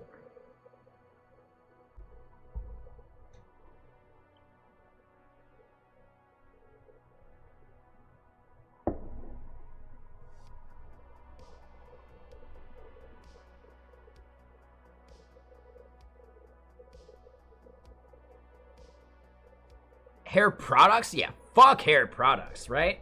Dude, I had a friend who was doing like minoxidil, or Rogaine technically is the branded name for it. And it's one of those things where you have to keep doing it or you just lose the hair that you were regrowing, right? It's bullshit every time. Do I want to do the hair plug thing like Elon? Fuck no. You mean surgery? Like, just for hair? Fuck that. Ugh. Ugh.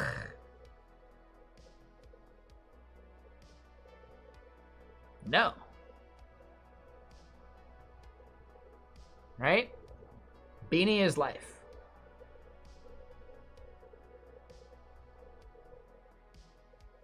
I will have the friar tuck eventually. If I actually look at my dad, no, I'll probably have like the half row. Right? My hairline will go back to here, but it'll still somehow be like the last half of my head. You might do the hair plug thing? Go for it, right? Don't let my shit talking actually like dissuade you. Who knows? In 10 years, I might decide hair plugs are worth it. I don't fucking know. I just know me in this moment. Nah, no thank you. I have no idea the type of person I will be in 10 years. No one can predict that.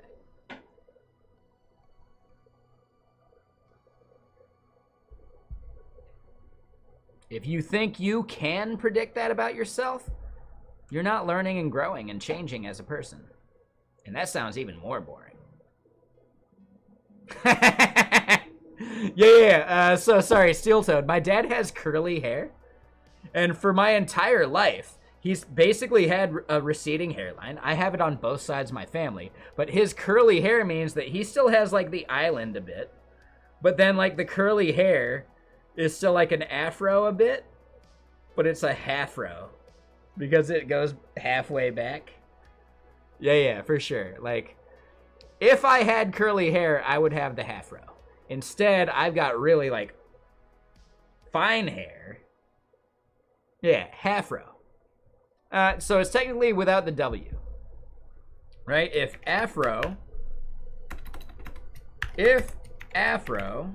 then half row.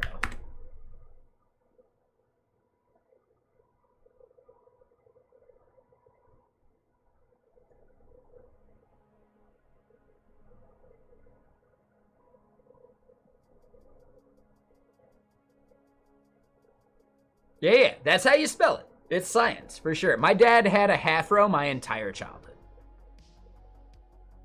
I'd love to show some photos. My dad's, he's a character. He's one of the best. Like, he's so good. Anyone that was hanging out on gaming stream yesterday while I was doing work or not doing work, my sister actually rated me that I haven't talked to in years. Probably easily like 4, maybe 5 years. Something like that. Maybe a little less. Maybe more like 3. And I only talked to her once, and then before that it was easily like 6 or 7, you know? It's a half-sister, right? But it's still my sister. I come from a family where half-brother, half-sister is still just brother and sister, you know? My dad married twice. I lived with all of them for a majority of my childhood. So that, yeah, they're still brothers and sisters. The half part doesn't actually matter.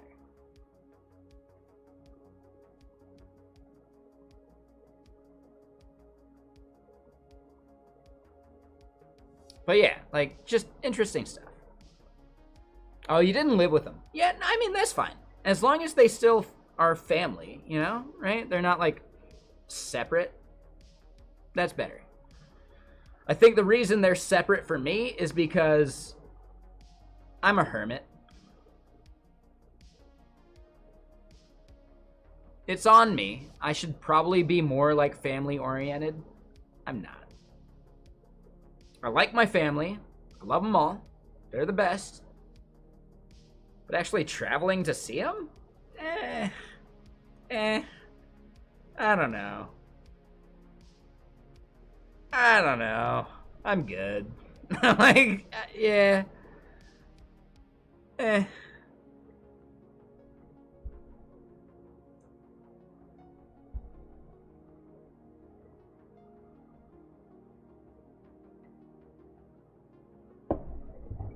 I'm just not a travel person, I think, is the big thing. The fact that I'm even willing to, like, travel for conferences, I find mind-boggling. Like, when I think about it myself, the fact that I'm willing to, like, leave my little, like, hobbit hole here in my apartment and actually go out into the world for a conference, that actually blows my mind. That's really just not me. But I really enjoy, like, meeting other people in the industry and things like that. I don't know, there's something, like, special about it. But I do need to go visit some family, like, hang out, right? A text isn't enough. So yeah, I gotta fix that. I gotta go say hi to family, I guess. You know? No, conferences are not education. I don't learn anything at a conference. You're like, I'm lucky if I wake up in time to make it to the conference part of the conference. I'm there for the after party. I'm there for the hallway track. I'm actually there for the social aspect.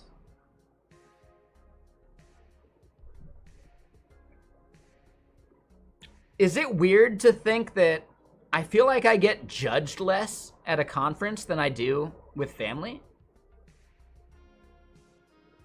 Like, at a conference, yeah, judge me. I don't give a shit. With family? Yeah, I don't know. I'm not willing to be judged by someone I actually respect and like at this point. Some random at a conference? Yeah, judge me. I don't give a shit. Like, I don't know. It's like, it's weird.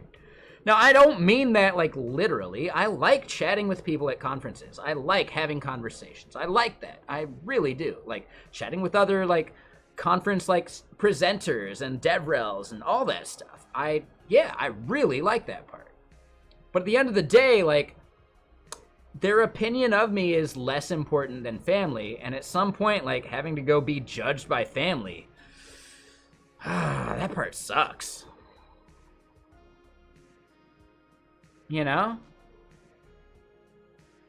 Yeah, there's some weird, like, it's like counterintuitive.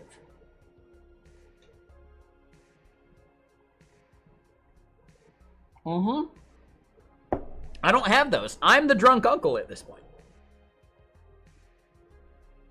I'd like to think I don't judge people, but we all do. You know, that's human nature.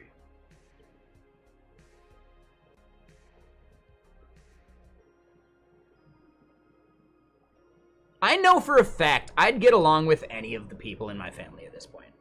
But yeah, when I was young, Oh, that one person I chatted with on AOL or whatever. Ugh. Right? They said I'm too much of a goody two-shoes to party. Right? Like, I don't know. Right? Would they even remember that conversation? No, but I do. So I think my big problem is I remember too much. If I could just forget some shit, I'd probably enjoy family more.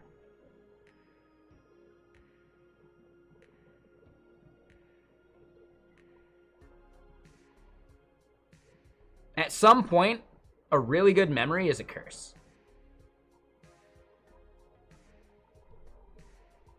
Right? For certain situations, etc., a really good memory is actually a curse. Because if you can just forget something, you can start fresh.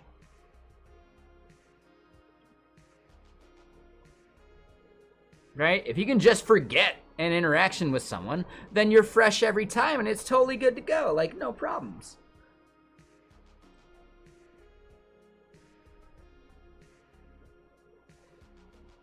Oh, there you go, Lord Addison Gibson. I remember old school AOL as well. Yeah, for sure. There you go, Four Wheel. Yeah, Naughty Knitter has an amazing memory, right? Bob, your partner, has an amazing memory. It's actually kind of a curse. Yeah, for sure. Right? Because you know that you remember this thing that someone did to you that one time, and you assume that they're going to remember it. They don't. Just like statistically, they don't. Right? It's totally fine. You can go hang out with them anytime. But instead, because your memory won't let you forget this thing, you're stuck with it forever, and it forever like colors your interaction with that person. Like, it kind of sucks. But at the end of the day, it's what makes me me. And I wouldn't change it for the world. Instead, I just need to recognize it, be a better person, and embrace the uncomfortable nature of some things, which actually aren't uncomfortable anymore because they don't fucking remember.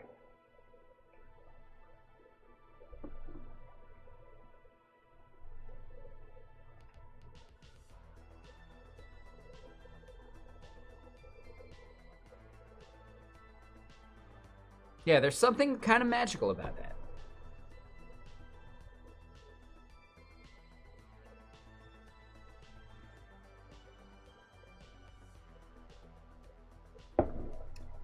Yeah, if they slighted you, oh yeah, they go in the book, right? Like Steve Buscemi in Billy Madison.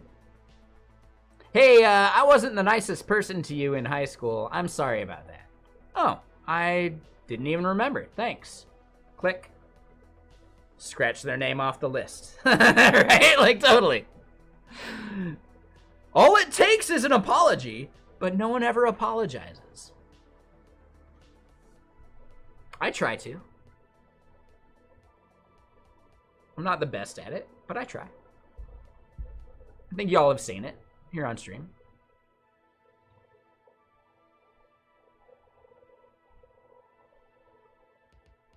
I have plenty to apologize for just from streaming, you know.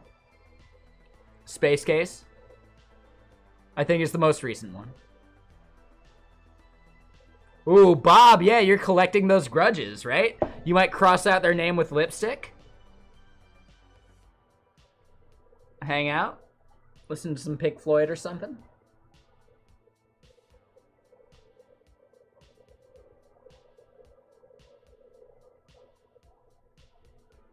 Yeah, the other way you remember is if you've known them for 10 years, by the 11th year, you might get their name right. There you go. Yeah, I get that. Totally understand.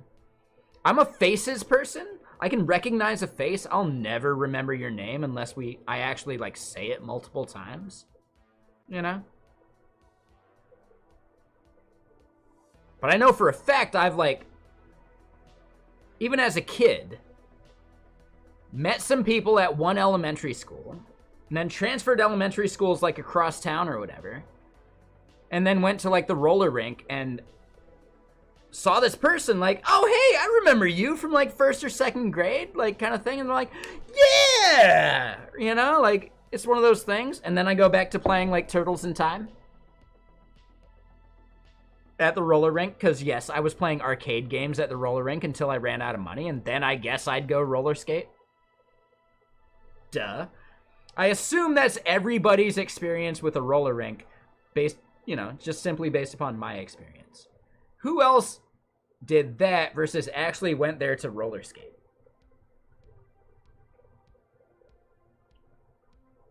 Same at the bowling alley. Yeah, you do the bowling alley thing. You go play in the arcade until you run out of money, and then I guess I'll bowl. Duh. Yeah, for sure.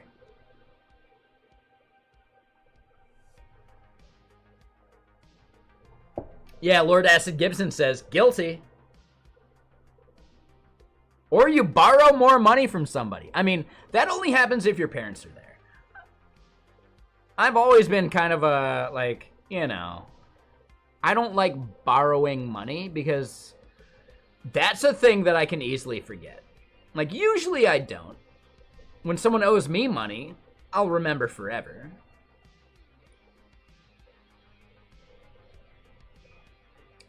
But I don't like borrowing money because I might remember I did it. It's one of those things where I'd rather build up the goodwill of giving money first, and then if I'm hard up, people aren't actually bummed to do it, right? And I think that's one of the biggest things I had going for me as a snowboard bum. Like, I would happily buy someone else a drink anytime to, like, pay it forward. And then if I'm out of money and they decide that they have it to, like, buy me a drink, that would be great. That'd be cool. But I never expect it, Like, I remember distinctly with my snowboard bum friends, right? Like, one of the last summers I was even down there at Mount Hood, we're hanging out, we go out to a taco truck, and my card gets declined. Shit. I come, like, I went to go get some cash from, like, the grocery store next door to this taco truck. I go to get it, couldn't get any cash out, come back, like, nah, I don't have any cash to spare. And a friend bought me, like, a burrito. And that was amazing. I was so thankful. But realistically, I had already bought them drinks and burritos too. So, like, like, what goes around comes around. But you shouldn't ever expect it, like, like keeping a tally, because that'll eat you up inside. And instead, if you get that just moment of someone giving you a thing, that just feels amazing, Whereas if you have that mentality of, like, they owe me, dude, that shit's gonna, like, it's gonna wrinkle your entire insides, right? You're gonna prune your fucking heart. And it's just not worth it. So, don't prune your heart. Don't expect anything back when you give something. Instead, just give freely, and the universe works out. And that's the way I tend to feel about it.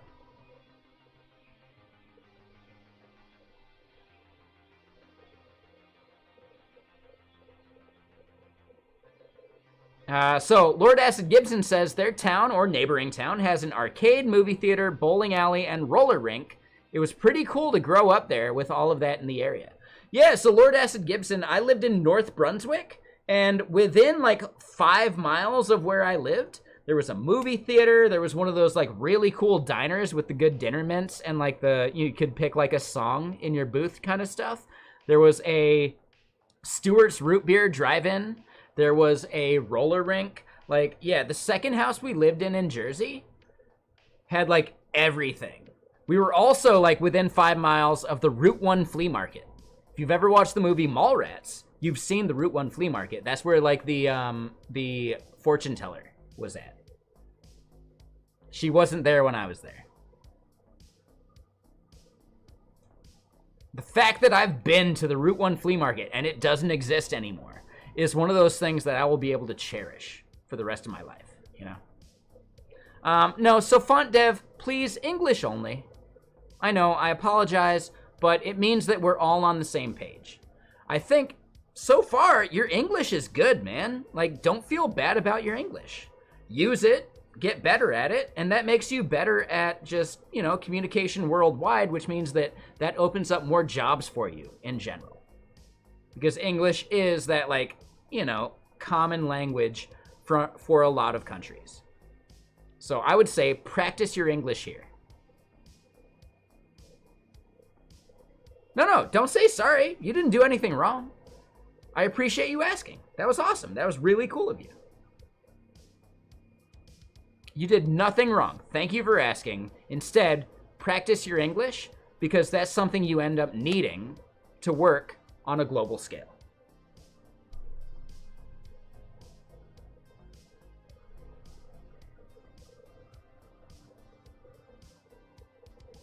The better your English, the more you can work with any country that speaks English, right? Or at least treats English as the common language among people. And I think that's incredibly useful. It means that your job opportunities multiply because of that. Thanks. Hey, thanks, Bob. Font Dev, born as Devin Fontaine, was once a brilliant but underappreciated graphic designer. Their descent into villainy began when their groundbreaking font designs were repeatedly stolen and used without credit. Oh! Rage so intense it awakened a latent ability to manipulate written words into tangible, physical forms. FontDev can conjure constructs from text words morph into weapons, barriers, and even living creatures.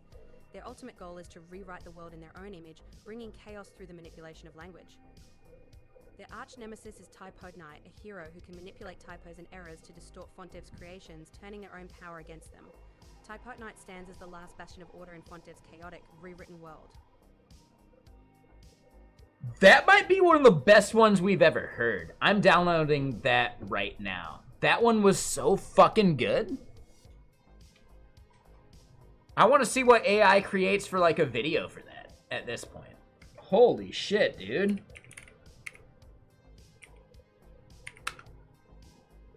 Yeah, color me impressed. That was awesome.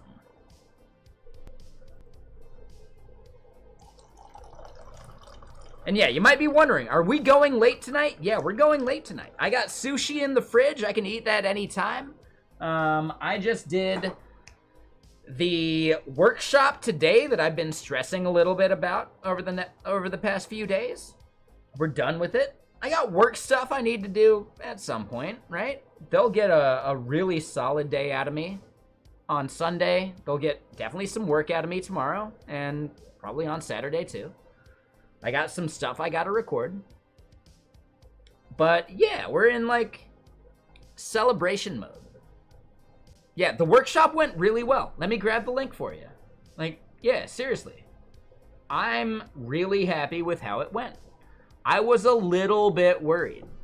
I'm not gonna lie, because I procrastinated it that much. So yeah, let me paste it for chat real quick.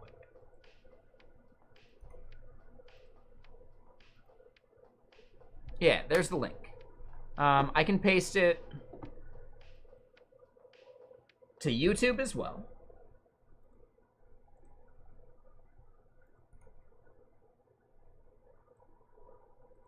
And I can even paste it to Twitter, if you guys are curious. Yeah, there you go. So yeah. Yeah, I had a blast. I'm really happy. Oh, dude. Yeah, those guys were super stoked. Jay and Vadim, right? The CEO and CTO, they're really cool dudes. I really like those guys. They're awesome.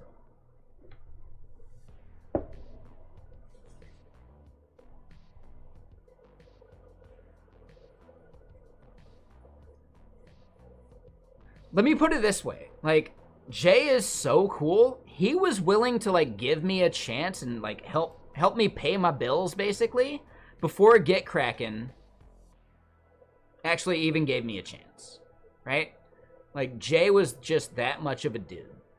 Like, hey, let's make this happen. Let's, you know, do the thing. Like, we got you. Yeah, we can figure it out for sure. Now, granted, it was more tentative than what Get Kraken is like really supporting me with. So I want to make sure I give Get Kraken, you know, the attention they deserve and give them like the commitment they deserve too. But yeah, just really cool. Like, yeah, Jay from Highlight, awesome dude. Like, as far as companies go, when people are awesome, I just think there's a lot of value to that. I want those companies to succeed. Rather than just some, like, shady CEO, CTO bullshit, you know? These guys are awesome. So, highlight, big thumbs up. As far as the company I work for, I chatted with my boss at GetKraken about it. He seemed okay with it. You know, like, I mentioned that I'm doing some contract for a company, right? As long as it doesn't interfere with my work. I feel like it may have slightly done so, but also relationship building, etc. is really like dev advocate stuff. Yeah, I think I'm going a bit late today, Seb. Yeah, I gotcha. Yeah, you only got 3 hours. I only got a few hours myself, but as far as gaming stream goes, I could easily put in another couple hours here, eat some sushi, put in like 2 hours on gaming stream, and then pass the hell out. Yeah, I think that's something that I definitely want to make sure I am upfront with and clear with GetKraken about. The more I am interacting and working with other companies, etc., the more chance we have for like collaborative content and things like that, right? I totally think they do. Because before I even started working at GetKraken, I mentioned that I had a contract and the CEO was like, yeah, the more work you're just out there doing, the more you build your brand. And the more you build your brand, the more you're building our brand, right? The bigger I get, the bigger the company gets too. And if you watch the VOD, I shout out, I'm a developer advocate at GetKraken. That is the first thing I say when I'm doing my intro, you know? There's value to that. I think that's important. And I think the fact that GetKraken is a developer experience tool, yeah, we need to actually, like, hang out where other developers are, with other developer experience tools, right? Other, you know, just dev tools in general. The more we can work with other companies, the more we are just ubiquitous, right? You can't avoid us. I think that's important. So I don't know if everyone at the company feels this way. I'm sure marketing might push back on it. But my boss, I think, understands that. I think he really gets it. So, I haven't heard anything counter to that. Let me put it that way. So yeah, I'm really stoked on GetKraken. Great people there too. Again, like the CEO, awesome dude. The CTO, awesome dude. I like everything about it. But let me go pee. Let me go pour some more water. We're going to continue hacking on some stuff. We're going to do more code. We need to like really just ramp down the amount of things we're showing. And I need I think we did some really good dev on figuring out like how to make this component more generic for this blog post. And from there, I think we can just start plug and playing a bunch of stuff and maybe just utilize some wordsmithing to fill some stuff in. And yeah, Joseph Automita, Mr. Sir, thank you for hanging out over on the YouTube. Appreciate you. I'll be right back. I'm going to use the restroom. And yeah, what are you up to? What are you doing? Like, let us know. But BRB, gotta pee.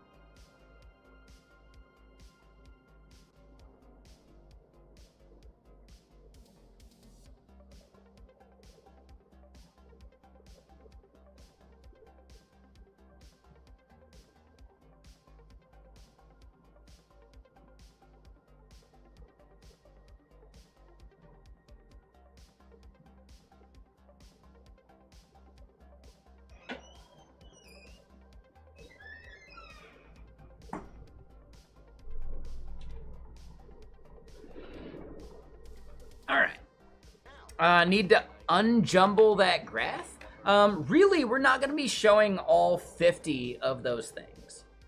Right? 50 is way too much for that.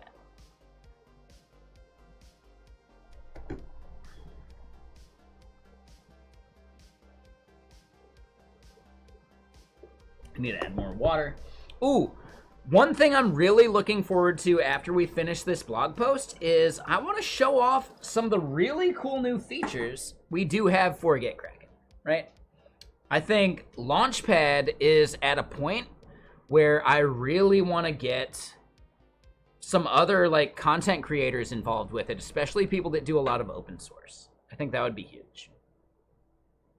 I think I kind of want to get Dylan Mulroy in as like an ambassador, because I think he would be like a really good person to push like the CLI tool, because he's like very CLI focused, etc. I also want to get Leo Stera involved, because I think Launchpad for him as a maintainer of open source would be really useful, because he wants to actually mark stuff for like good first issue and things like that. It might not be necessarily good for people trying to like grab those issues, but for him trying to watch those issues, I think that would be huge. So yeah, I think there's some really good like space for open source contributors to really like dig into how like Focus View is the old name, Launchpad is what we call it now. I think Launchpad has evolved into like a major thing people can use. So yeah, I'm looking forward to that.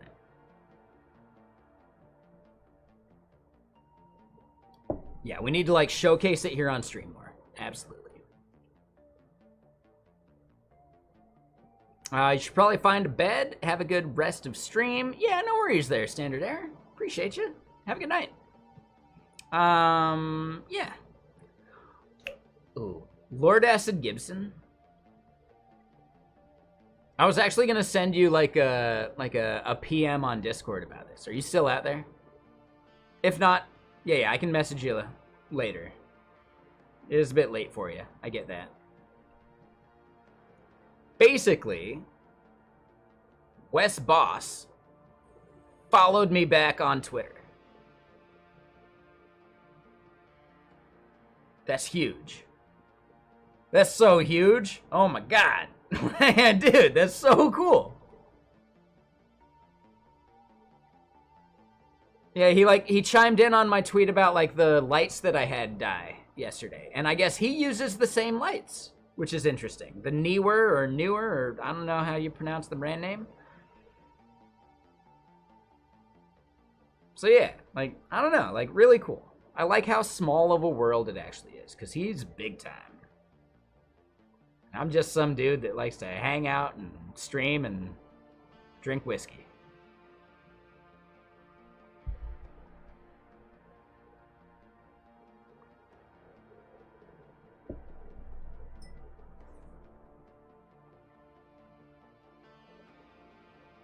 He posted earlier to Ken Wheeler about his office. Ooh, I don't remember. I didn't see that one.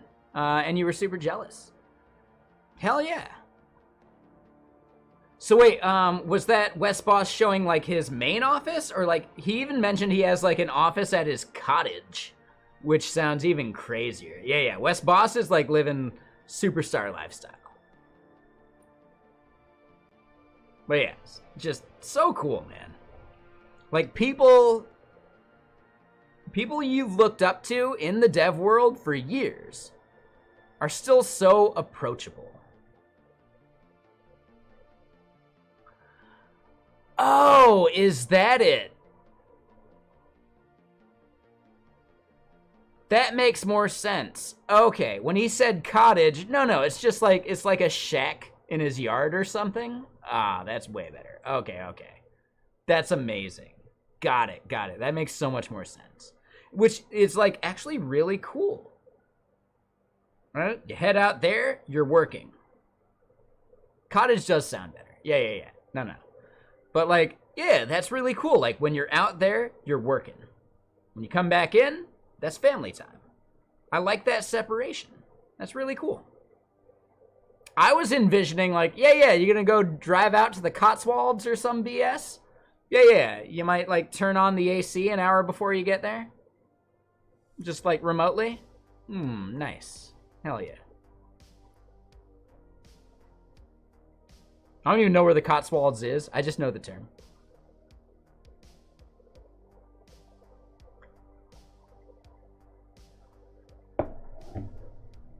And yeah, if y'all are not aware of how small of a world it is, I got to meet PM Walls in person at React Summit. We didn't plan it out, it just happened. That's amazing. I'm just sitting there, hanging out, drinking at like the barcade after the event. And PM Walls is like, hey, what's up, CM Griffin? Blah, blah, I'm PM Walls. Like, it was just really cool, man. I love the small world aspect of dev. It's very similar to snowboarding. You can actually meet your heroes in snowboarding in such a cool and chill way, right? Where they're not superheroes, you know? Dude, we were sitting there hanging out and Josh Como walked up behind us to play some Crazy Taxi 2. Josh W. fucking Como. Just wanted to squeeze by us to play some Crazy Taxi. Like, you know, like, it was crazy. I love the small world aspect. Yeah, exactly. It's just really cool, man. It's really cool. There are very few industries or, like, you know, like microcosms in which you can actually meet these people you've looked up to for years. In tech, you can actually just chat with them. They're just people. They're not some superstar. No one outside of our little circle knows who the fuck they are.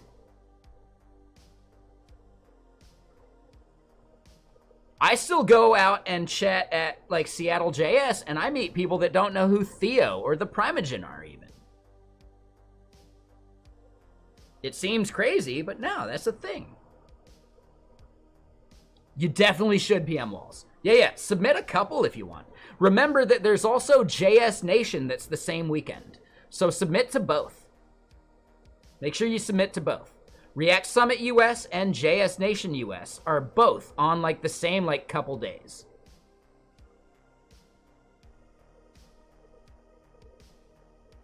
I guess I do talk a lot about him. To me, he's tech famous. But the fact that there are people that don't know who they are is still kind of crazy to me. The fact that there's people that know who I am but don't know who they are is even crazier to me. But it does happen. I'm not going to say it's common, but it has happened.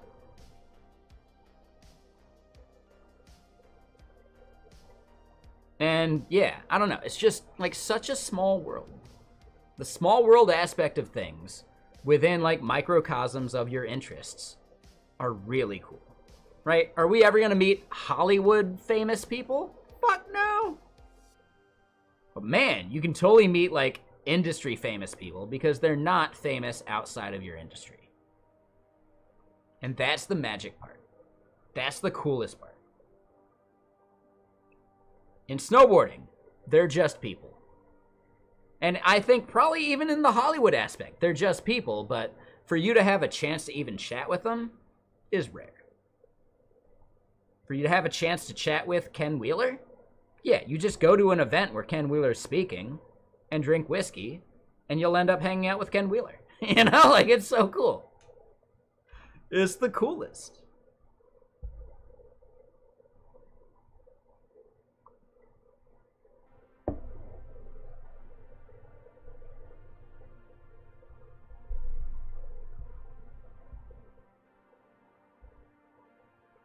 But yes, I do reference Theo quite a bit.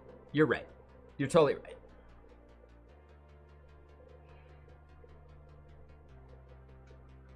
I don't think it's a problem. I kind of, like, talk about a lot of people in general. I guess I don't talk about, like, Trash Dev that much. He doesn't stream that much anymore. If he was streaming even once a week, he'd probably come up in conversation. I know I've met him at TwitchCon a couple times, and those times are awesome. I love those moments. We were hanging out in Vegas last year. Someone comes up and grabs me around the chest from behind, right? Like a reverse hug kind of thing. It was Trash Dev, right? Because he had just got into town. Like, I don't know, like, it's just so cool. It's such a small world. Just be cool, and cool stuff happens to you, I guess. Trash Dev is cool. Sorry, I was making that face because we see Jason Scher, who's only donated 4,000 channel points, because he's probably got stuff going on. Yeah, I see you over there. Right, you've been busy. I totally get it. But you should have been here all month, man. You've got over 1 million channel points. You can't take them with you. I know, you've been super busy. Yeah. Packing and going back and forth. Have you all not, like, fully moved yet? Oh, I kind of figured you were all, like, at your new spot and, like, settled already. But yeah, like, you're still, like, working that part out? Okay. Wife and kids move in June. Okay. Hold on, Jason. Oh, house is sold. Oh, shit. So that's, like, official. Yeah, you can't go back on that now. Do you watch Algo Bro at all? Because he's in the area. I would say y'all should probably, like, you know, try and hang out at least once. If you watch his stream at all, if you're familiar with him. He's a good dude. Super chill. He's out in, like, that suburb town.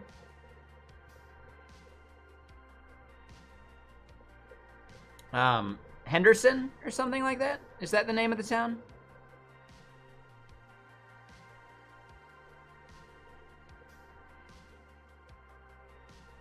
Yeah, I'd say definitely, like, try and hit him up. He's a dude. Henderson's to the southeast. You're, like, a different direction or something. Ah, so you're over in, like, Summerlin. Gotcha. And yeah, 4-wheel. Yep, that's what we're talking about. Yeah, Algo Bro is out in, like, the Henderson area. You're in the middle of Summerlin and Henderson. Okay. Yeah. I'd still say, like, you know, try and hang out with him.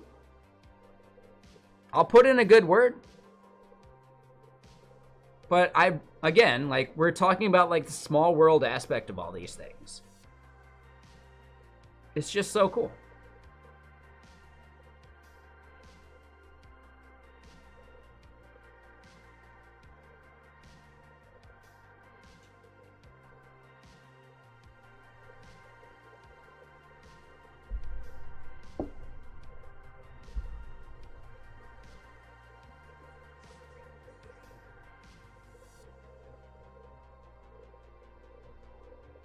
In the gaming industry, super small world. Exactly. Yeah.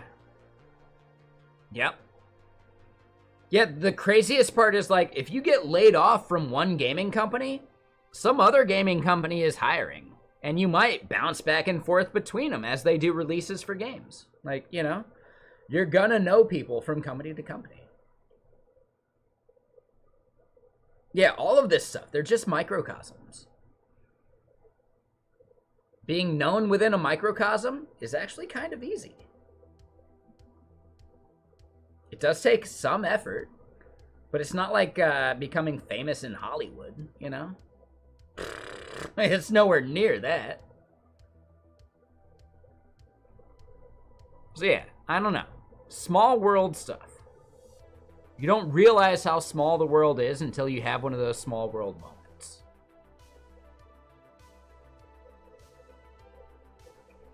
Getting a movie studio even. Wait, what do you mean by that? Like they're creating like some sound stages, right? Some like mini Hollywood type things out there? Yeah, what do you mean by that? I'm curious. I do know that people want to film inside of the Sphere for like various like Hollywood productions. But yeah, I haven't heard anything else. A Sony movie studio, backed by Mark Wahlberg. Okay. I could see that because he's got Wahlburgers, right? I feel like Wahlburgers is like biggest in Vegas even, right? I've never seen a Wahlburgers besides Vegas. Wait, he actually lives in Vegas? Oh. I would not have guessed that. Really? Wait, are we talking Mark or Donnie?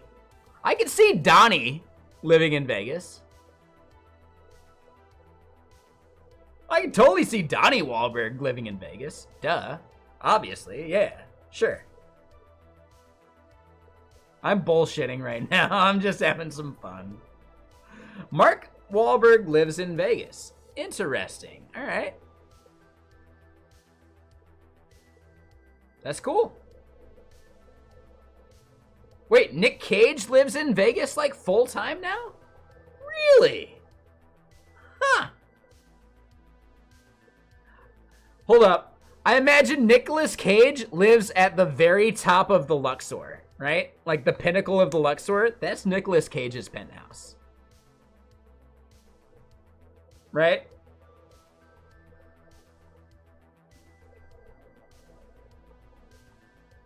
Meanwhile, Mark Wahlberg lives in like the nose of the fucking MGM Grand, right? Like that like Sphinx-like thing. Totally. The only suitable place to hang the Declaration of Independence. Duh. Exactly.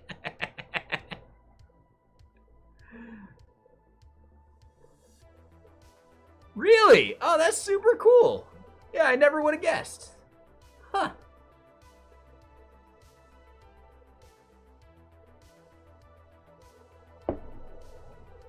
I would not have guessed that.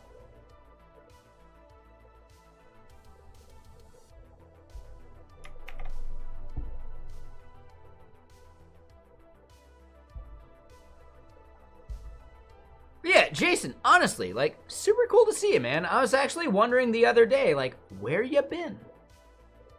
So, now I know. You've been busy. You're helping with, like, the previous hack thing, right? And if you can't say, I totally get it. You don't have to say. But, yeah, like, how's that going at a broad level? Without details.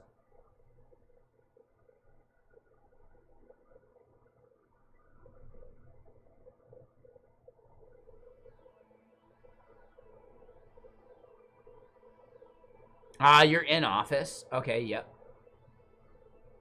Oh, you're at a place that hasn't been hacked. Oh, for some reason I thought you had totally gotten a job at that company that was putting out the fires to do that stuff.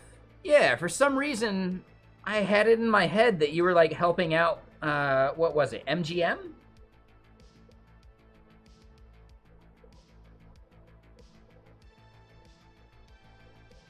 They're the ones that got hacked, right? Yeah, I had it in my head that you were helping out MGM. MGM is the ones that got hacked bad. Okay, cool. No jerks at your job, free snacks and drinks. You're at another company. Yep, no worries. And no disclosure. Don't say anything you might regret. But, yeah. Okay. Yeah, I don't know. I had it in my head that you were like, yeah, they needed people, so you're heading out there. But all right. Yeah, I'm stoked for you. No, that's fine. And I don't want you to. That's fine. No worries. I'm a little bummed that TwitchCon isn't in Vegas again. Because that would have been, like, the one chance we'd have to, like, meet and hang out.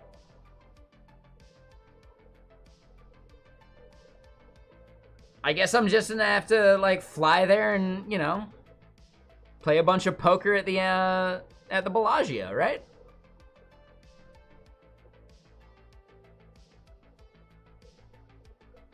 Yeah, dude, TwitchCon and F1 sucked.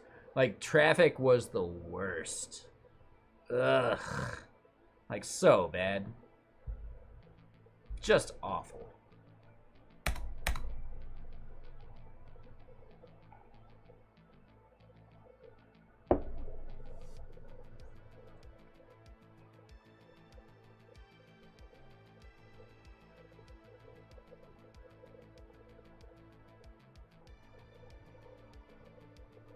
Oh no, and I get that, Jason.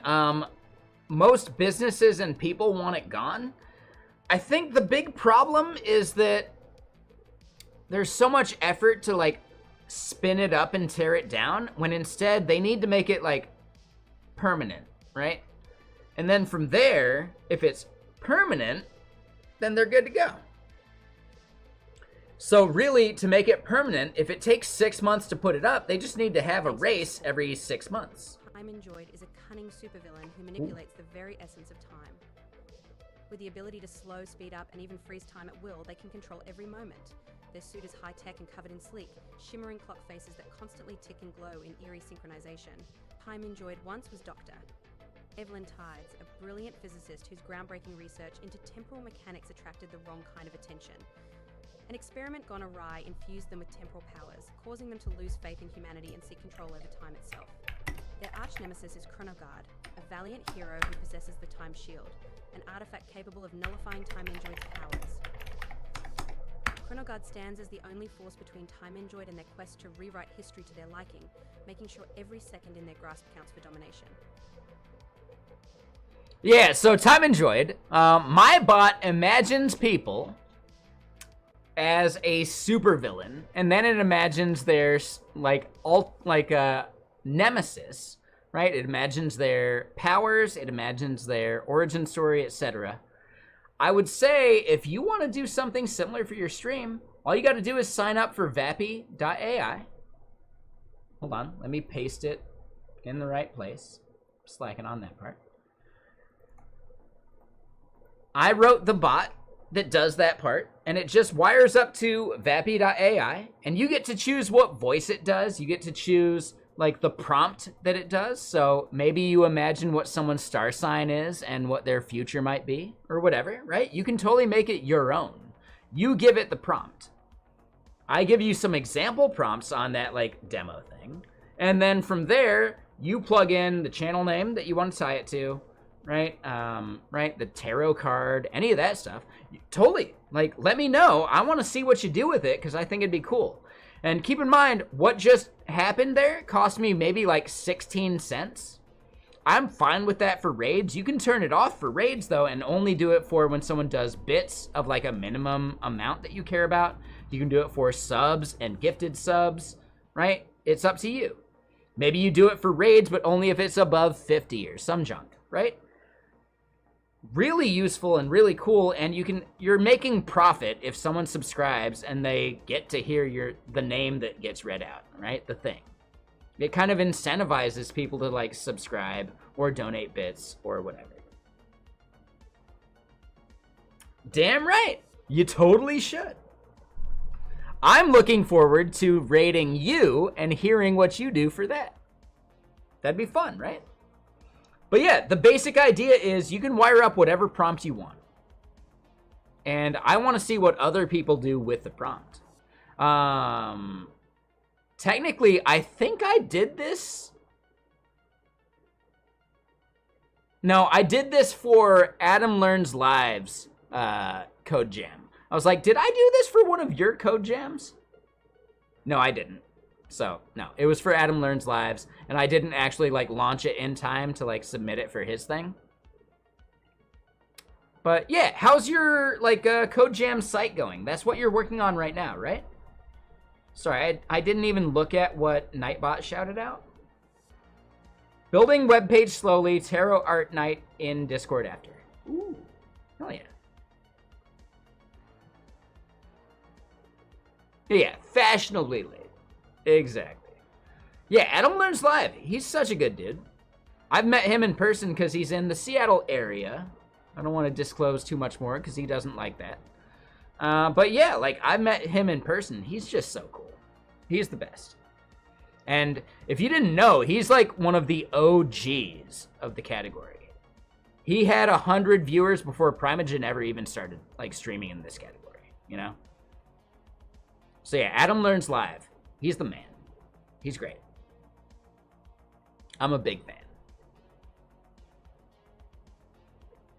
Yeah. His name originally was Adam135 or 13531. I think that was it. Yeah, good old Boatland. Yeah, for sure. Yeah, Adam's like just so charismatic, so cool, and very technical. So yeah, Adam Learns Live is his new thing, but he's been an OG since like 2015 or something like that. Like, it's crazy. So yeah, I'm a huge fan.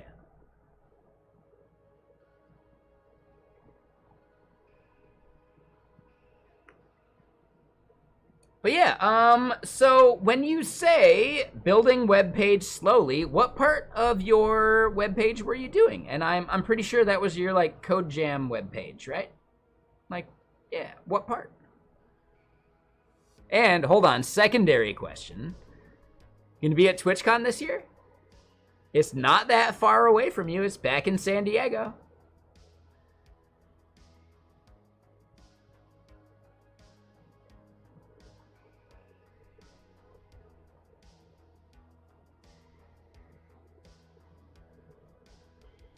Yeah, exactly, right? Like, you have no excuse not to show up now. I know, it's probably like a 4-hour drive, I think, from your area. It is in San Diego again. Yep, they have confirmed that. It's guaranteed.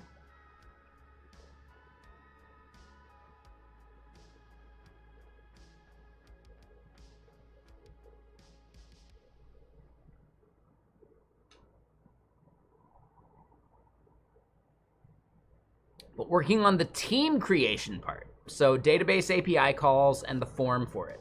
So when you say the form for it, are you doing like a monolith style application?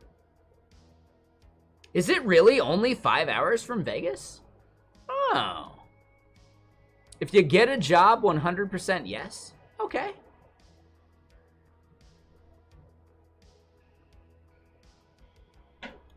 So wait, do you not have a job right now? I thought you were still doing like office admin stuff. Is that not a thing anymore and you're looking for your first like dev job?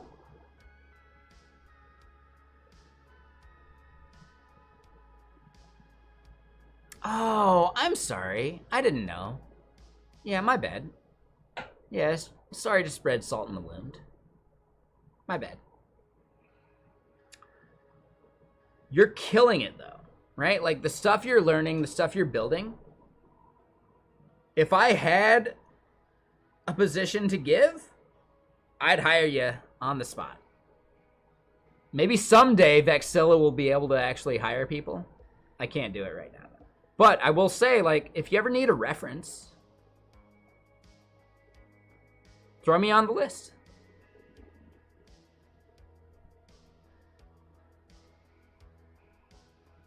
I would say maybe even start looking at like DevRel, right? Developer advocacy or developer relations type stuff.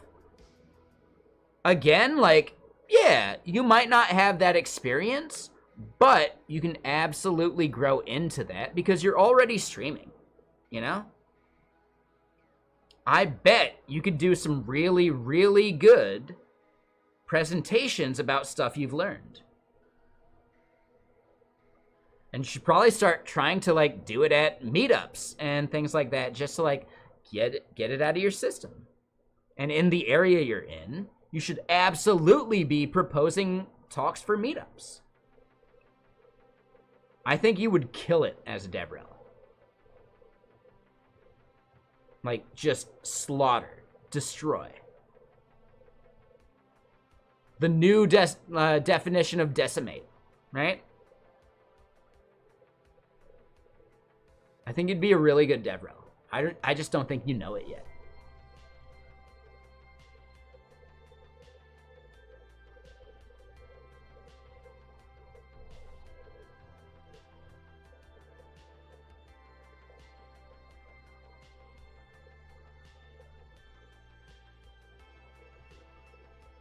Nah, I'm just chatting.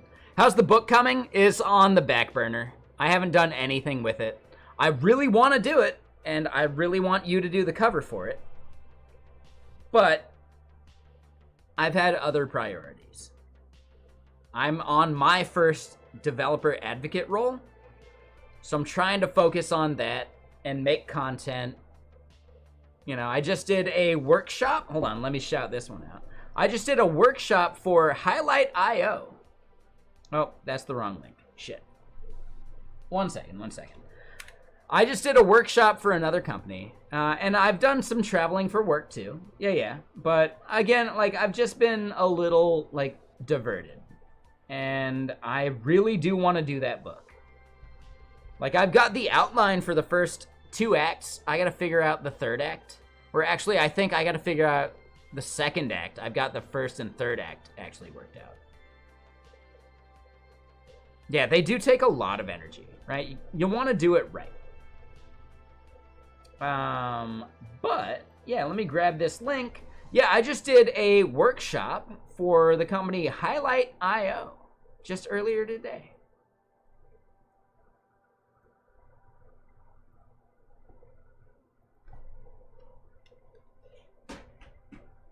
So yeah, once things die down a bit on that front, I might have some actual time to do the book thing, which I want to focus on, for sure.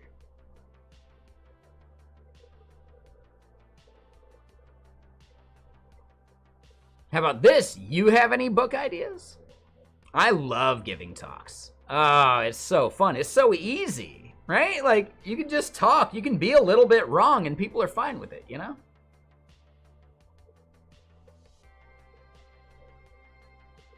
The more you do it, the easier it gets, too. I think you'd actually kill it. I think streamers are an untapped resource for developer advocacy kind of things.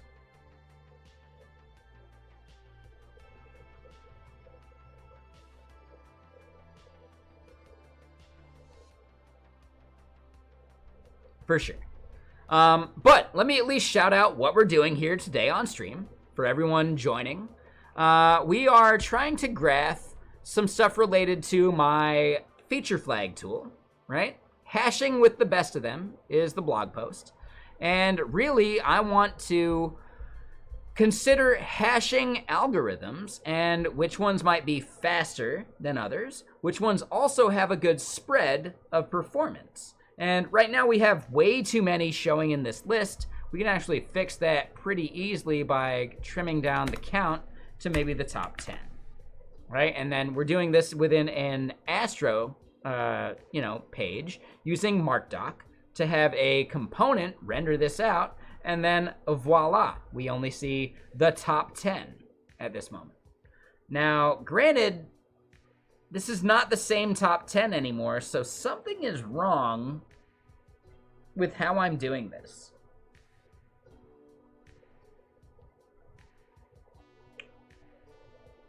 And I really need to figure that part out. Because if we have all of them, we can absolutely see with 100 there that the fastest one, theoretically,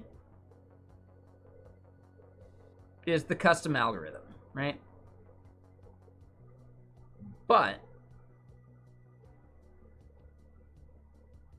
something there just isn't right. So we see custom, we see Graham, we see DJB2, we see my FNB1A. But then beyond that, like, I don't know, there's a bunch of other stuff. So if we just hammer it back to the 10, sure, it works, but it doesn't seem right anymore.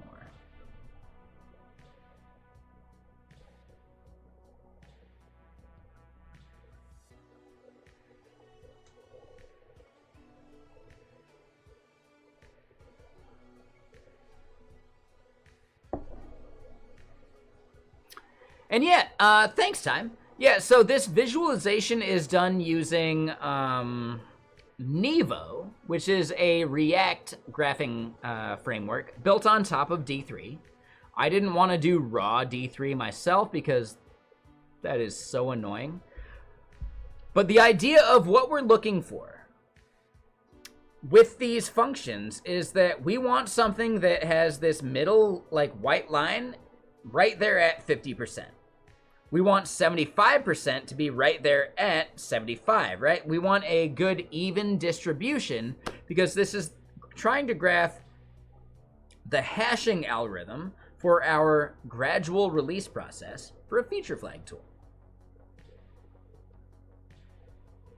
What we can see is Growthbook has their own algorithm, right? GB32. This is the 32-bit version of their hashing algorithm, and when looking at is it 1,000? I think we're at the 100, right? So we're at the 100 version of hashing these things, and at 100 results, some of these are going to be more evenly distributed than others, right? So when we talk about a hashing algorithm in this context, we're not talking about passwords.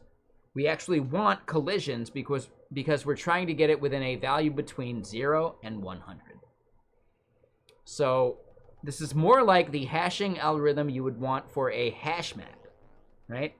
Time Enjoyed might recognize it from a lookup table, but instead, lookup table is a 1-to-1 typically, whereas a hash map is not a 1-to-1, but it is less of a lookup than a linked list or an array, right? Instead, if you have a hash map, you might hash things into, let's say, 10 buckets, and then those buckets should be evenly sized so that when you're looking through things, it's a smaller lookup between that, like, bucket, right?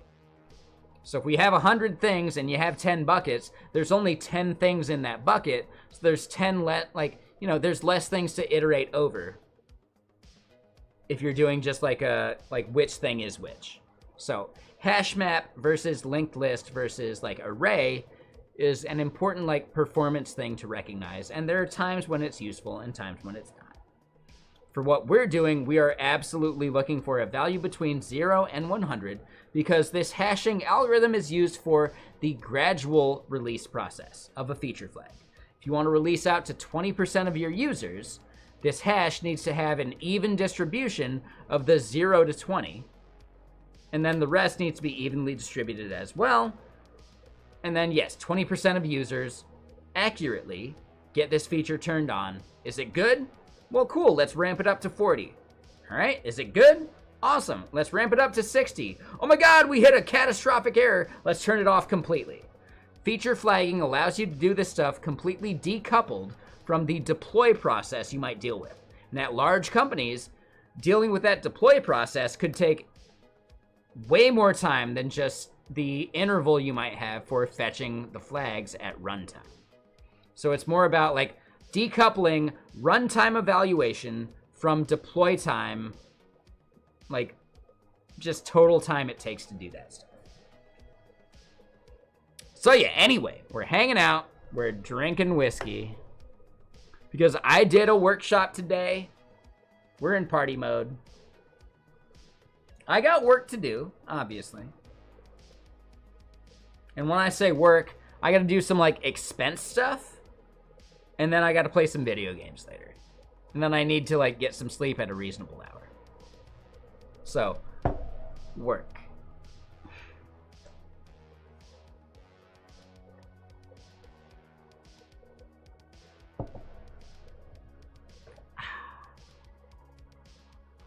Oh, no worries, Seb. Yeah, have a good night.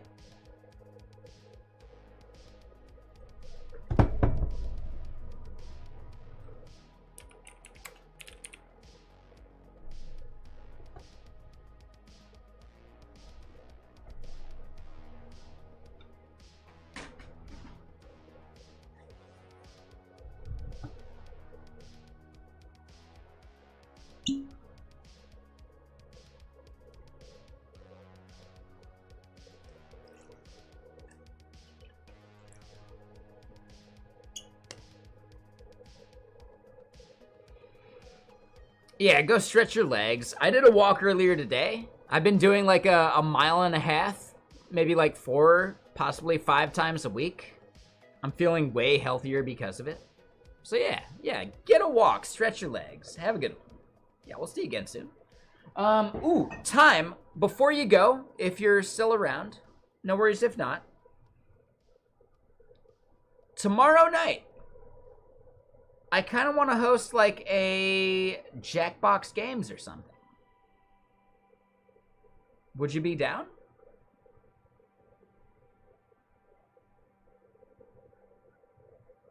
And if not, maybe a week from tomorrow, right? Maybe like a week of lead time would be better. You're down? I think it'd be fun. Yeah.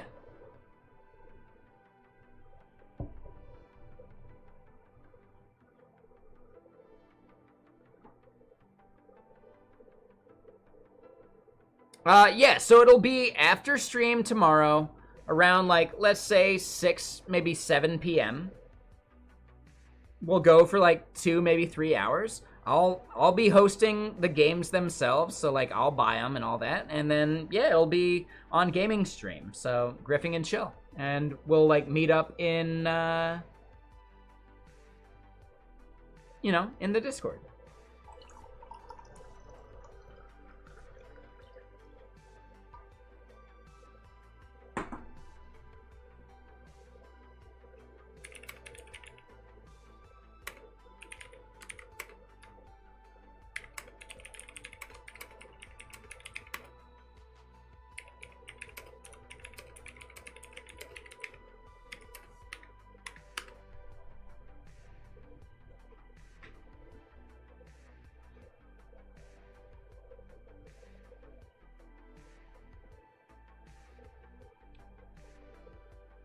Yeah, like Jackbox is super fun. Yeah, I'll ping you. Yeah. I'll try and get a bunch of people involved. I think it'll be a fun time.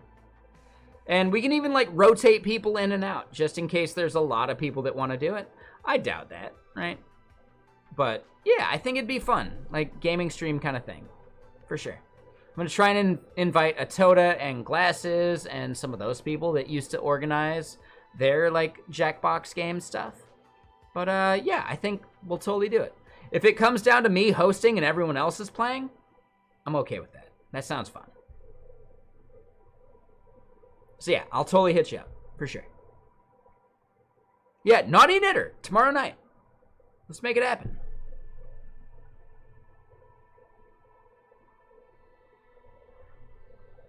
Right, we can take votes on which games we play, etc.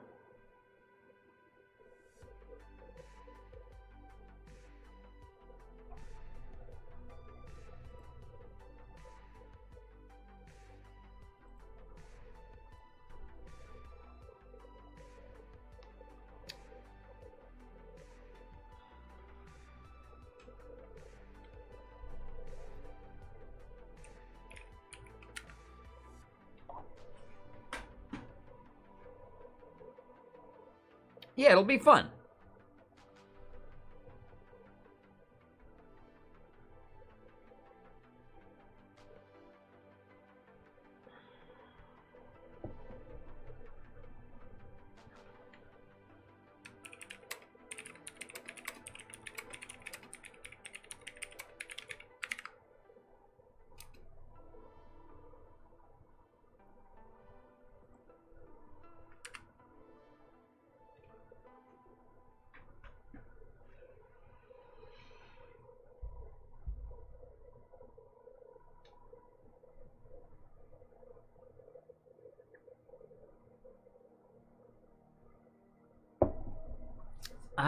But yeah, so I got at least a little bit more time in me. Let's figure out how to graph some of this stuff.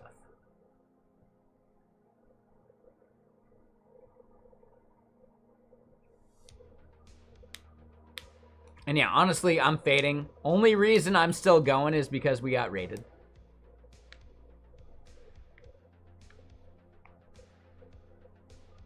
But we got some stuff we can do.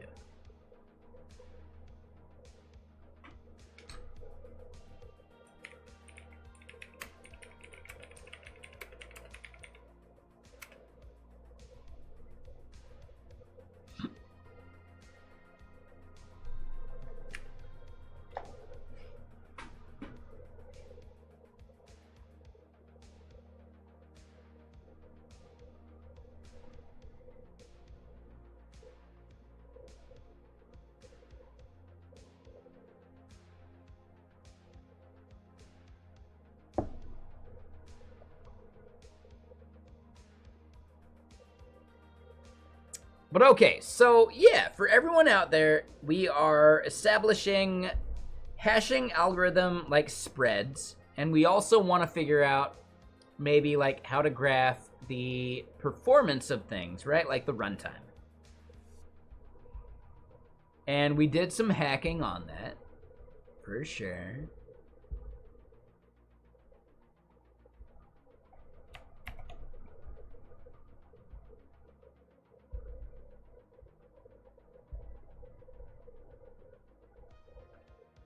So speed graph right here. We're gonna put that there. We're gonna move this here. We're gonna copy and paste.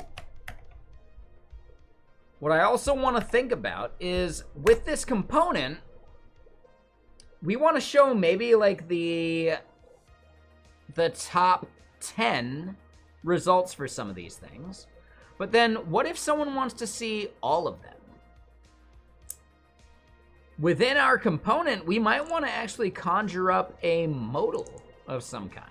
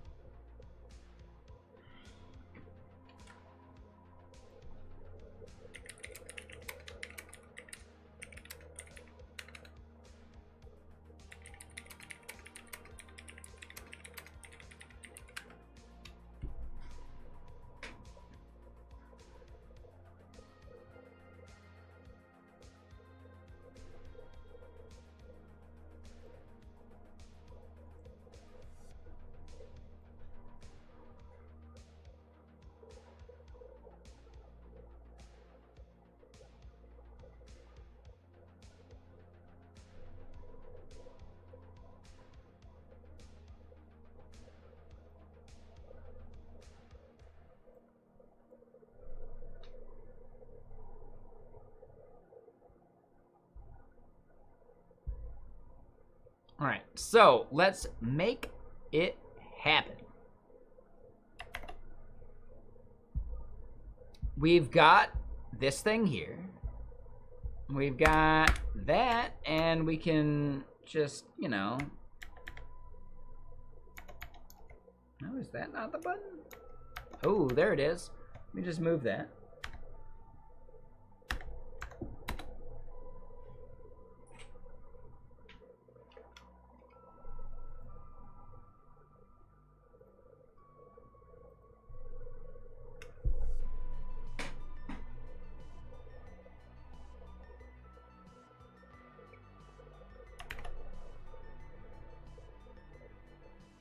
Ooh, so this is interesting to me. We don't get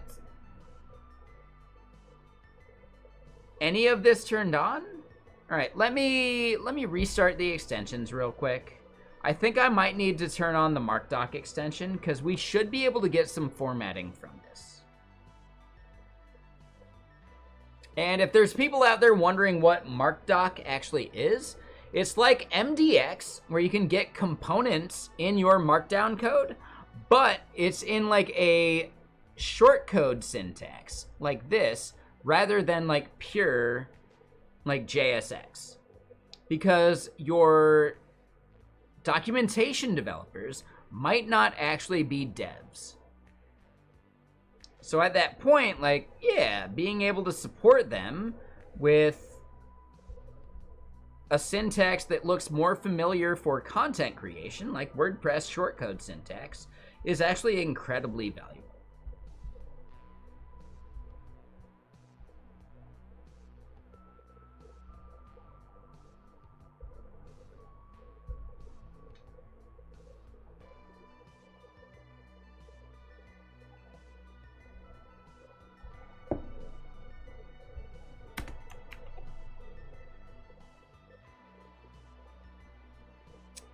Interesting. So we don't get any formatting.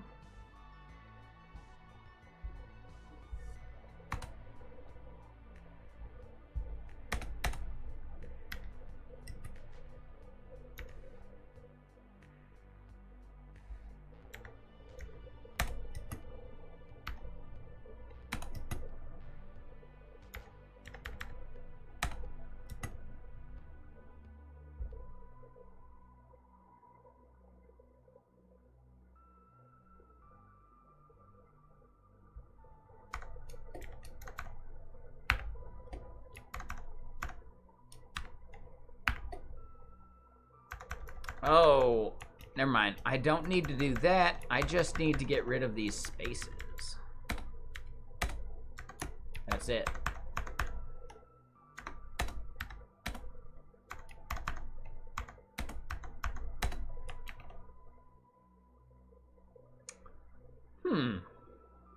I find it strange that the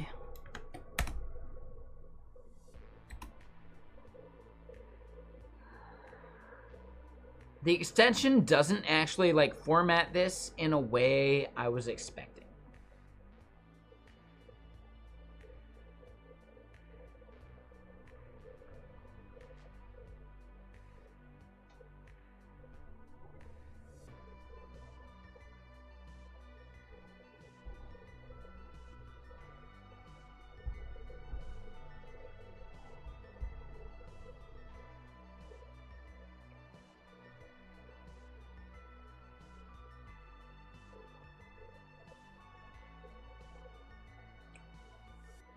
I need to propose some talks about MarkDoc as well. Ooh, yeah. Hold on. Contains invalid content. Wait, what?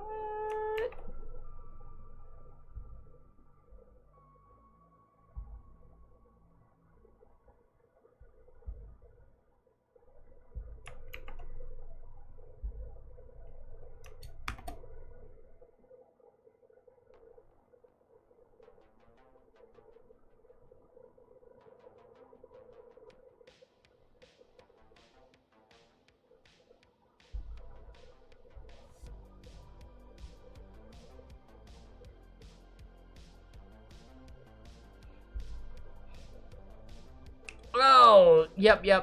I forgot to define it where we do our MarkDoc config. That's this part. Yeah.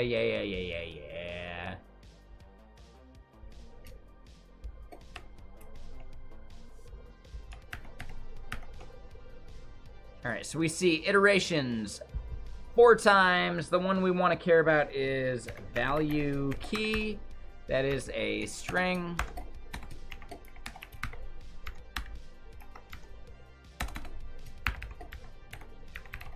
That is then value. Required is false. Error level critical, sure. So then from here, upper bound, lower bound. Lower bound, right? Value is number, default is 0, required is false. And then upper bound, number, and then 100. And we should be good. Will it blend?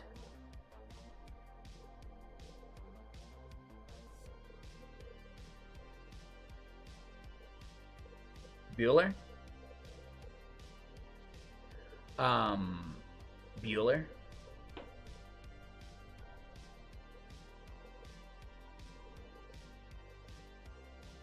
There we go. Bueller. All right, so yeah, speed test time. We're not passing the right values there. We do have a graph. All right, so we're getting this to a more reasonable place. And yes, has it taken us a week to do this? Yeah. Is it ideal? No. I would have loved to finish it way quicker, but we ran into ESM CJS issues, which suck every time. I think at this point, we've adapted the component we're trying to use in a really good way. Now, keep in mind, it wasn't Nevo. It was related to Nevo. It was really D3 that did it because they didn't ship a CJS version of D3 anymore. So D3 going ESM only was the problem. But also, I just fucked up. Like, that was on me, man. If I had just understood that I needed to make D3 part of the no external thing, we actually would have been able to move on way quicker. So, right? The problem existed between the keyboard and the chair. Shit.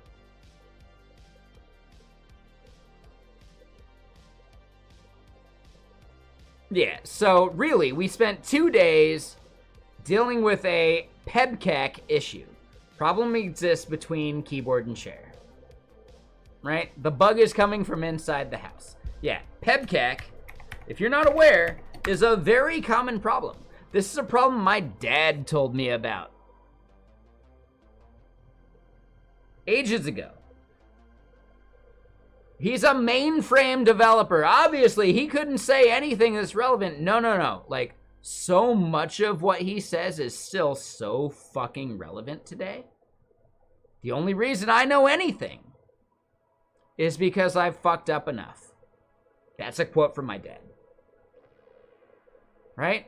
Problem exists between keyboard and chair. Yeah, that's a PEBKAC problem. That's a quote from my dad.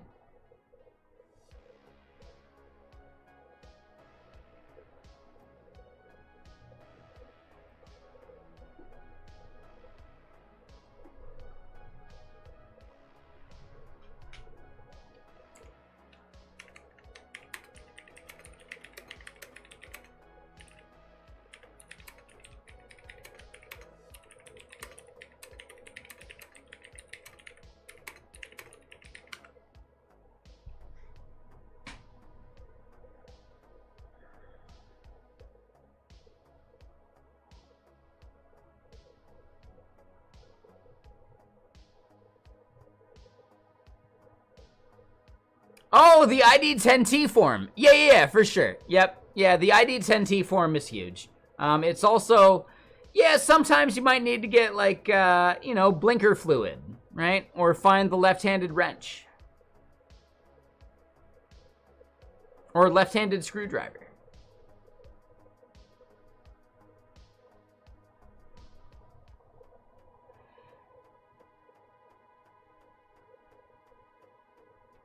Yes, I've had the blinker fluid thing done on me before in a mechanic shop.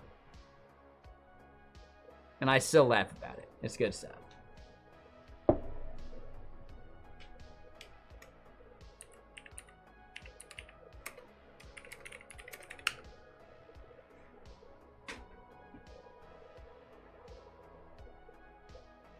The ID10T form. Yeah, for sure. Typically, people that need to fill out the ID10T form also need to join the Pen 15 Club.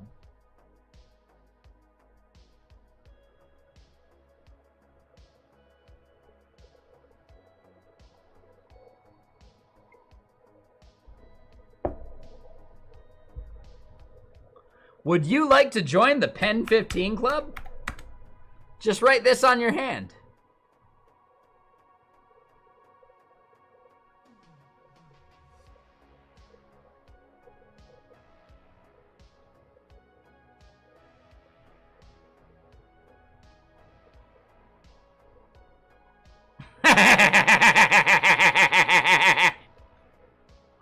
Four wheel, I've never heard that one. That one's good. I really like that. Dude. Planes started filling their oxygen tanks with helium to make them lighter. The bonus is that all of your passengers are so much easier to deal with. Stewardess? Like, yeah, exactly, right? Yeah, totally.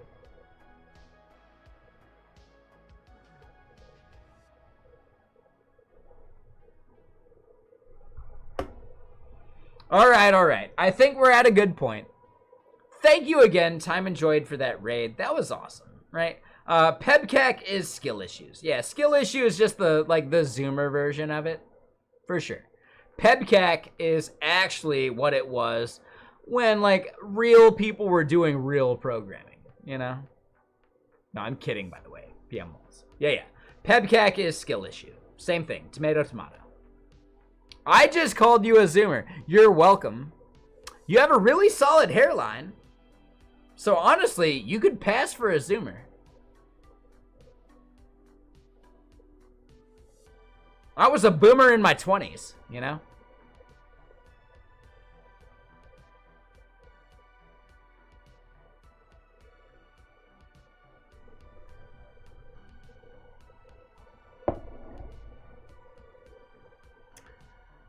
So it's actually going to be skoomers because they're going to be consuming skooma because they're going to be in, like, Fallout universe.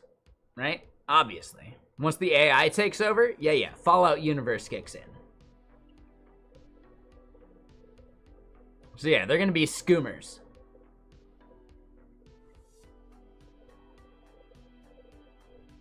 Oof, but yes. Exactly. Yeah. My bad, I didn't mean to make it so real at the end of the stream. But yeah, totally. We should go raid someone, though. Who's still streaming right now? Who's even going at this late of an hour? Time Enjoyed only rated me because I'm the only thing left at the moment, I think. Right? Like, totally.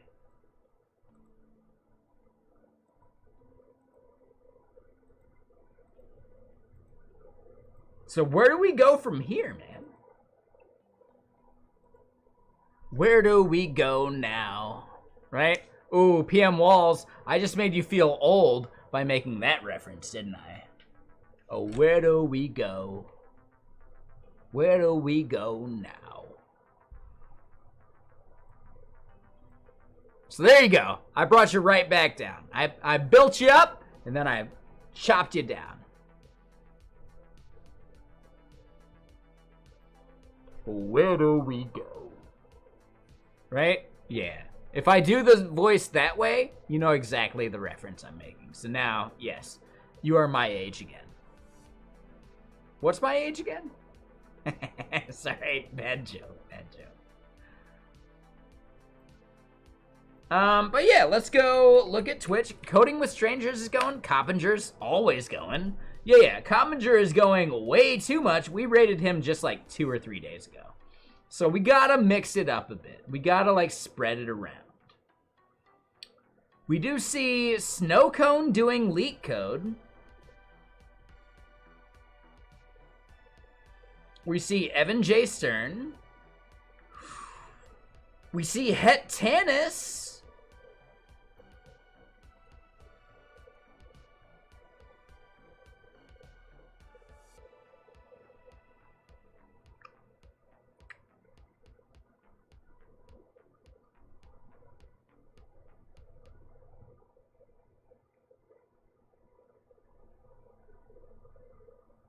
All right, so no leak code. Never mind.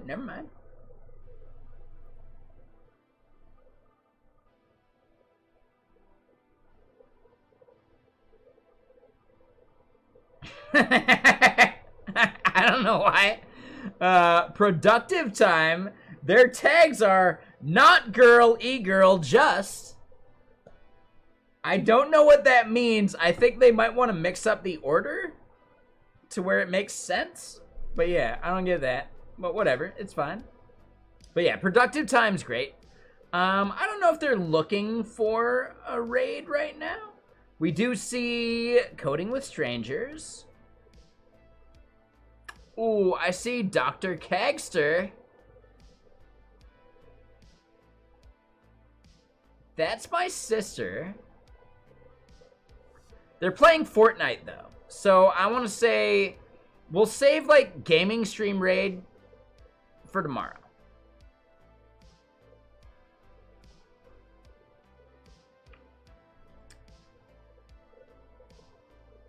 I hope my sister is streaming tomorrow when we're finishing because I really want to raid my sister.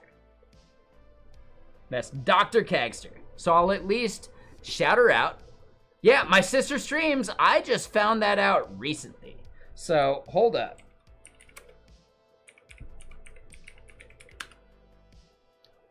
Nope, I mistyped it.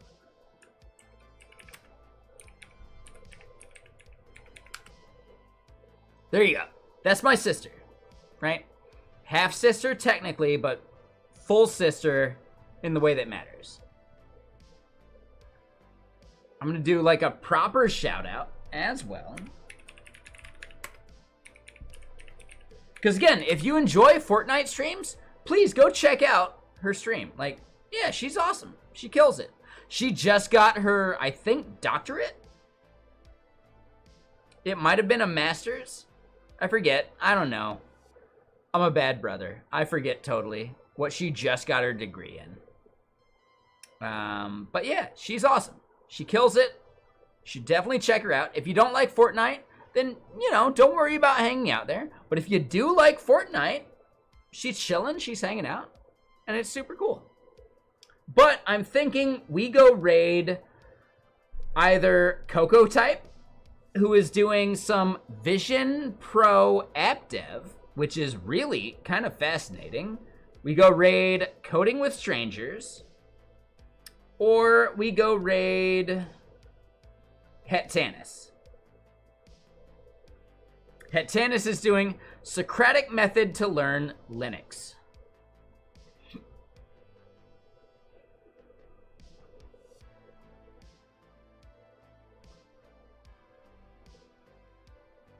If there's no preference, I'm thinking Coding with Strangers.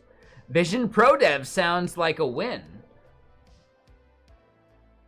Right? We get plenty of opportunity to raid Coding with Strangers, and we will, plenty of times. So maybe Vision Pro App Dev does sound interesting. Anyone else want to chime in? Please do so. What do you think?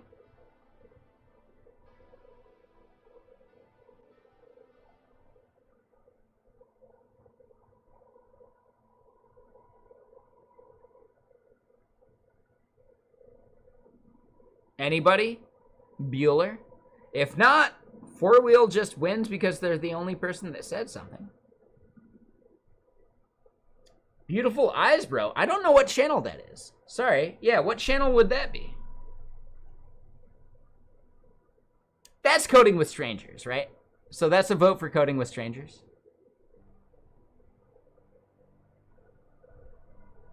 I'm kidding, by the way. You probably mean that towards me.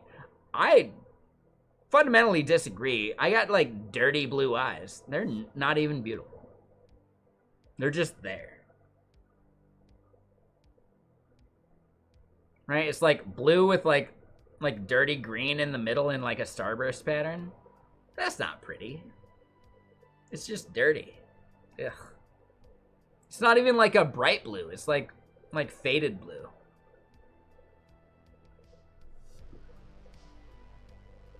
So yeah, I mean, the vote has spoken. We go raid Coco Type, right? He's doing some Vision Pro app dev, and I am kind of like really curious about what that means even, right?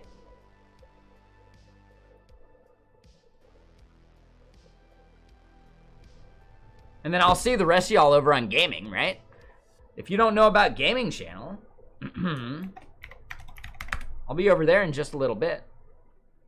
I'm gonna go eat my sushi and then cook up some gyoza, and then we're gonna do probably some of that like Star Wars Jedi Survivor game. Sounds good, doesn't it? That sounds great to me, for sure.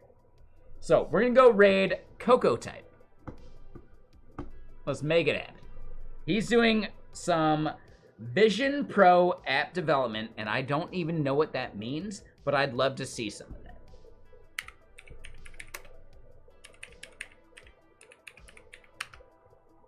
I don't even think he follows me, and I'm okay with it. As long as he raids someone when he's done. If he doesn't, that's on him. Yeah, Vision Pro means literally for like that Apple headset. Yeah, for sure. He might not have it, he might just be using a simulator, but still like incredibly valid, for sure. So yeah, people on YouTube, thank y'all for hanging out. We had a really good day today.